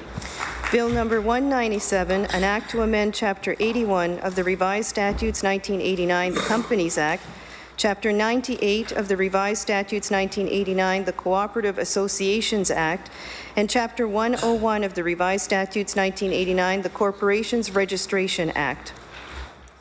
Order that this bill be referred to the Committee on Law Amendments. I recognize the Honourable Government House Leader. Thank you, Mr. Speaker. Would you please call Bill number 201, Municipal Government Act and the Halifax Regional Municipality Charter, respecting on-site sewage disposal equipment. Bill number 201, the Municipal Government Act and Halifax Regional Municipal Charter amended. I recognize the Minister for Municipal Affairs. Thank you, Mr. Speaker. I move the bill number 201 be now read for a second time. Mr. Speaker, we're all aware here in this House of the importance of protecting our environment. This bill is about helping Nova Scotians do just that.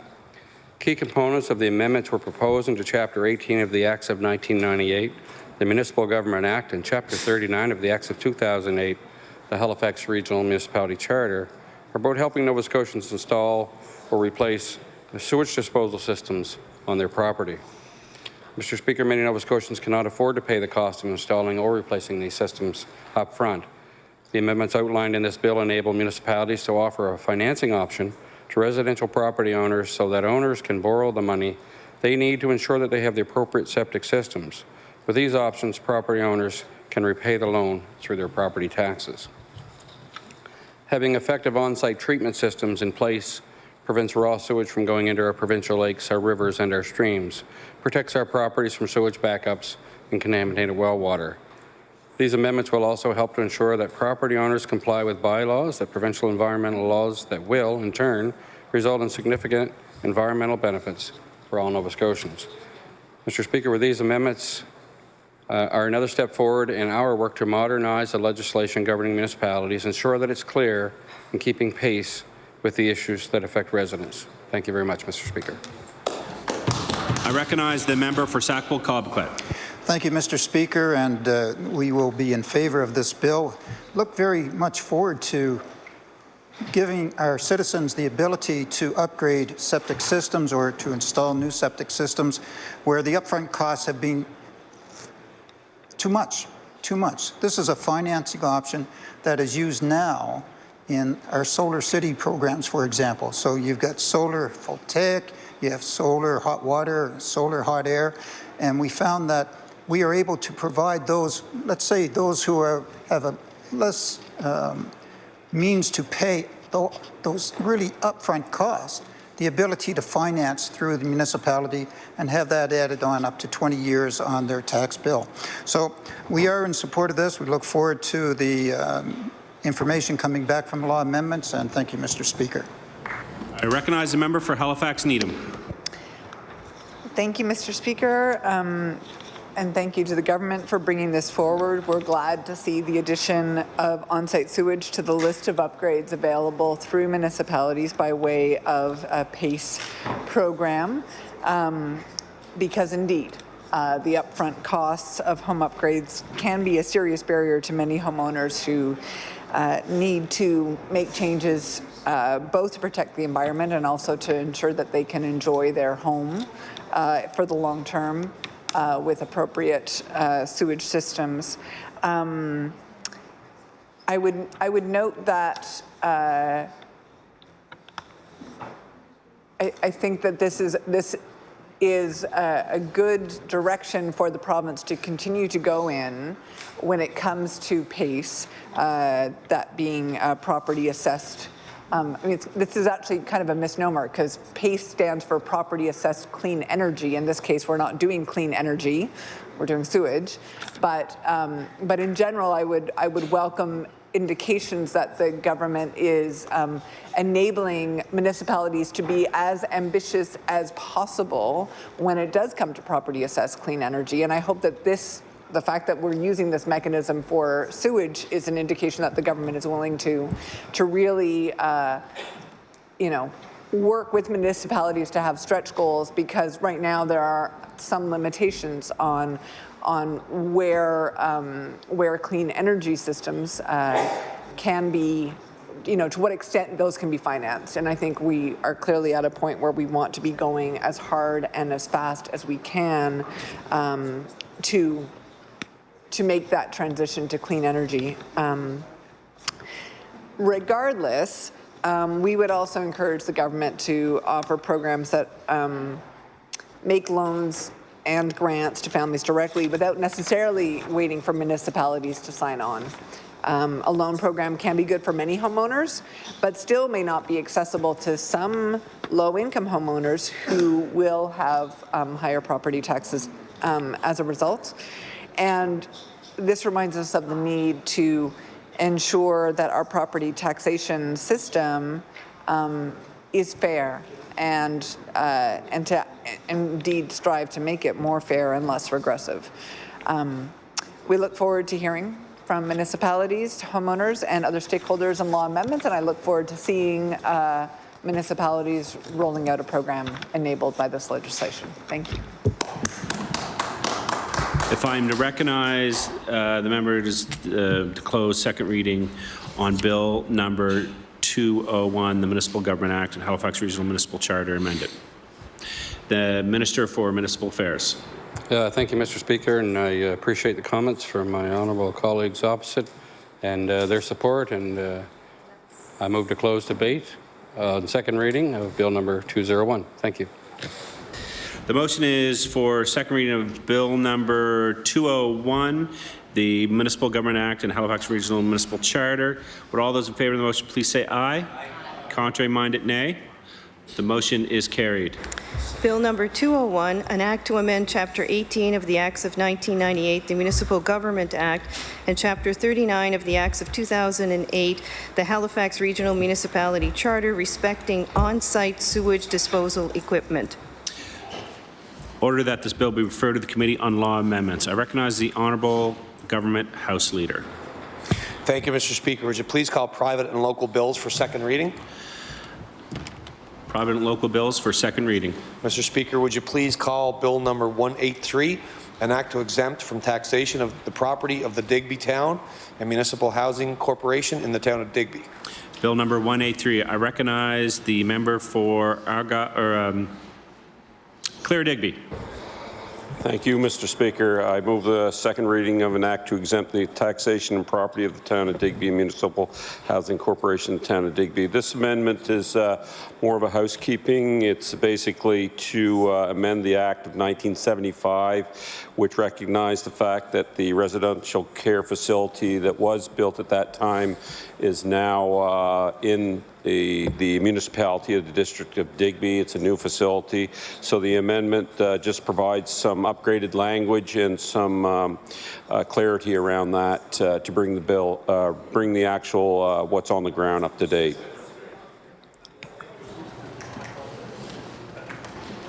If I'm to recognize the member, it is to close reading on Bill number 183. The member for Clare Digby. Thank you very much, Mr. Speaker. I do now move closing of second reading of Bill number 183. The motion is for second reading on Bill number 183. Would all those in favor of the motion please say aye? Aye. Contrary minded, nay. The motion is carried.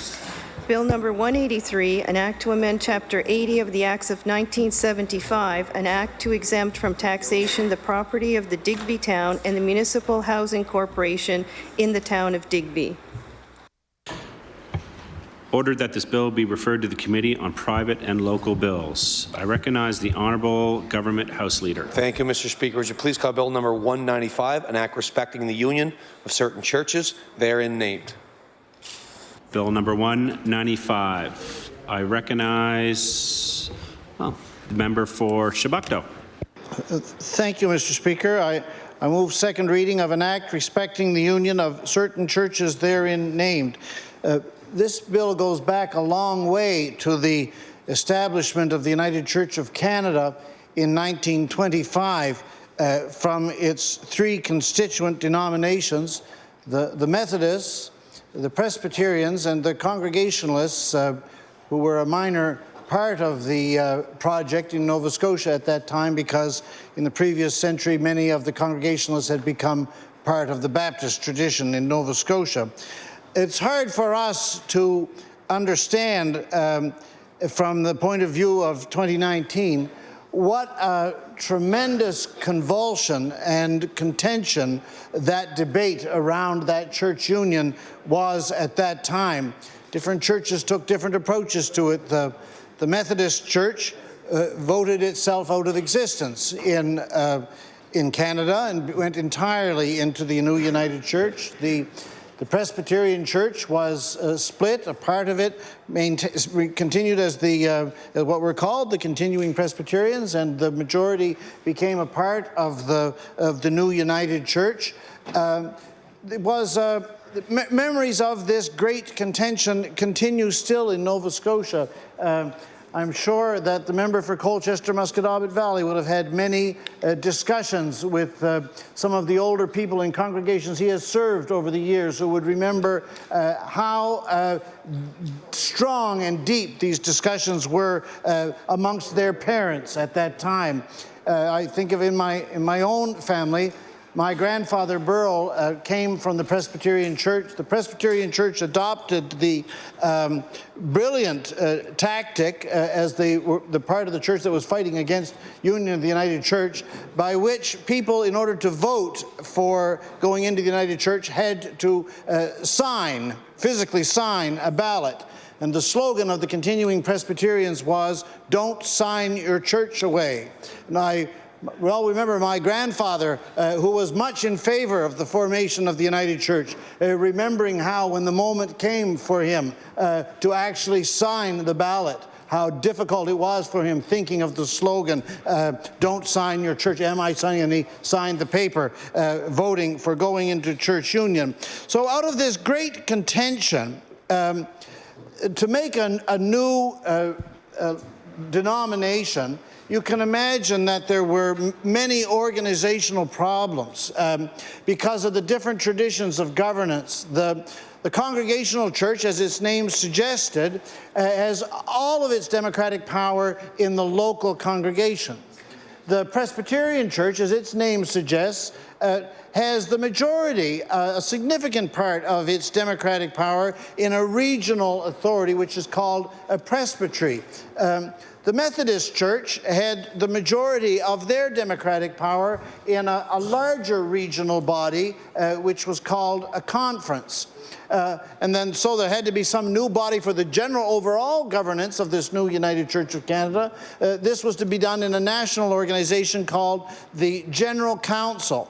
So the result of these negotiations 90-some years ago was that there would be this new church with 4 level system of democracy, in which all the decision-making structures of the previous of the constituent denominations were to be a part. So there would be a national general council. There would be, in our case, in Eastern Canada, a Maritimes-wide conference. There would be a series of local regional presbyteries, and there would be the body of the local congregation.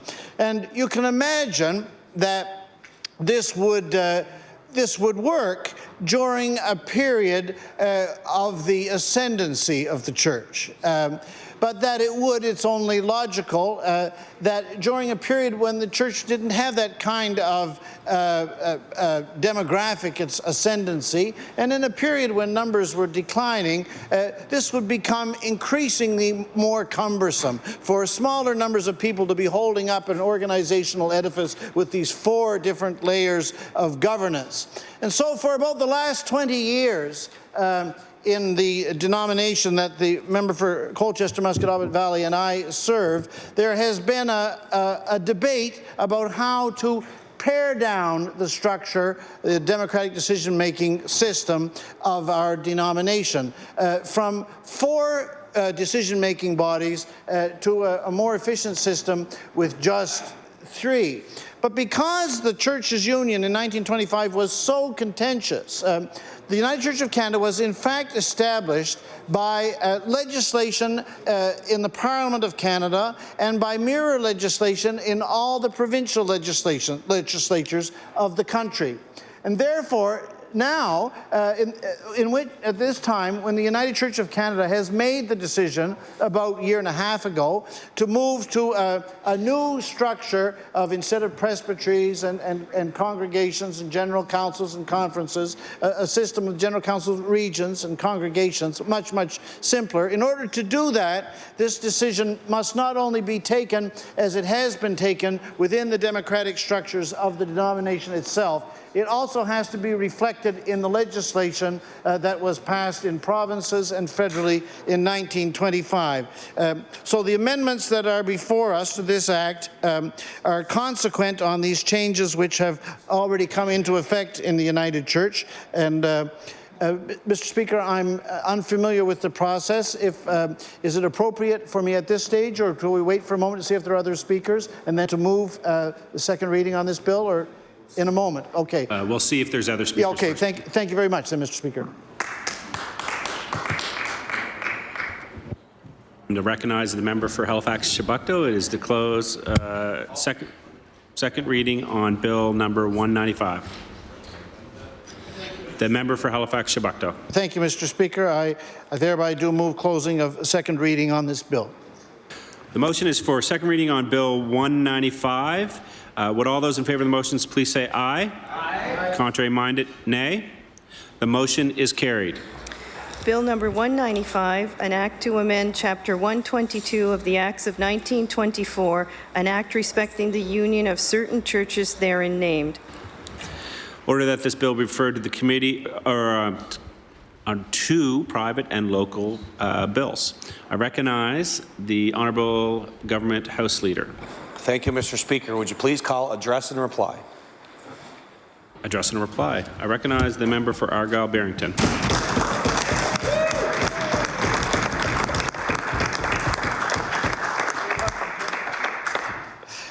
Thank you very much, Mr. Speaker. I've been told I've got an hour, right? So I'll try to keep my remarks within that time frame. I'm usually not long-winded, but it's truly an honor. Yeah. Order. The member for Argyle-Barrington has the floor. It's truly an honor to stand here. I guess it's still afternoon. To speak to the address and reply. Even on a October's afternoon, it's quite warm in here. So I believe that the member from Cape Breton would like to be sitting closer to the window. Let me begin by expressing how honored I am to be here in the legislature representing the people of Argyle-Barrington. In a period of a few short months, I went from serving Nova Scotians as a paramedic, to serving Nova Scotians in another capacity as an elected official here in this House of Assembly. I'd like to sincerely thank the electorate of Argyle-Barrington. To the thousands who voted in Argyle-Barrington in the by-election, regardless of the political party, each and every one of them played a fundamental part in our democracy. A democracy that's envied around this world, where people continue to fight to this day for the right to vote. And many before us have fought for this right in our country. I look forward to working hard and proving to the people of Argyle-Barrington that their faith in me will not be taken for granted.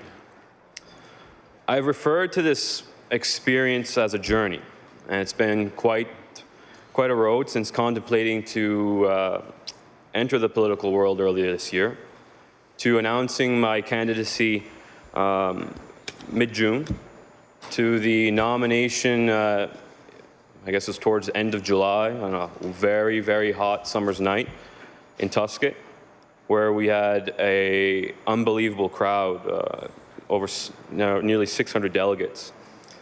And then a week later, after the nomination, we had the election call for the by-election campaign, and then election day, September 3rd. And then a few short weeks later, walking into this legislature for the very first time.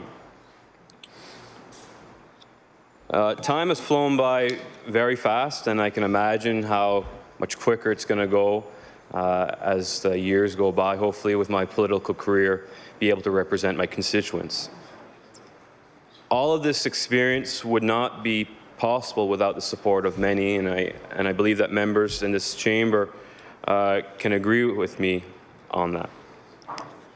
Family, a circle of strength, people that love you regardless, maybe sometimes when they don't disagree with, or they don't agree rather with you.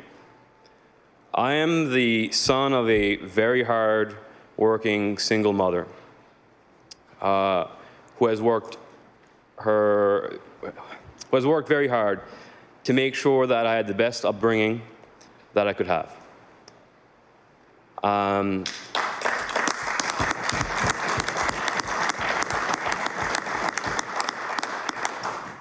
I imagine that being a single mom was probably not easy. And at times, I know that my mom was struggling to make ends meet. But I know that everything that she's done for me and provided to me was with the best intent.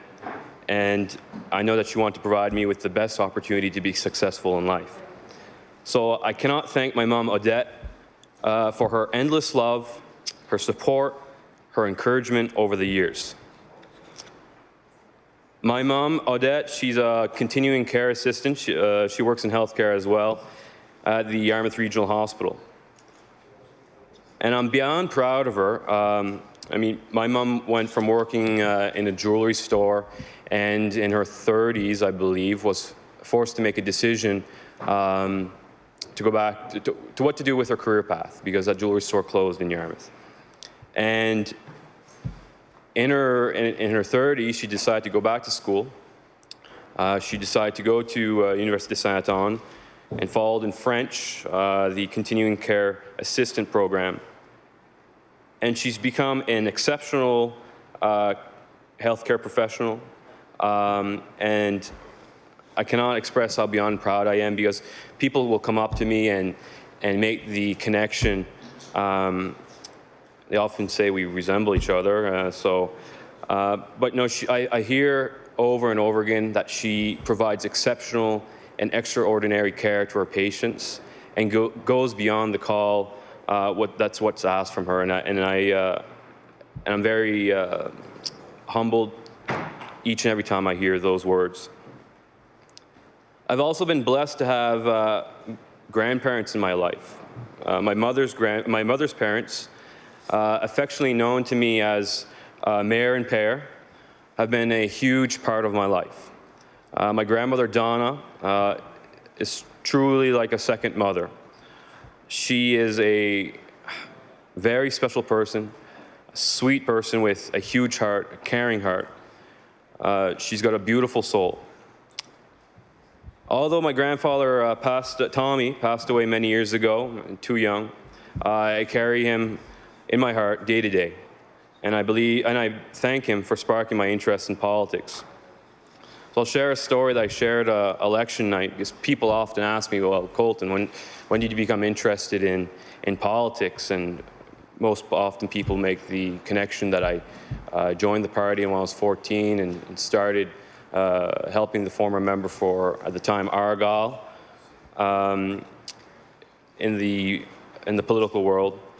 But I think it stems way before then. I remember watching the news with my grandfather and watching Steve Murphy and at the time the member for Argyll, Neil LeBlanc and scrums and learning about politics in our province and how decisions are made in our province and how members of this House as leaders in our communities take part in a democratic process, yell and heckle at each other, but to come to, hopefully, decisions that are in the best interest of our province. So I thank him for I guess, taking me under his wing and introducing me to the political world.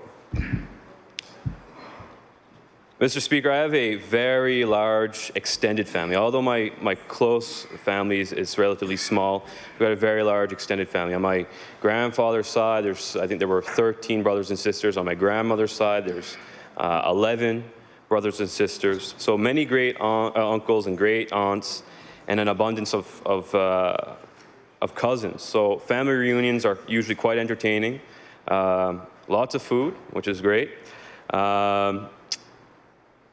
And I have a particular great uncle that's become like a father figure to me, and it's my Uncle Wayne. And my Uncle Wayne's a very wise gentleman who has a wealth of knowledge, of life experience, that's shared with me different perspectives on life. And it's helped me throughout my high school years and my university years and during my career, to make different decisions and, think differently and have a different perspective on life sometimes. So I'd like to thank him for sharing his wisdom with me and always being there for me, whether at any time of the day. As members in this House would know, we're not here without the support of many, and I've already alluded to the support of the electorate in Argyll, Barrington, but we've got, thankfully, a group of individuals that support us, whether it be our EDAs, and when it comes campaign time, these EDAs grow to become campaign teams. And I'm very fortunate to have had a very dedicated group of people surrounding me and supporting me with this endeavor.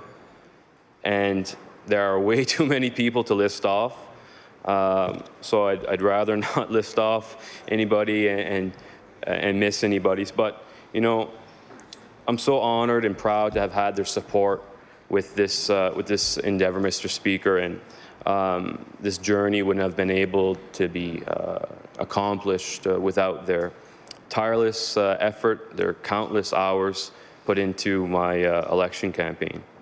It's a lot of hard work.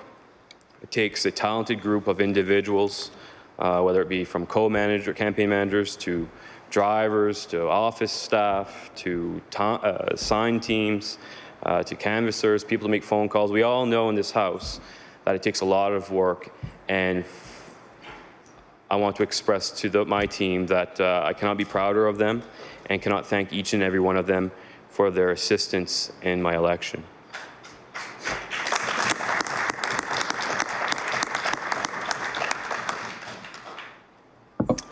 I realize that this role takes a lot of time away from out of our constituency at times, away from our family, from our friends.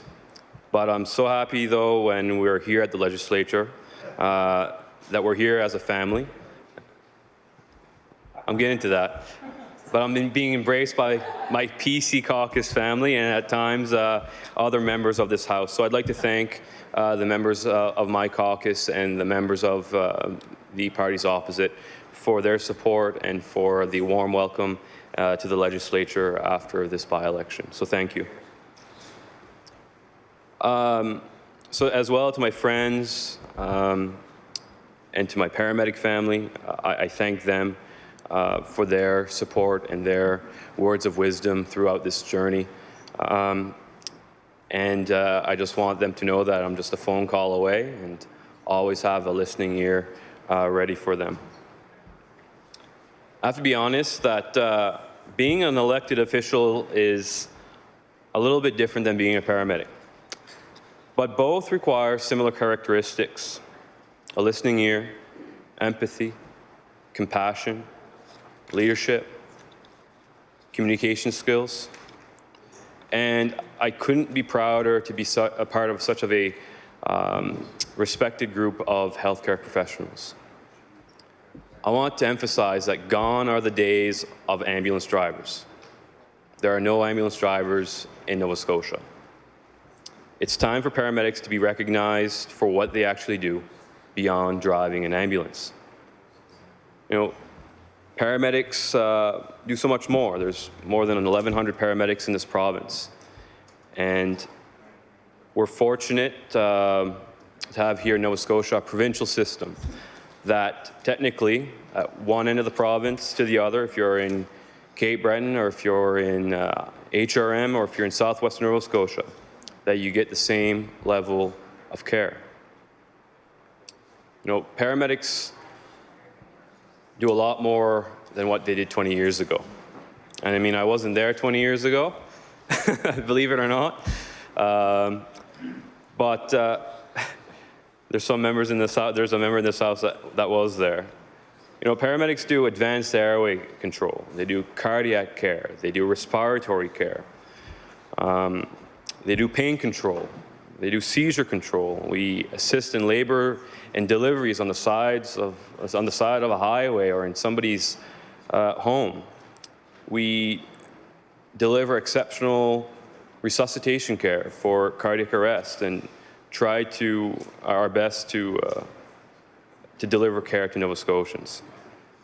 You know, essentially paramedics are bringing emergency room care to either the doorsteps or to the side of the road or wherever it may be.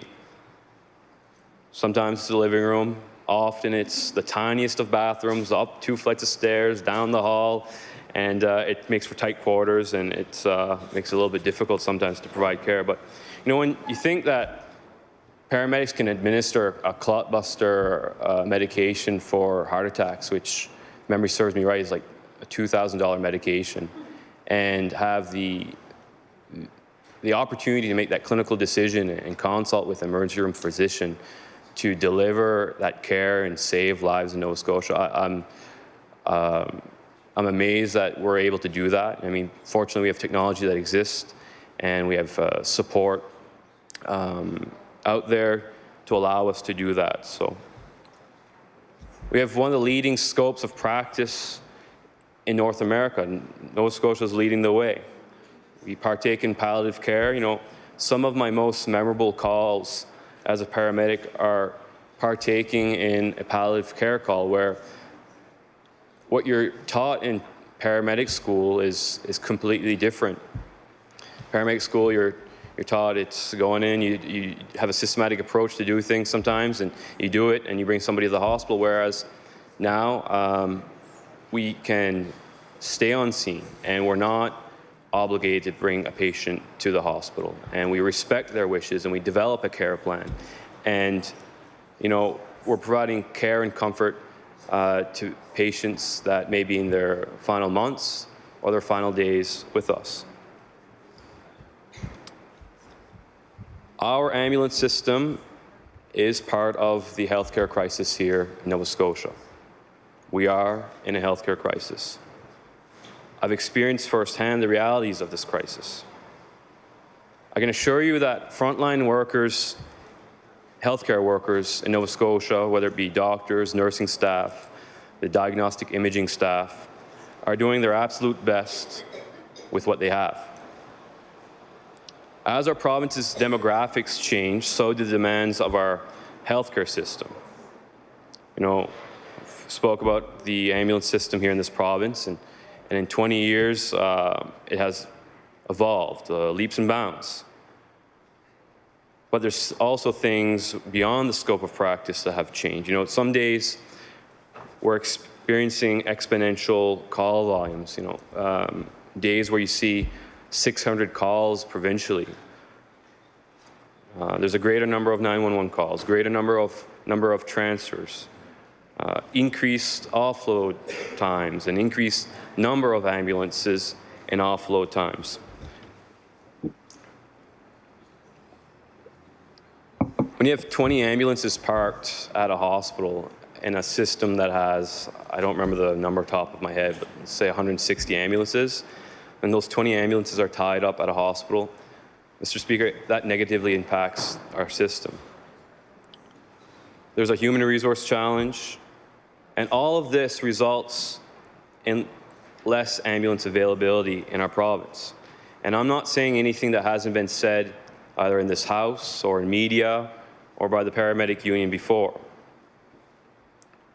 Brought up before, the campaign by the paramedic union of #CodeCritical, and I know it's not a term that the minister or the government uses. However, it's well publicized of what its purpose. It's to bring awareness to Nova Scotians of the realities of the system facing our ambulance system here in Nova Scotia. It's frightening at times, and it shouldn't be frightening, but it's just to share the reality that when you hear that you have an ambulance parked, or one ambulance covering a certain geographical area, whether it be Yarmouth to Liverpool, that means that there's one ambulance providing coverage for that geographical area. And that's frightening. I don't want to sound the alarm more than it has to be, but it's frightening to paramedics, because if you're the only ambulance available to respond to a call, and let's say there's more than one ambulance required, it makes you think, where's the next ambulance? And I'm speaking of the geographical area of Western Nova Scotia, because that's where I've worked my career. But these instances happen in Cape Breton. They happen in HRM. And this is part of the crisis. It's the reality. The solution, Mr. Speaker, is beyond just offload guidelines.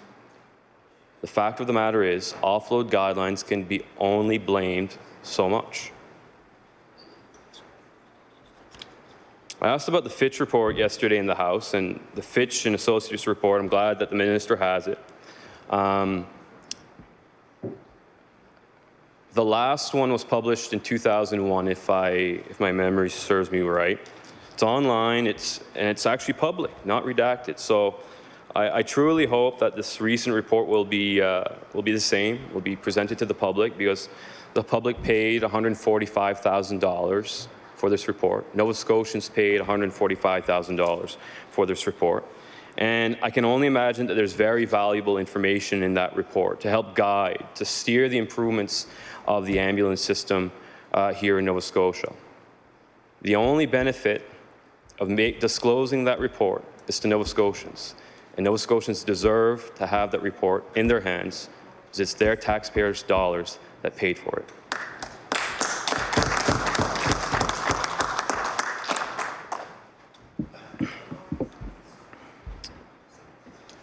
Paramedics' morale is at an all-time low, Mr. Speaker. We've heard of burnout and fatigue. I've asked in this House about paramedic burnout and fatigue. It's related to the new offload guidelines. The system is busier. The demands of the job are greater. We hear on a daily basis of paramedics not getting a meal break. That's doing a 12-hour shift and not being able to eat. Not getting off work on time. That means missing milestones, missing their child's birthday, missing their child's sporting event, missing their Christmas concert, Paramedics are parked at mobile posts sometimes. You know, when I alluded to only having one ambulance in one geographical area, there's no paramedic base on the side of the 103 that I've saw before. The union reports that paramedics are feeling devalued and not appreciated. And this is happening with other healthcare professionals as well. And this government has a responsibility and a role to play here to ensure that work conditions improve, and that goes along with improving safety for healthcare professionals. I mean, yesterday we spoke about mental health in this House. And paramedics and other first responders often see things that they don't necessarily want to see and go home and are faced with some struggle sometimes to deal with that. And fortunately, there's systems and supports out there that are supporting them. You know, you've got the campaigns of hashtag I've Got Your Back 911 and other organizations such as the Tema Contra Foundation. But I think that if the government can commit to improving work conditions and looking at ways to mitigate the paramedic burnout and morale, I think we'll be on a better track to be supporting our frontline workers and their mental health.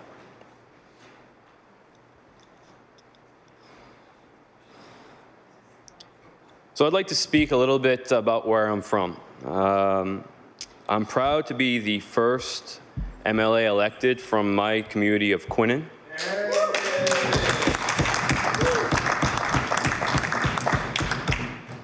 As the member from Yarmouth would know, Quinnen is a very small community, maybe about 300 people, about 20 minutes or so inland from Yarmouth, about north. We're tucked away in the woods, Mr. Speaker. Some argue almost too far that we have to come out to hunt, but yeah, they breed mosquitoes there as well. It's like a drive through the zoo sometimes on my way to my constituency office with all the wildlife. There's one road in, one road out. And part of the community was isolated in years past due to extensive flooding in 2003 and back in 2010. I mean, we had rain event of, I think it was greater than 300 millimeters of rain in a short amount of time, and caused the community to be divided by water. So Quinnen is quite quiet nowadays, except in the summer months, as many people have their summer cottages, and then during in the fall when there's hunting season, and you know, it's quite remarkable that Babe Ruth visited Quinnen back in 1935 for a hunting trip. I believe that some of my colleagues might have been there as well.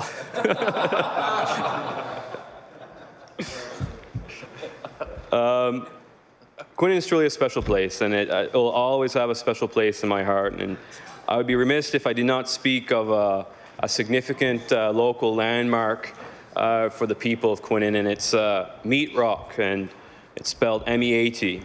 And in French, it's La Roche de Viande. And it's a historical location, and it's very symbolic for others. And it's essentially just a large boulder, a couple meters in size, and it's located further in the sticks than residential Quinnen, many kilometers beyond the end of any paved roads off of the Shinakity Road. And it's heading towards an area called off the Spar Ridge.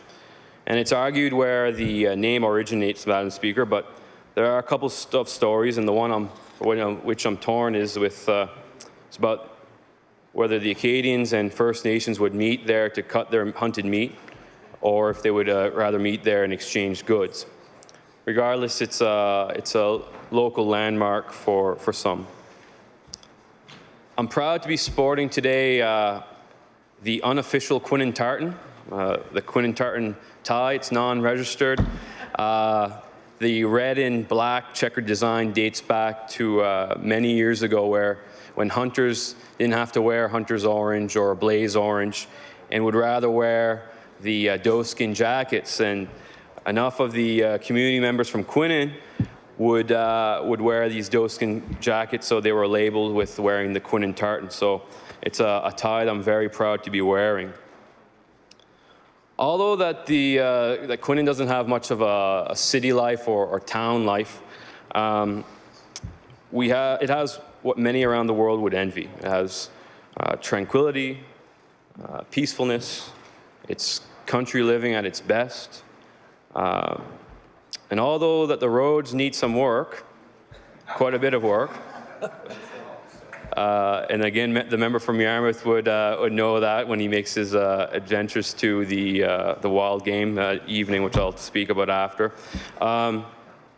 We have something very particular to our area, and it's our dark skies, our night dark skies. And I'm truly amazed by our dark skies, and it really puts in perspective when I'm here in Halifax, and now that it gets darker quite earlier, walking back to our caucus office, and you can essentially not see any stars at night. So Quinnen's been put on the map by a local resident and one of my friends. His name's Tim Doucette. And Tim is legally blind. He has, I believe, 10% of his vision. But he can see beyond the light spectrum, what each and every one of us here could see. Because he had a medical condition when he was younger, but in short, he can see beyond the light spectrum that we can see, if memory serves me right. So he compares our vision is like a 10 megapixel camera, and his is like a 1 megapixel camera. But give him a telescope, and he can see much more. And he's developed a true passion for the night skies and for astronomy. And he decided in 2015 to share his passion for astronomy with others. And he opened an observatory called the Deep Sky Eye Observatory. And believe it or not, he's welcomed 2,500 people from around the world. And people come from around the world, and the member from Yarmouth is signaling that he was one of them. But it's truly a remarkable spot where you can see things that you cannot see in a lot of places here in Nova Scotia.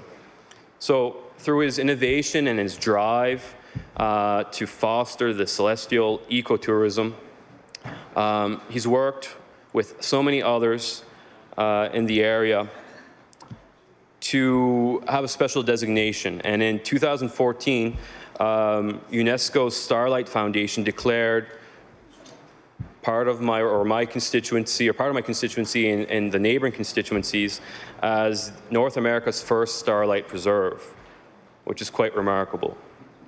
So I extend the invite to my colleagues in the House the next time they visit Argyle Barrington to take a visit to Deep Sky Eye. And like I alluded earlier, I cannot speak about my community without mentioning the annual Quinnen Wild Game Evening and Dinner, which welcomes people from across the province and even international. It's a sold-out event where gathers people to enjoy a social evening and enjoy some delicious meals, different meals cooked with wild game, whether it be porcupine, venison, moose, goose. I think there was squirrel one year, muskrat, beaver, you name it, it's there. So again, it's a great event, and I believe that the member from Queens Shelburne will be there with me next year.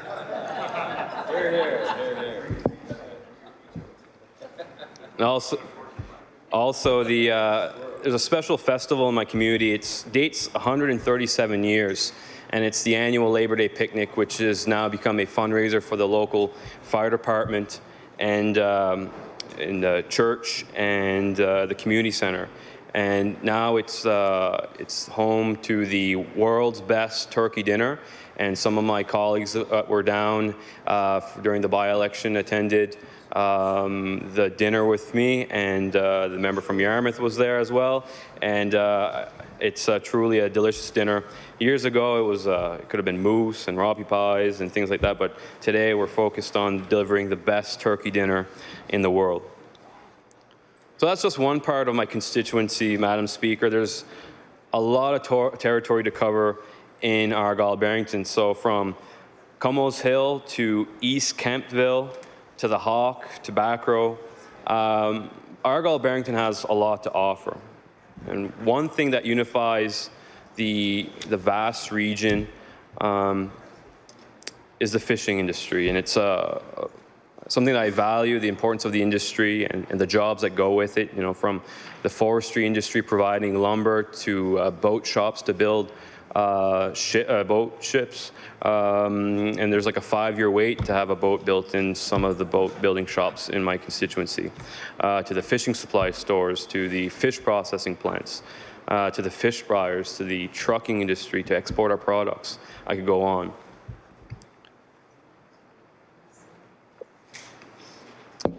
In the community of Wedgeport, there's the annual Wedgeport Sport Tuna Fishing Tournament, which has grown the last number of years, where fishers gather to go on a fishing derby to catch tuna. So that community there is very proud of that accomplishment and the work that goes into that festival.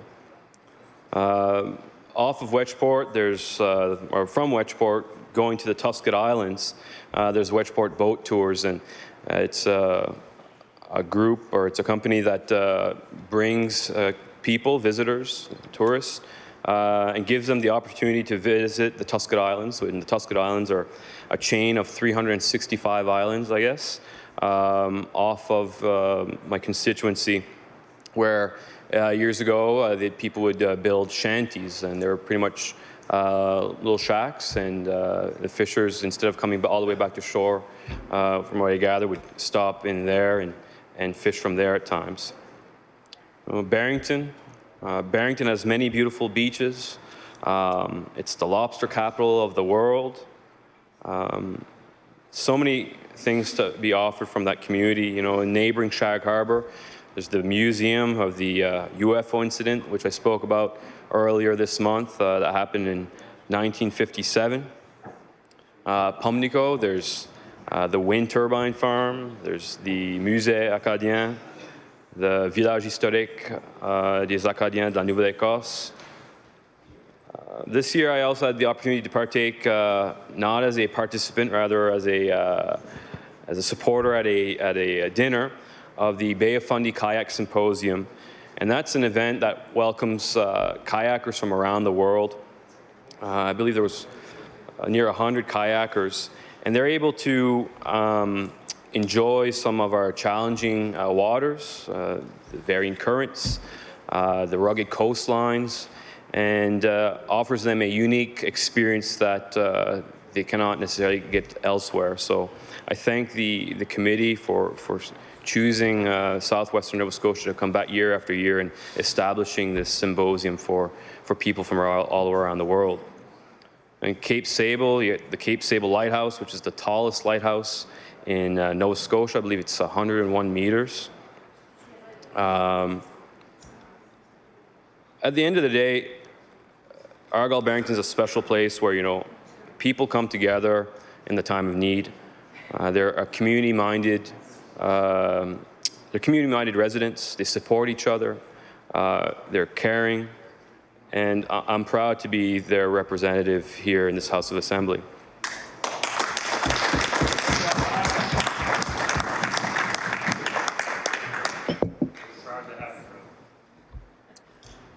The recent by-election in Argyle-Barrington was an opportunity to really connect with constituents, to listen to their concerns, and to think about what we need in our region to make it prosper. There are real concerns in rural Nova Scotia, and without a doubt, healthcare is number one. Spoken with my colleagues that were recently elected as well in the by-election, and the sentiment is echoed across this province that healthcare is a true concern for Nova Scotians. And I'm proud to be able to bring forward their concerns when it comes to healthcare to this legislature. People are concerned about access to primary care, you know, not having a family doctor. And we've discussed this in this House, but the fact of the matter is there's thousands of people still in this province without a family doctor, struggling to get prescriptions renewed. It's a simple thing, and they're forced to go to an emergency room where, and that's when they're open. You know, you got Roseway, I believe it's closed today and tomorrow. And these people here are forced to go to a neighboring hospital, whether it be Queens or Yarmouth. And this affects wait times in emergency rooms, Madam Speaker. It affects the ambulance system again. You know, instead of taking an hour to do a call in the town of Shelburne, now you're forced to go an hour beyond to a neighboring hospital. I've spoken about the ambulance concerns from first-hand knowledge and what's being shared on media and by the paramedic union, but in my constituency, I have 3 paramedic stations. I have Pumlico, I have Woods Harbor, and Barrington. And it's well known that these bases sometimes do not have any paramedics posted here. That's due because of the system demands, and like I said, the demands are high. So paramedics are moving. So this issue was brought forward by the ex-member for Argyle Barrington about increased response times noted in areas. You know, when you have an ambulance base in a community and you're used to having a response time, let's say less than 10 minutes, and now you're waiting 20, 30, 40 minutes for an ambulance, I'm hard-pressed to say that we're not in a crisis and that that's not a problem. And I know that this is not a regional issue, and I know it's a provincial issue, and I recognize that our province's ambulance system is provincial, and I've spoke about the benefits of this provincial system, but it's time to take action, and again, it's beyond offload guidelines.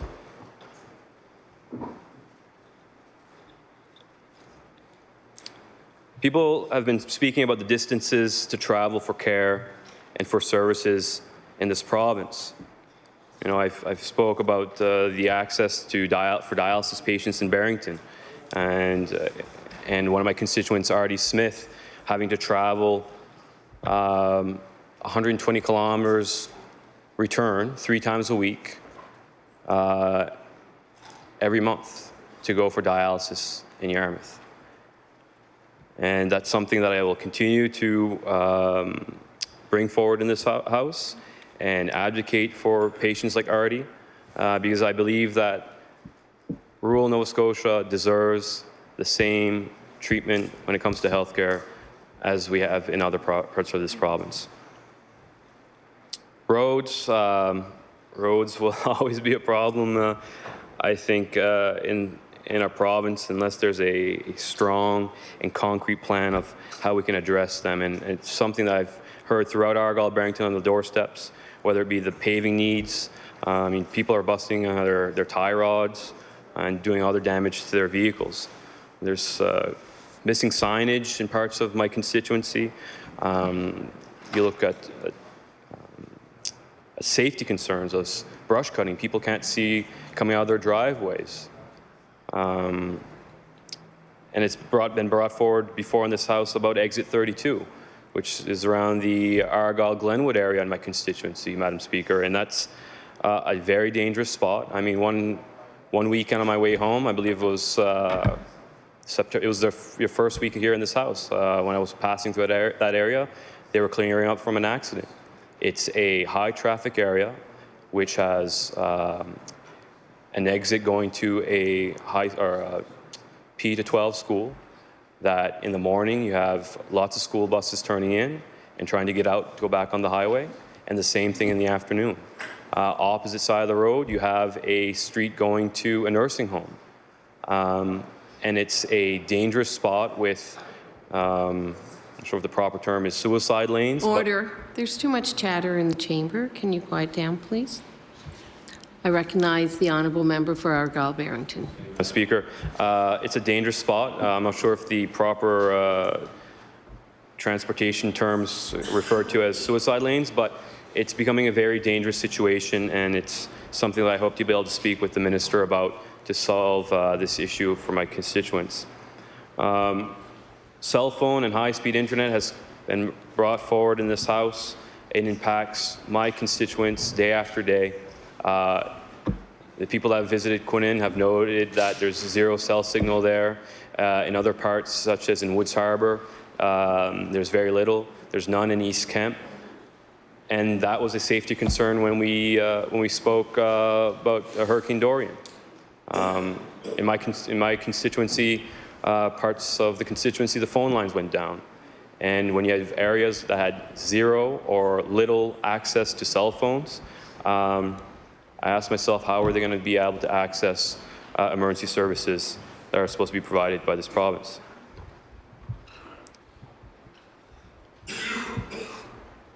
Seniors, a population that I highly respect, and it's a group of people that I've had the opportunity to work and help a lot in my career as a paramedic. And on the doorsteps and even in the constituency office, they're concerned about affordable living and concerned about the increased cost of living, whether it be cost of food or cost of heat or affording their medications or home repairs. At the end of the day, they're trying to make ends meet. And I believe that our seniors, that our citizens who have worked hard, they've raised families, they've contributed to our society and deserve to be treated with dignity and deserve to be treated better than this. When it comes to education, I spoke in this House about Ecole Wedgeport and the importance of this project for the community. And they've worked tirelessly and so hard since 2017 to push forward for this project. And I hope that the project is still slated to open in 2021. But what I found very interesting about the group of parents is that they want to go beyond what's normally involved in the construction of a school. And they have climate change in mind, and I've talked with them about green initiatives. They want to be the pilot project, the leading star when it comes to schools in not only Nova Scotia, but possibly even Canada. They want to incorporate renewable energy. They want to include solar panels. So it's something that I hope that I can continue to work on and maybe make that a reality for them and lead the way for not only in our province, but for the rest of Canada when we talk about infrastructure in our province, that we can be a role model.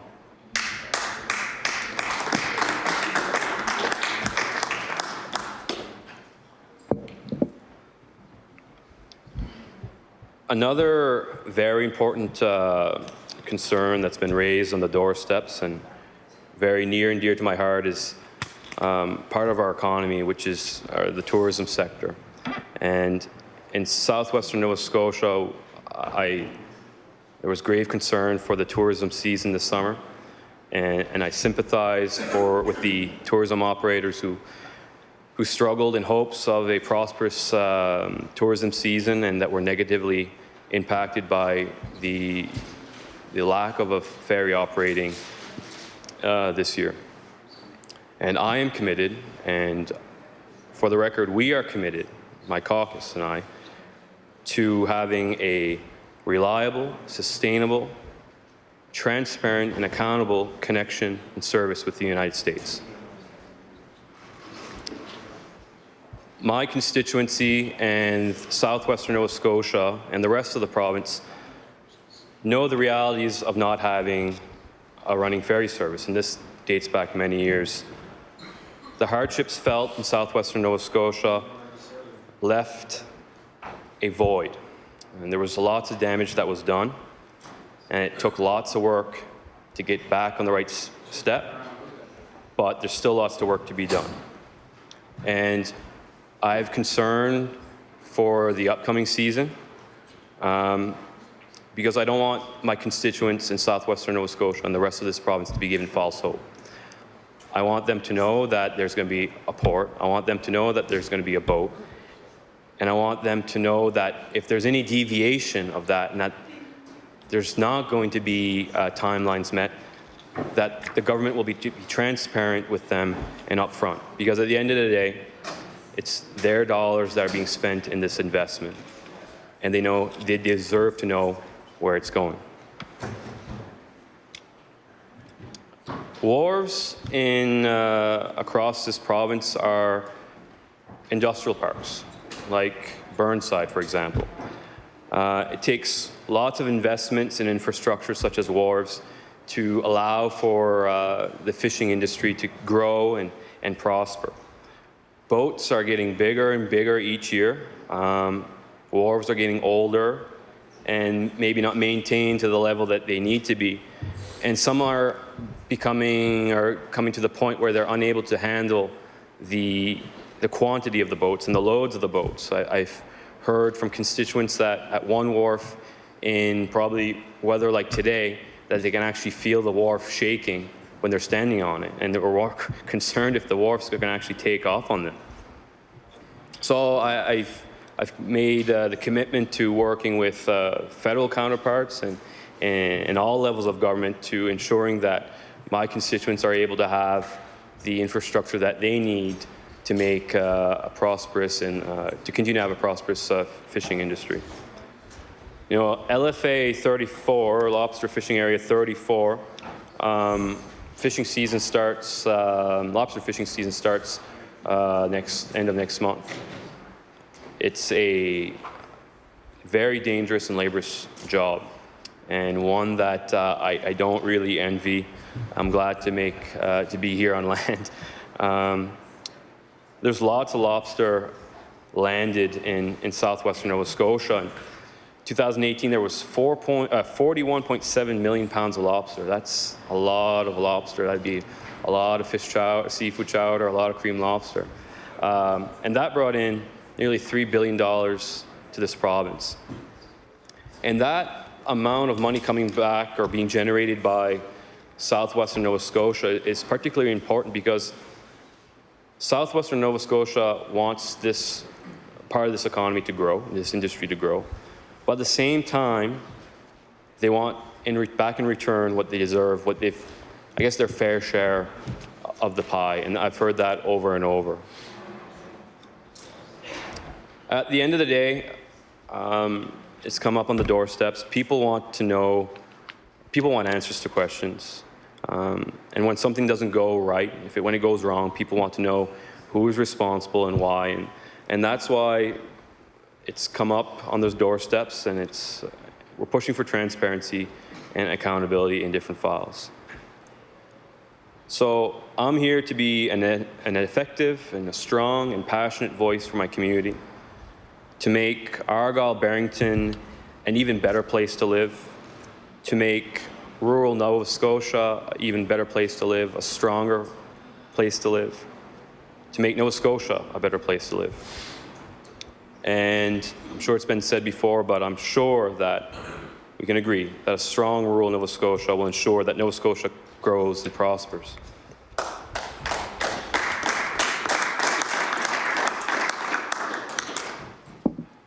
Do a little blurb in French, but fear not, I'll translate it after. Une partie de ma circonscription de Argyle Barrington est composée de plusieurs communautés acadiennes vibrantes, qui possèdent une forte fierté de leur culture, leur patrimoine et de leur langue. Je suis reconnaissant à ma famille de m'avoir guidé dès un jeune âge d'être fier de ma culture acadienne et de ma langue française. Après avoir complété mes études secondaires en français à l'école secondaire de Paramba et avant de devenir ambulancier, j'ai choisi de poursuivre mes études postsecondaires en français à la seule institution postsecondaire de langue française ici en Nouvelle-Écosse, à la baie Sainte-Marie, à l'Université Sainte-Anne. L'Université Sainte-Anne n'est pas l'université la plus verte au Canada. Elle a environ 118 panneaux solaires sur son campus, 2 fournaises de gazéification de la biomasse, 2 éoliennes sur le campus, tout ce qui permet de réduire leurs émissions de gaz à effet de serre, ainsi que contribuer à l'économie rurale du membre de Clare Digby. Saint-Anne est un leader écologique et économique et je suis fier de leur contribution à notre province. Et je suis plus fier de pouvoir m'adresser à cette Assemblée dans une de mes langues maternelles. So, Madam Speaker, part of my constituency is comprised of many vibrant Acadian communities that are very proud of their Acadian culture, their heritage, and their language. And I'm very thankful to my family to have guided me from a young age to be happy and proud of my heritage and my culture. After completing my high school studies at École Secondaire de Paramba, and even before becoming a paramedic, I chose to continue my studies, post-secondary studies in French at Nova Scotia's only Francophone university, at the Université Saint-Anne. And St. Anne's is one of, or if it's not, the greenest university in Canada. It's got 118 solar panels on its campus, 2 biomass furnaces, and they get their wood chips from a mill in Bangor, if I believe. So their carbon footprint to actually bring over these chips are have a much less negative impact when it comes to their carbon footprint. And they also have 2 windmills on their campus, and all of this allows them to reduce their greenhouse gas emissions.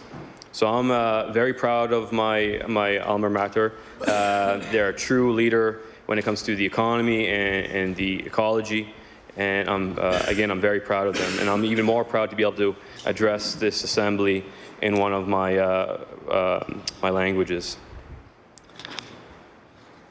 Before I end my remarks, I want to sincerely thank my Progressive Conservative caucus again for embracing me in the PC caucus family since day one. I'd like to also thank the other members of this legislature for their welcome to the House as well.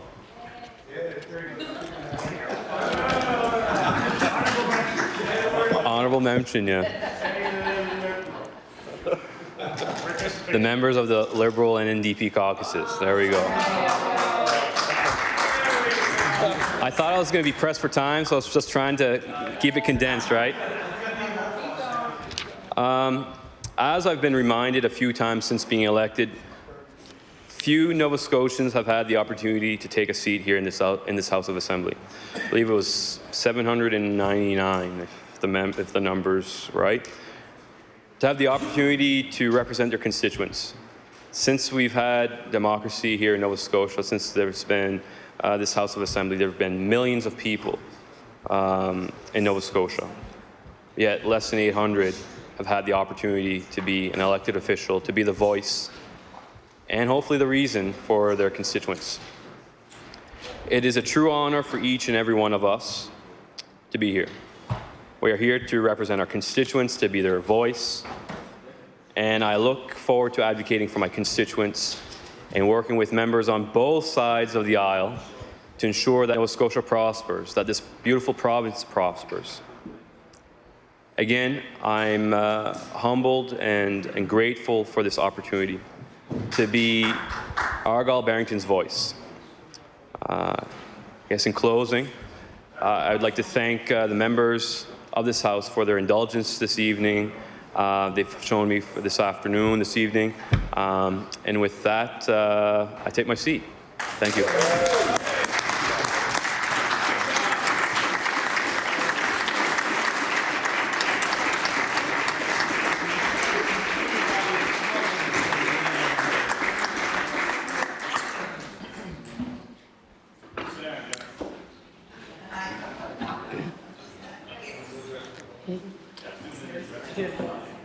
Thank you. I recognize the Honourable Government House Leader.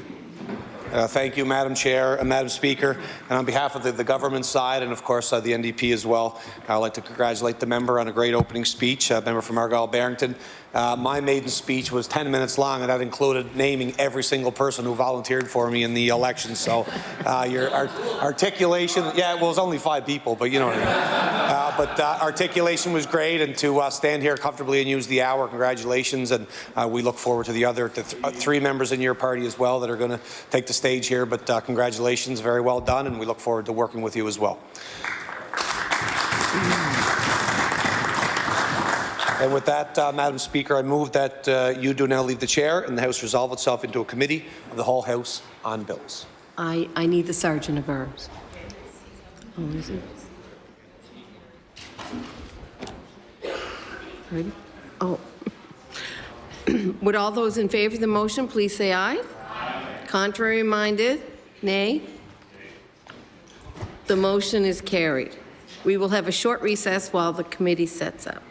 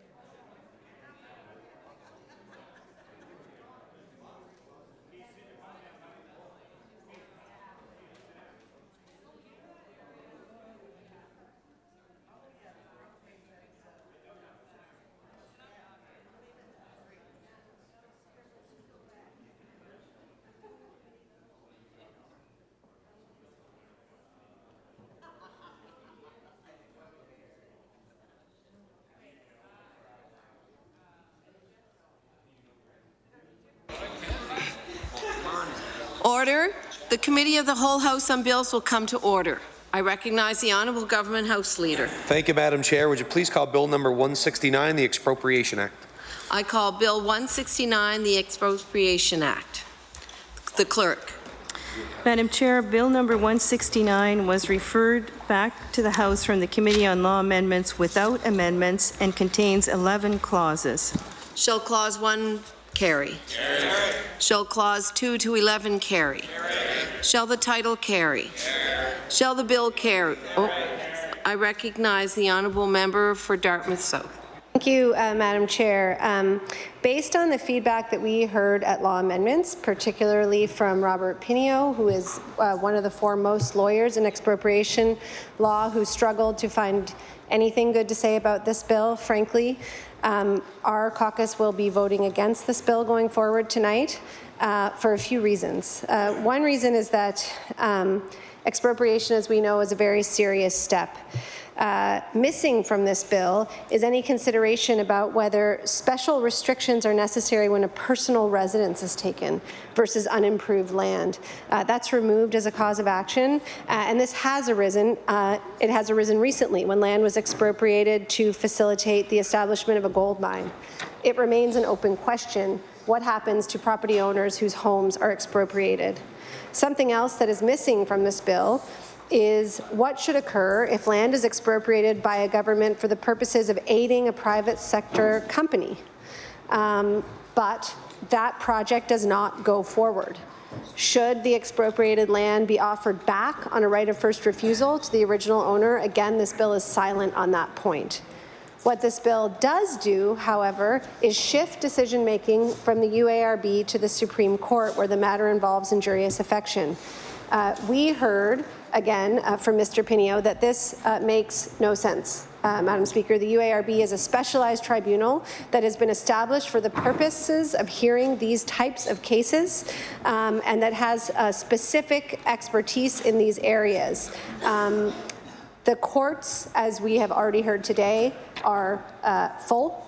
And while there is still a way to access the UARB, which we did hear, the UARB, again, is a specialized tribunal designed to hear about this. The tradition, Madam Chair, and this also came up at Law Amendments, and I think was a surprise to most of us, including myself, recently, not included in this bill, but recently the regulations related to the Expropriation Act were changed so that rather than costs being awarded on a full recovery basis, so someone whose land is expropriated, if they had a successful cause of action, they would make an application for the reasonable recovery of costs, and it would be determined whether their lawyer charged a reasonable fee. If their lawyer did not, they would be awarded costs on what would be considered a reasonable basis, which stands to reason. If your land is taken away, you are successful in fighting the expropriation of your land, you don't have to be out of pocket to pay your lawyer. That is no longer the case, Madam Speaker. The costs are now awarded according to Tariff A or Tariff C of the Civil Procedure Rules. What we heard at Law Amendments is that that would get you up to 50% max of your actual costs. So we're talking about theoretically someone whose land is taken away who then recovers only a fraction of their legal fees, even if they're successful, even if they're awarded costs. This is problematic. There are a number of other problems in this bill, Madam Speaker. I certainly hope that the minister considers sending it back to the department for consultation with experts such as Mr. Pinio and others who clearly weren't consulted in this, but who spend time representing expropriation authorities, who spend time representing individuals in this very kind of narrow and specialized area of the law. So for those reasons, Madam Speaker, we will be voting against this bill. Shall the title carry? Carry. Shall the bill carry? Carry. The bill is carried.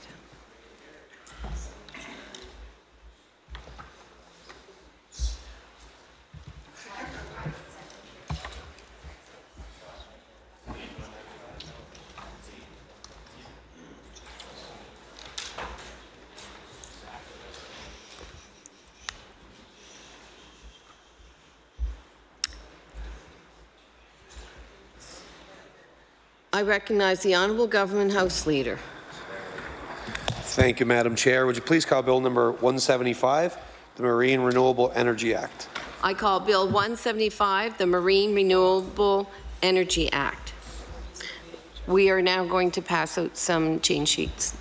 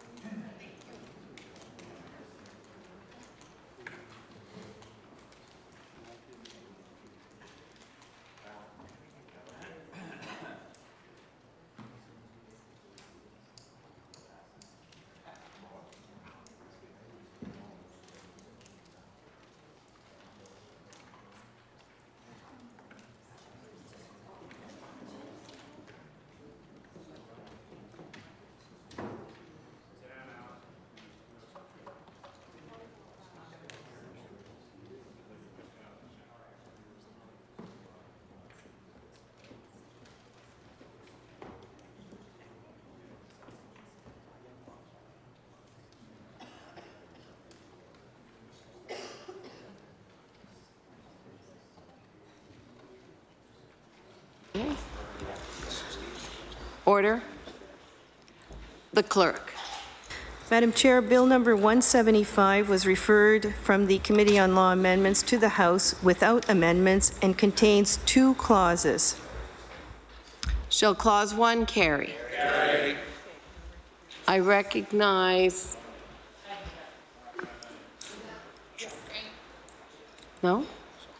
I recognize the honourable member for Dartmouth North. Thank you, Madam Chair. I wanted to bring the House's attention to change sheet CWHB NDP 1. This is a proposed amendment to Clause 2. So I will read it and then I will ask that we move it. Page 1, Clause 2, proposed subsection 49B4.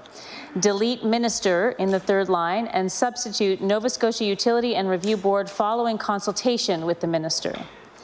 So, Madam Chair, we believe that there needs to be more accountability and transparency in the setting of the rates for tidal energy. The UARB is in place for exactly this reason. The UARB are experts. The people that sit on the board are the experts in this type of oversight. And the way that the bill stands now, the minister would have full power to set rates for tidal energy, and it's simply not transparent or accountable. Of course, the minister should have input into setting rates and should be consulted with, which is why the wording says in consultation with the minister. But ultimately, we feel that it should be the UARB that does set the rates. Thank you. Does the amendment carry? The amendment is defeated. Shall the clause carry? Carry. Shall the remaining clauses carry? Carry. Shall the title carry? Carry. Shall the bill carry? Carry. The bill is carried.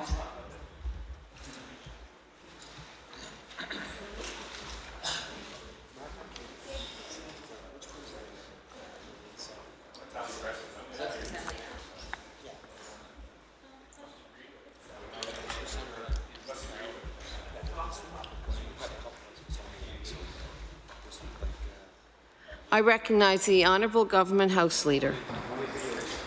Thank you, Madam Chair. Would you please call Bill number 177, the Public Utilities Act? I call Bill 177, the Public Utilities Act. The Clerk. Madam Chair, Bill number 177 was referred from the Committee on Law Amendments back to the House without amendments and contains 2 clauses. Shall Clause 1 carry? Carry. Shall Clause 2 carry? Carry. Shall the title carry? Carry. Shall the bill carry? Carry. The bill is carried.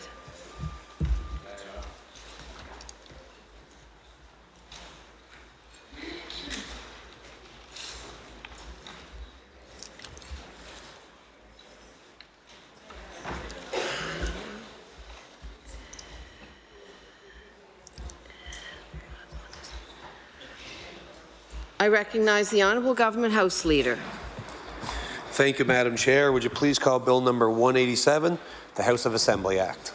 I call Bill 187, the House of Assembly Act. We are going to distribute change sheets.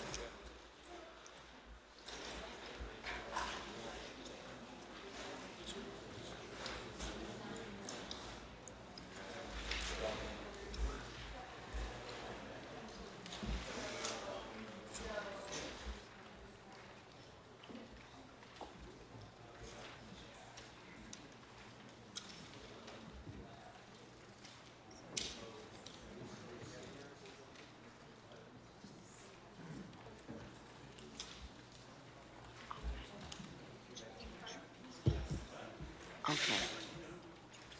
Okay.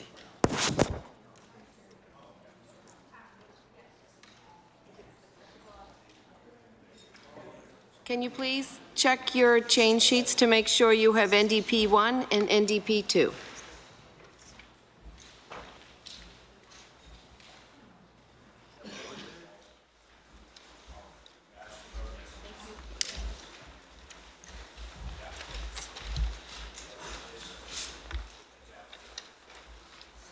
Yes?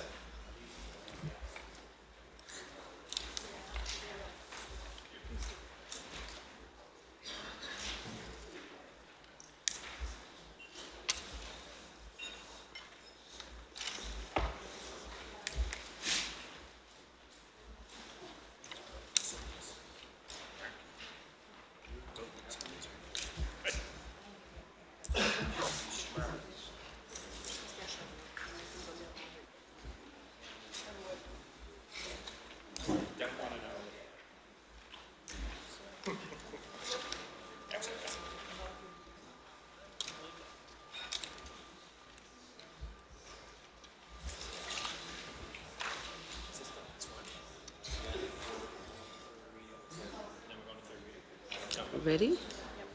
Okay. I recognize the clerk. Madam Chair, Bill number 187 was referred from the Committee on Law Amendments to the House without amendments and contains 4 clauses. Shall Clause 1 carry? Carry. I recognize the honourable member for Halifax-Shabukta. Thank you, Madam Chair. Draw the attention of members to sheet CWHB NDP 1, and I move the following amendment. Subsection 5B of Chapter 1, as enacted by Chapter 11 of the Acts of 2018, is amended by adding immediately after Clause F the following clause, brackets FA, the Commission must hold consultations with the public and with experts in the field of elections as to whether a system of proportional representation would achieve more effective representation than the current system. Madam Chair, in the debate in 2017 on the House of Assembly Act, when the legislation was enacted that gave life to the Electoral Boundaries Commission, whose report is embodied in this present legislation. In the course of that discussion here, our caucus spoke about the great difficulty, the great challenge that was posed before the Electoral Boundaries Commission. I spoke about how during the previous commission, the government that I had been a part of, how we had struggled with that great difficulty and I guess the best way to describe that difficulty would be to say that there are these two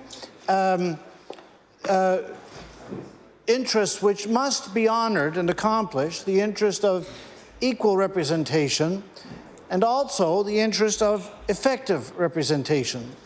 And the accomplishing of both of these things simultaneously is, if ever there was one, a real Solomon's circle to square. And at that time, we proposed an amendment to the House of Assembly Act that set up the Electoral Boundaries Commission, which would have allowed the Commission to extend its terms of reference to include potential solutions to this Solomon's circle of Nova Scotia representative democracy, to include potential solutions that would involve a system of proportional representation, which we saw and continue to see as the only real means by which this circle can be squared, and these two on the surface certainly very contradictory often interests can simultaneously be served. Now that amendment at that time, as members will know, was defeated. It seems to me that the legislation that's before us now provides lots of evidence of that deep difficulty of this problem, which we spoke to at that time. A deep difficulty, the evidence of which I think we see in the recommendations of this current report, in, for example, the fact that the report, the bill before us is calling not for 4 protected ridings, but rather 3, that is to say, that exceed the variances for reasons of special ridings of plus or minus 25%.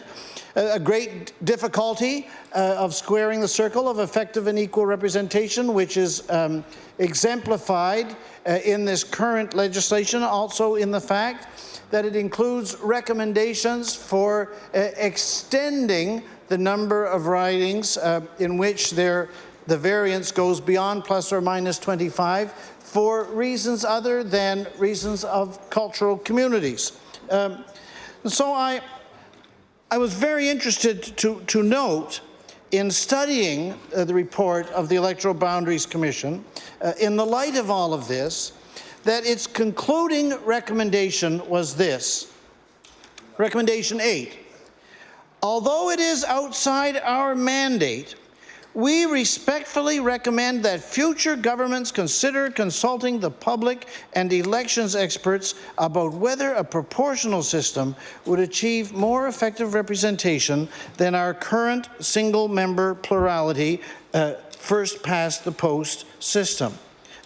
So I return then to the point. This amendment follows the reasoning that has been pointed to by the Commission, which we had pointed to before, and which the experience of the Commission, in my judgment, would indicate would be a wise addition to this Act.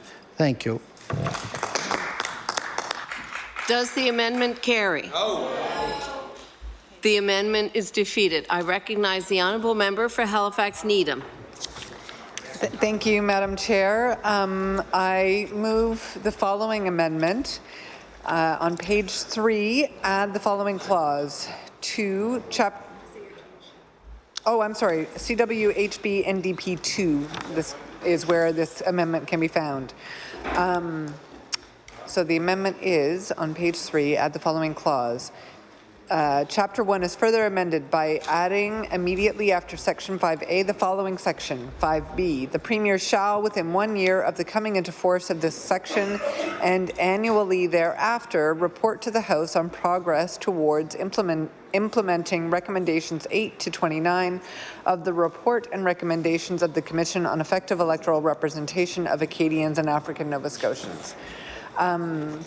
Madam Chair, the intention of this amendment is simply to create some mechanism for the Keefe report, the report on towards sorry, I'm just going to say the title of the report, Representation Toward More Effective Representation for Acadians and African Nova Scotians, a report that has been tabled already with this legislature. To create some mechanism for the full scope of that report to remain on the public agenda. Representation is about more than just electoral boundaries, and what we are, I think, very cognizant of moving forward is that regardless of the next election, where those boundaries are, and regardless of how, future boundary reviews look at lines on the map and numbers of people in constituencies, there will nonetheless continue to be a deficit of effective representation in Nova Scotia, particularly for racialized and historically marginalized and discriminated against communities such as African Nova Scotians. If the whole scope of this report's work is not committed to with some mechanism for holding it in the present moment as work that needs to be done. So just for an example, Recommendation 9 was for a deputy members committee supported by an officials committee established with responsibility for Acadian and Francophone issues in government. Recommendation 10 was for a formal advisory committee for the Minister of African Nova Scotian Affairs. But it goes on with recommendations for municipalities and for political parties.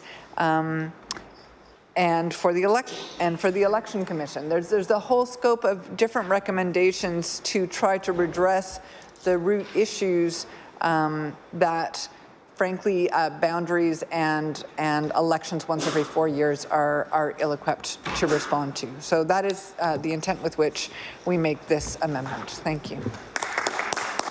Does the amendment carry? No. The amendment is defeated.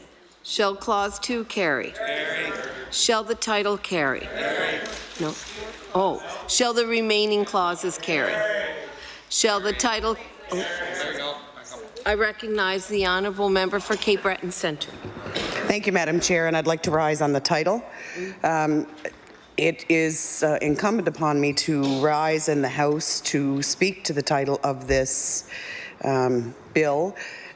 For many of my constituents who feel that they haven't had ample opportunity to present at-law amendments, and on their behalf, I am asking that this be referred back so they have a chance to present.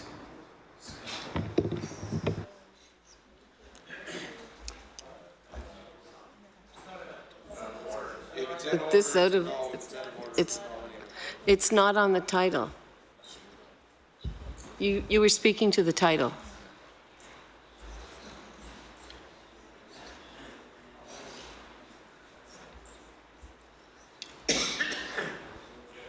I recognize the honourable member for Cape Breton Centre.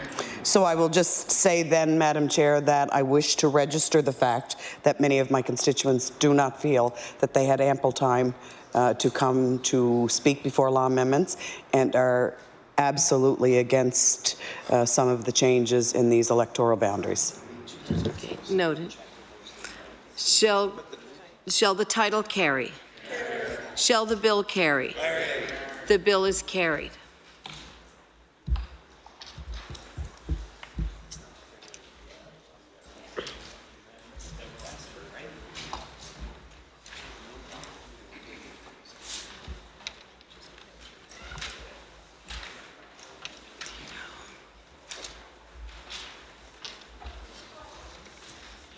I recognize the Honourable Government House Leader. Thank you, Madam Chair. I move that you do now rise and report these bills.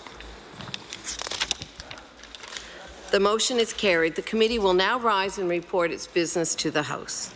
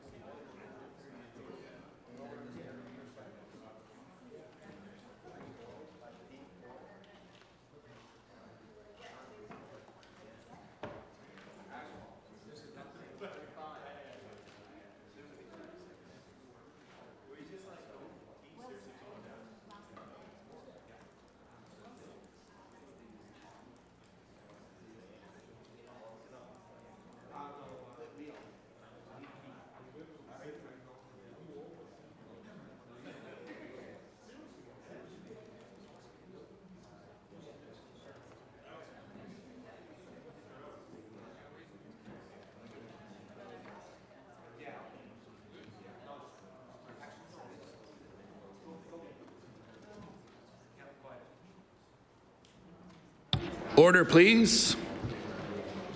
The chairman of the Committee of the Whole House on Bills will now report. That the Committee of the Whole has met and considered the following bills. Bills number 169, 175, 177, and 187 without amendments, and the chairman has been instructed to recommend these bills to the favorable consideration of the House. Order that these bills be read a third time on a future day. The Honourable Government House Leader. Thank you, Mr. Speaker. Would you please call public bills for third reading? We'll now call public bills for third reading. Mr. Speaker, would you please call Bill number 160, the Fisheries and Coastal Resources Act? We'll now call Bill number 160, the Fisheries and Coastal Resources Act. The Honourable Minister of Fisheries and Aquaculture. Thank you, Mr. Speaker. I'd like to move third reading of the Fisheries and Coastal Resources Act. Question?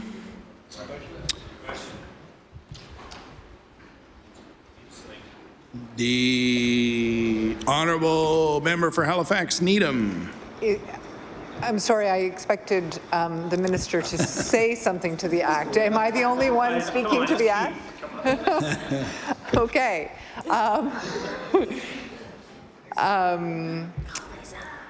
Yeah, here I go. Okay, Mr. Speaker, I am glad to rise and speak to these amendments to the Fisheries and Coastal Resources Act,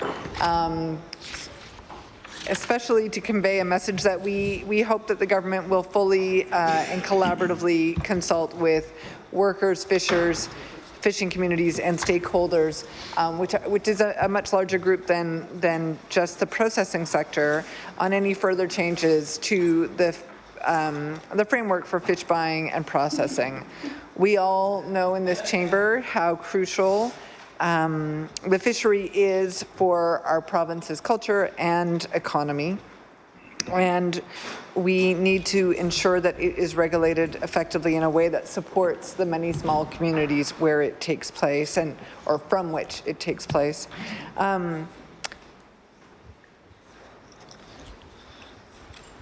And the fishery is especially important because we are at a moment in Nova Scotia where a lot of economic activity is concentrating in Halifax and maybe, I think, even concentrating in hands and the fishery is organized differently from that. The economic activity is spread out, and the interests in it is also spread out. We know that the fish processing industry has trouble finding workers, though, and that often those workers have trouble finding housing, and that likely has something to do with the working conditions and wages. As a result, it's an industry that relies heavily on temporary foreign workers. Any changes to the framework of the processing in the fishery, any changes to how that's happening need to be understood in relation to their impact on the labor dynamic in the fish processing sector.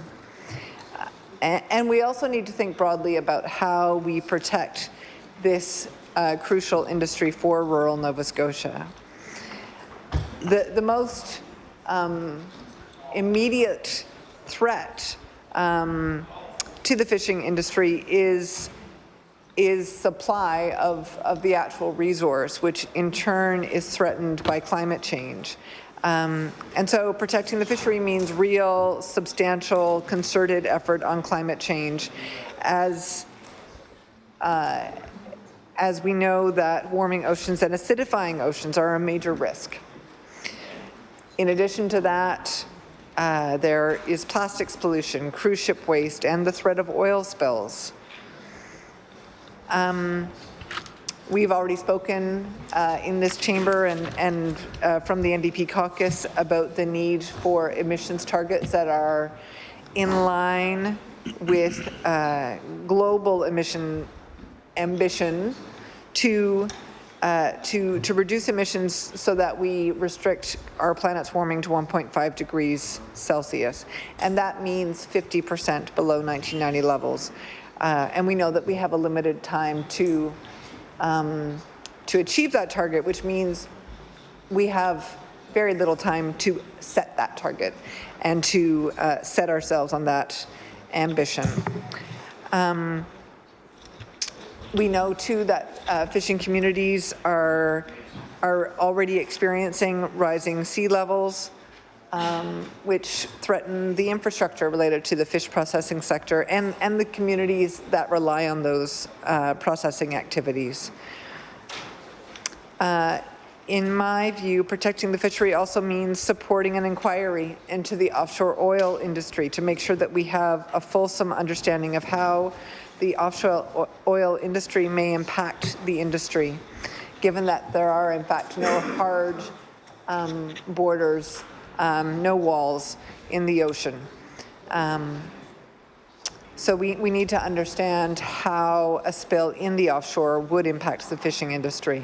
And that's why we have called for a rigorous federal environmental assessment of any plan to release effluent into the Northumberland Strait. And it's also why we have introduced the Environmental Bill of Rights to ensure that communities, including coastal and fishing communities, have a voice in decisions that may have environmental impacts. The ocean is central to this province's social, cultural, and economic present and future. Thank you. Time to recognize the Honourable Minister of Fisheries and Aquaculture. It will be for third reading of Bill number 160, the Fisheries and Coastal Resources Act. The Honourable Minister of Fisheries and Aquaculture. Thank you very much, Mr. Speaker, and I appreciate the comments from the member of the third party. This is a very important bill for the industry. It's an industry we've widely consulted on already, and that's at their request we're making these changes. And indeed, we will take her comments into consideration under the authority I have. A lot of the things that she talked about is beyond my authority to do, but we take this very seriously. Number one, the fishing industry is the #1 employer outside of government in the province, and indeed is biggest exports in the province. And we tend to keep it that way and grow it even further through value added and a lot of other things we can do with the industry in cooperation with the industry. So I move third reading of Bill number 160, the Fisheries and Coastal Resources Act. The motion is for third reading of Bill number 160, the Fisheries and Coastal Resources Act. Would all those in favour of the motion please say aye. Aye. Contrary-minded, nay. Motion is carried.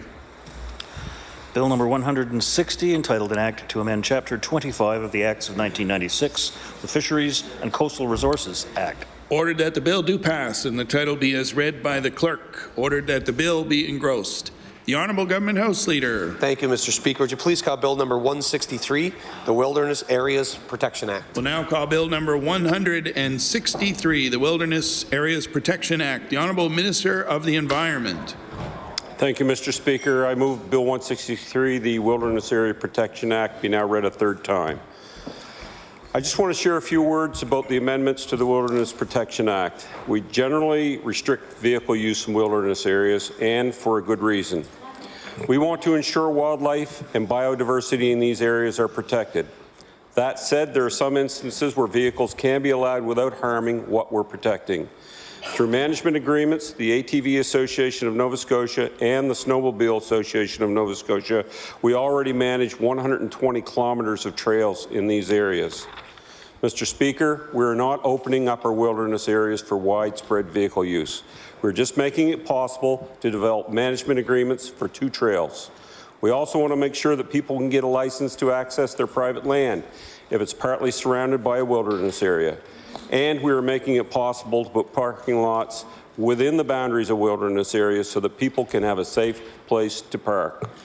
Mr. Speaker, we are committed to promoting biodiversity and protecting ecological important areas of the province. These amendments will allow more people to use these safe areas responsibly and preserving them for generations. I would also again like to thank the staff and especially Peter Labor for doing a great job in the bill briefing, what we had heard earlier. Mr. Speaker, I thank you, and I look forward to the comments from the members who are opposite. The honourable member for Sackville Beaverbank. Thank you very much, Mr. Speaker. Mr. Speaker, we as caucus don't have any objection to this. We see most of this as housekeeping items and support everything that's here. I have reached out and talked to major stakeholders, some of which the minister has suggested, AdVans as well as the Skidoos. And we certainly agree with the ability for people who have landlocked properties to be able to access those. We understand in regards to parking areas in wilderness areas, and after discussions with some of those stakeholders such as AdVans, we certainly understand the need to be able to do this, and we have no objections to this. Thank you. The honourable leader of the New Democratic Party. Thank you, Mr. Speaker. I'm glad to speak again to these amendments to the very important Wilderness Areas Protection Act. The changes before us here are in the vein of making wilderness areas safer to enjoy and clarifying some aspects of their use, as the minister and my previous colleague have pointed out. And of course, these are things that we in the NDP also support. Wilderness areas for sure are important from the point of view of their usefulness, utility for people, but that's not their paramount importance. Their paramount importance is from the point of view of protecting the habitat of the countless other species with whom we share the world. And there are a few subjects more important than this, Mr. Speaker. The United Nations Intergovernmental Science Policy Platform on Diversity and Ecosystem Services, the IPBES, has reported alarmingly on this subject not very long ago.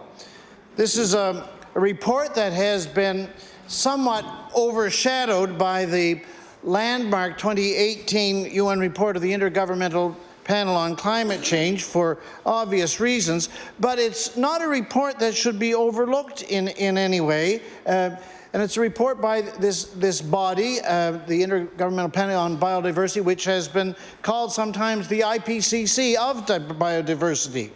And that report found that of the manifold multiplicity of species on the Earth, some 8.7 million, the survival of approximately 1 million, including our own, is at risk from the rate at which we are destroying the natural world.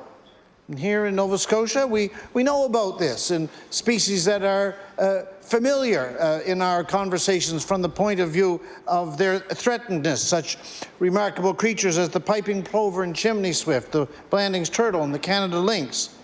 And this UN report describes how human beings have significantly altered 3/4 of all the land on the planet, 2/3 of all the ocean. Notably, 1/3 of coral species, shark and marine animals appear set to go extinct soon if drastic action isn't taken. And the reason for this is really pretty simple. It's this, that human activities have expanded in a fashion which is incompatible with the sustainability of animal and plant life on our planet. Pollution and invasive species are wreaking havoc. Climate change is having an outsized impact, as we know, and this is set only to increase. However, this seminal UN report also says that there is a path towards stemming the impending tide of extinctions that's headed to our waters and our woods, and it gives this path that is available to us a name. It calls it the path of, and these are the UN's words, the path of transformative change. And central to that transformative change, the report outlines, in addition to arresting global warming at 1.5 degrees, is the subject of this act, strengthening our commitment to wilderness protection. So here I want to submit, as we come to the conclusion of thinking about the bill having been opened for the purposes that have been mentioned, here lies the responsibility of this government to move with what the UN is calling transformative boldness on the reduction of greenhouse gas emissions, on renewable energy generation, on energy efficiency, and on wilderness protection. Thank you, Mr. Speaker. Recognize the Honourable Minister of the Environment. It will be for third reading of Bill number 163, the Wilderness Areas Protection Act. The Honourable Minister of the Environment. Thank you very much, Mr. Speaker, and thank you very much for the members from Sackville, Beaverbank, and Halifax-Chebucto for their comments. Certainly, I think I do agree that wilderness areas are extremely important. This is a bill to allow access and to make things safer, but I also would like to note that, you know, it was a very huge undertaking recently where we announced an additional 17 wilderness sites to be protected, with 10 more to come in the future, which moves the bar significantly towards 13% to 12.7. And I really, again, want to thank the staff for the work that they've done to get us there, and all of our folks that raise the awareness of the importance of wilderness areas in the province. So with that, I'll move third reading of Bill 163, amendments to the Wilderness Areas Protection Act. Motion is for third reading of Bill number 163, the Wilderness Areas Protection Act. Would all those in favor of the motion please say aye. Aye. Contrary-minded, nay. The motion is carried. Bill number 163, an act to amend Chapter 27 of the Acts of 1998, the Wilderness Areas Protection Act. Ordered that the bill do pass and the title be as read by the clerk. Ordered that the bill be engrossed. The Honourable Government House Leader. Thank you, Mr. Speaker. Would you please call Bill number 166, the Denturists Act? We'll now call Bill number 166, the Denturists Act. The Honourable Minister of Health and Wellness. Thank you, Mr. Speaker. I move that Bill 166, the Denturists Act, be now read a third time and do pass. Mr. Speaker, as referenced during second reading, these changes will enable denturists to place removable dentures over implants while working as part of an implant team. This service is something that they've been trained to do, and the changes really just provide them the opportunity to work and put this training into practice. With that, I look forward to any comments my colleagues may have. The Honourable Member for Cole Harbour, Eastern Passage. Thank you, Mr. Speaker. I'm pleased to rise to speak to the Denturists Act. The changes that are being brought about are something that's been needed for quite a while because as the number of seniors increases, the amount of people needed to provide care for them goes up. I am hoping that in his closing remarks that the Minister of Health will help shed a few or answer a couple of questions that I have that weren't mentioned. Years ago, this government established an oral health advisory committee, 2014, I believe, and in 2015 they presented their report, which I was reading, and it was considered a phase 1 report with recommendations. And that was 5 years ago almost. And then it dropped off the radar and there has been nothing reported since. So I'm wondering what happened to the Oral Health Advisory Committee that this government had created. With all of my calls and to various people, I have not been able to discover whether this advisory committee is still in place. And if so, is the government still following their recommendations? And if so, is a report that we could refer to? If you go to the Dental Association of Nova Scotia's website, when you look at oral health, they have short reports on various topics over the past 5 years that you can refer to. 2019 was about stress, which we've talked about many times in this legislature and how that impacts oral health. In 2018, though, the report was about the oral health needs of those with special needs. Because as your frailty level goes up, your need for dental care also goes up. We don't talk about that very often in this legislature. And my efforts to find out exactly how much funding there was in long-term care for the provision of dental care, I couldn't get any numbers. So, although this act is addressing one minor issue that may help improve the dental care of people in this province, I'm not sure that it goes anywhere far enough to what those in long-term care are telling me is a perceived lack of care for oral health for those in long-term care. One of the recommendations from the Dental Association's annual report from 2018 is that the issue is that long-term care staff who are already strained because there isn't insufficient staffing are unable to address the dental needs of the elderly. And as all of us have had elderly parents and grandparents, if you have trouble with basic things like bathing and dressing and simply walking down the hall, one of the last things that you're able to do is to look after your own oral health care. I did work with someone for 10 years on a committee, the Serving Seniors Alliance, who provided private in-home dental care. She had her own chair and everything. And she would be hired by families to go in and do oral dental care in long-term care facilities.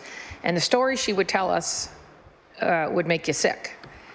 So one of the things that I also could not find out in my research was whether people who are admitted to long-term care facilities actually have a dental assessment by someone other than the nurse who simply says, oh, they've got dentures or they've got whatever.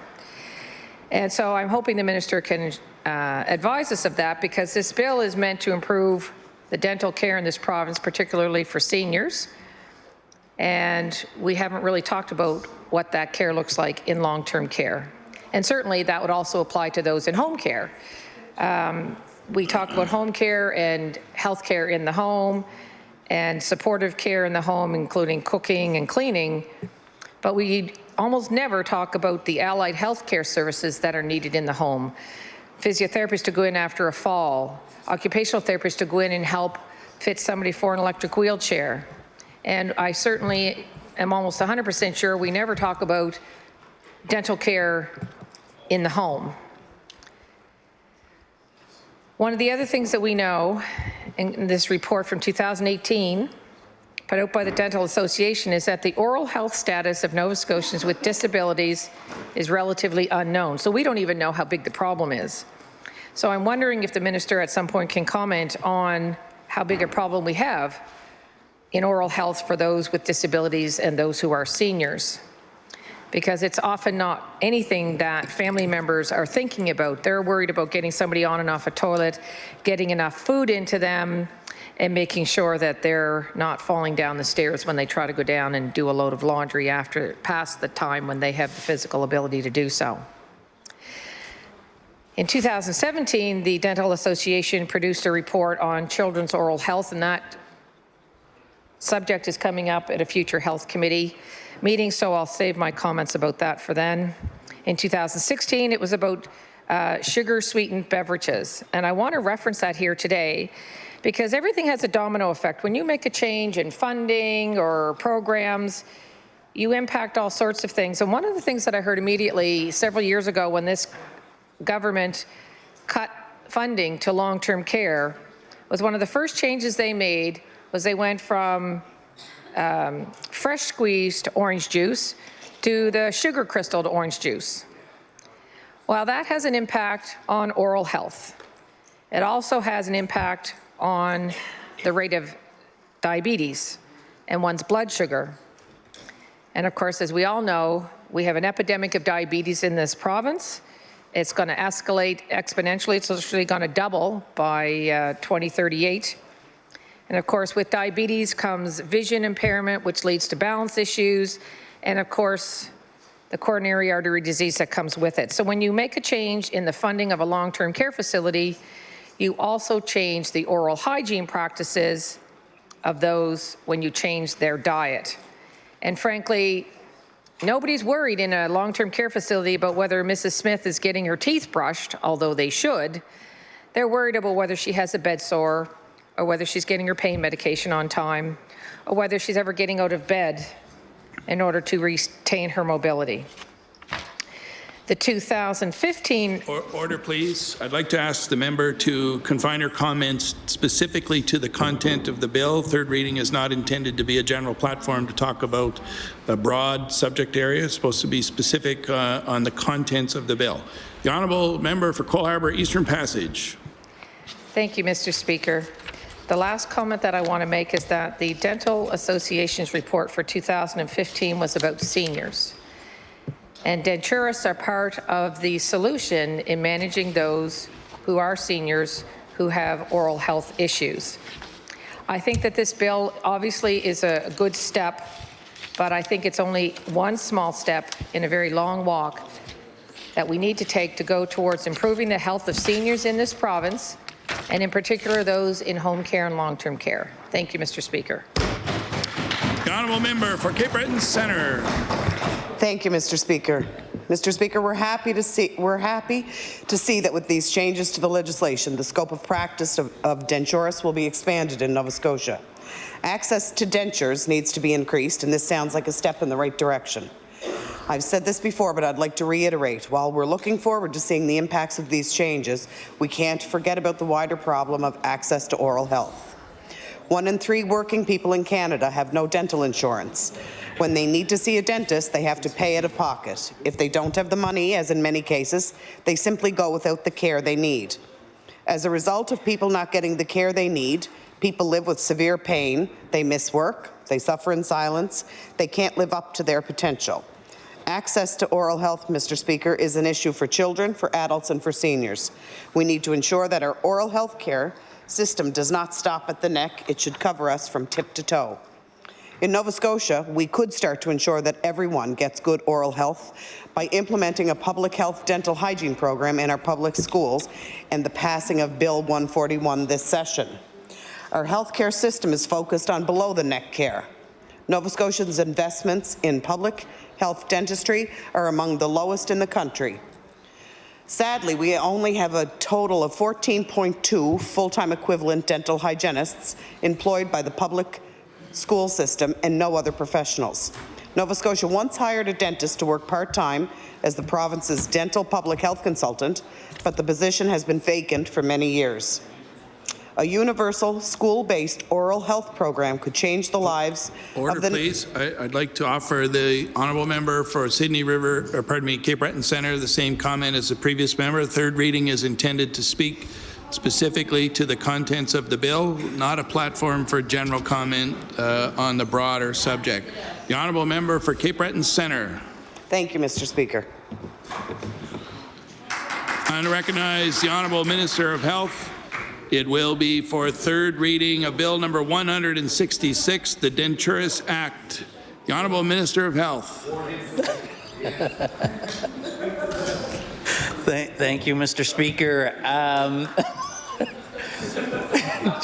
Just one quick thing. The member from Cape Breton Centre made reference. In seriousness, the member from Cape Breton Centre did make reference to a dental consultant position. I just earlier in the week or last week question period, I made it very clear that that position is currently filled, and the dental consultant has been working for a number of months with the department. And with that, Mr. Speaker, I move third reading of bill and to close debate at 166.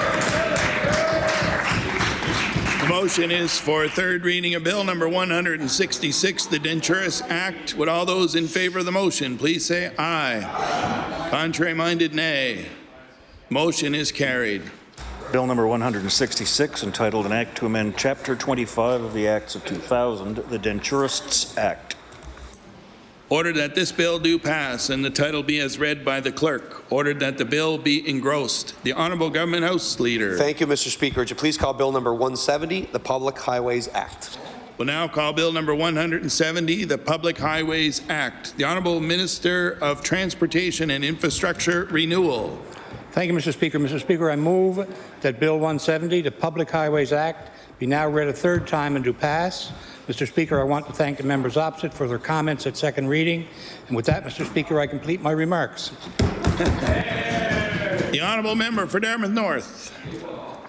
Thank you, Mr. Speaker. I am very glad to speak to this bill. I'm glad to see that we will be cleaning up this act to reduce the burden on both government and individuals when dealing with the ownership of what are by now ancient highways and roads, along with other housekeeping changes that are proposed, including amending the language in the act to make it gender neutral.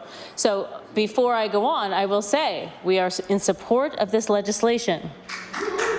Thank you. This bill, though, does remind me, when it comes to secondary roads in our province, our process for dealing with upgrades and repairs is also stuck in the last century, like the ghost highways that this bill deals with.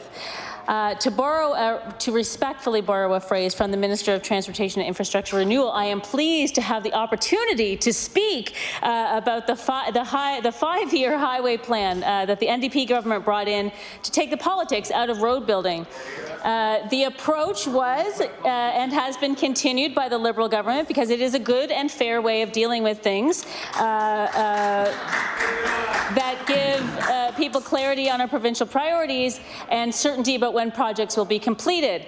The NDP has also, I'm so happy to hear that my colleagues across the floor support this idea, because we've also proposed applying the same planning model to the construction and maintenance of secondary roads, but unfortunately, despite the success of the five-year highways plan, the Liberal government has chosen not to extend that same planning attention to our secondary roads. So, Mr. Speaker, in conclusion, I would like to see this government adopt a five-year plan for secondary roads to ensure that Nova Scotians don't have to fight to ensure that their way home is safe to travel. There's no reason why we couldn't have a better system in place, Mr. Speaker. Thank you very much. I recognize the Honourable Minister of Transportation and Infrastructure Renewal. It will be to close third reading of Bill number 170, the Public Highways Act. The Honourable Minister of Transportation. Mr. Speaker, I rise to close debate on Bill 170. The motion is for third reading of Bill number 170, the Public Highways Act. Would all those in favour of the motion please say aye. Aye. Contrary-minded, nay. The motion is carried. Bill number 170, entitled An Act to Amend Chapter 371 of the Revised Statutes 1989, the Public Highways Act. Ordered that the bill do pass and the title be as read by the clerk. Ordered that the bill be engrossed. The Honourable Deputy Government House Leader. Thank you, Mr. Speaker. That concludes government business for today. I move that the House now rise to meet again tomorrow, Friday, October 18th, between the hours of 9 a.m. and 1 p.m.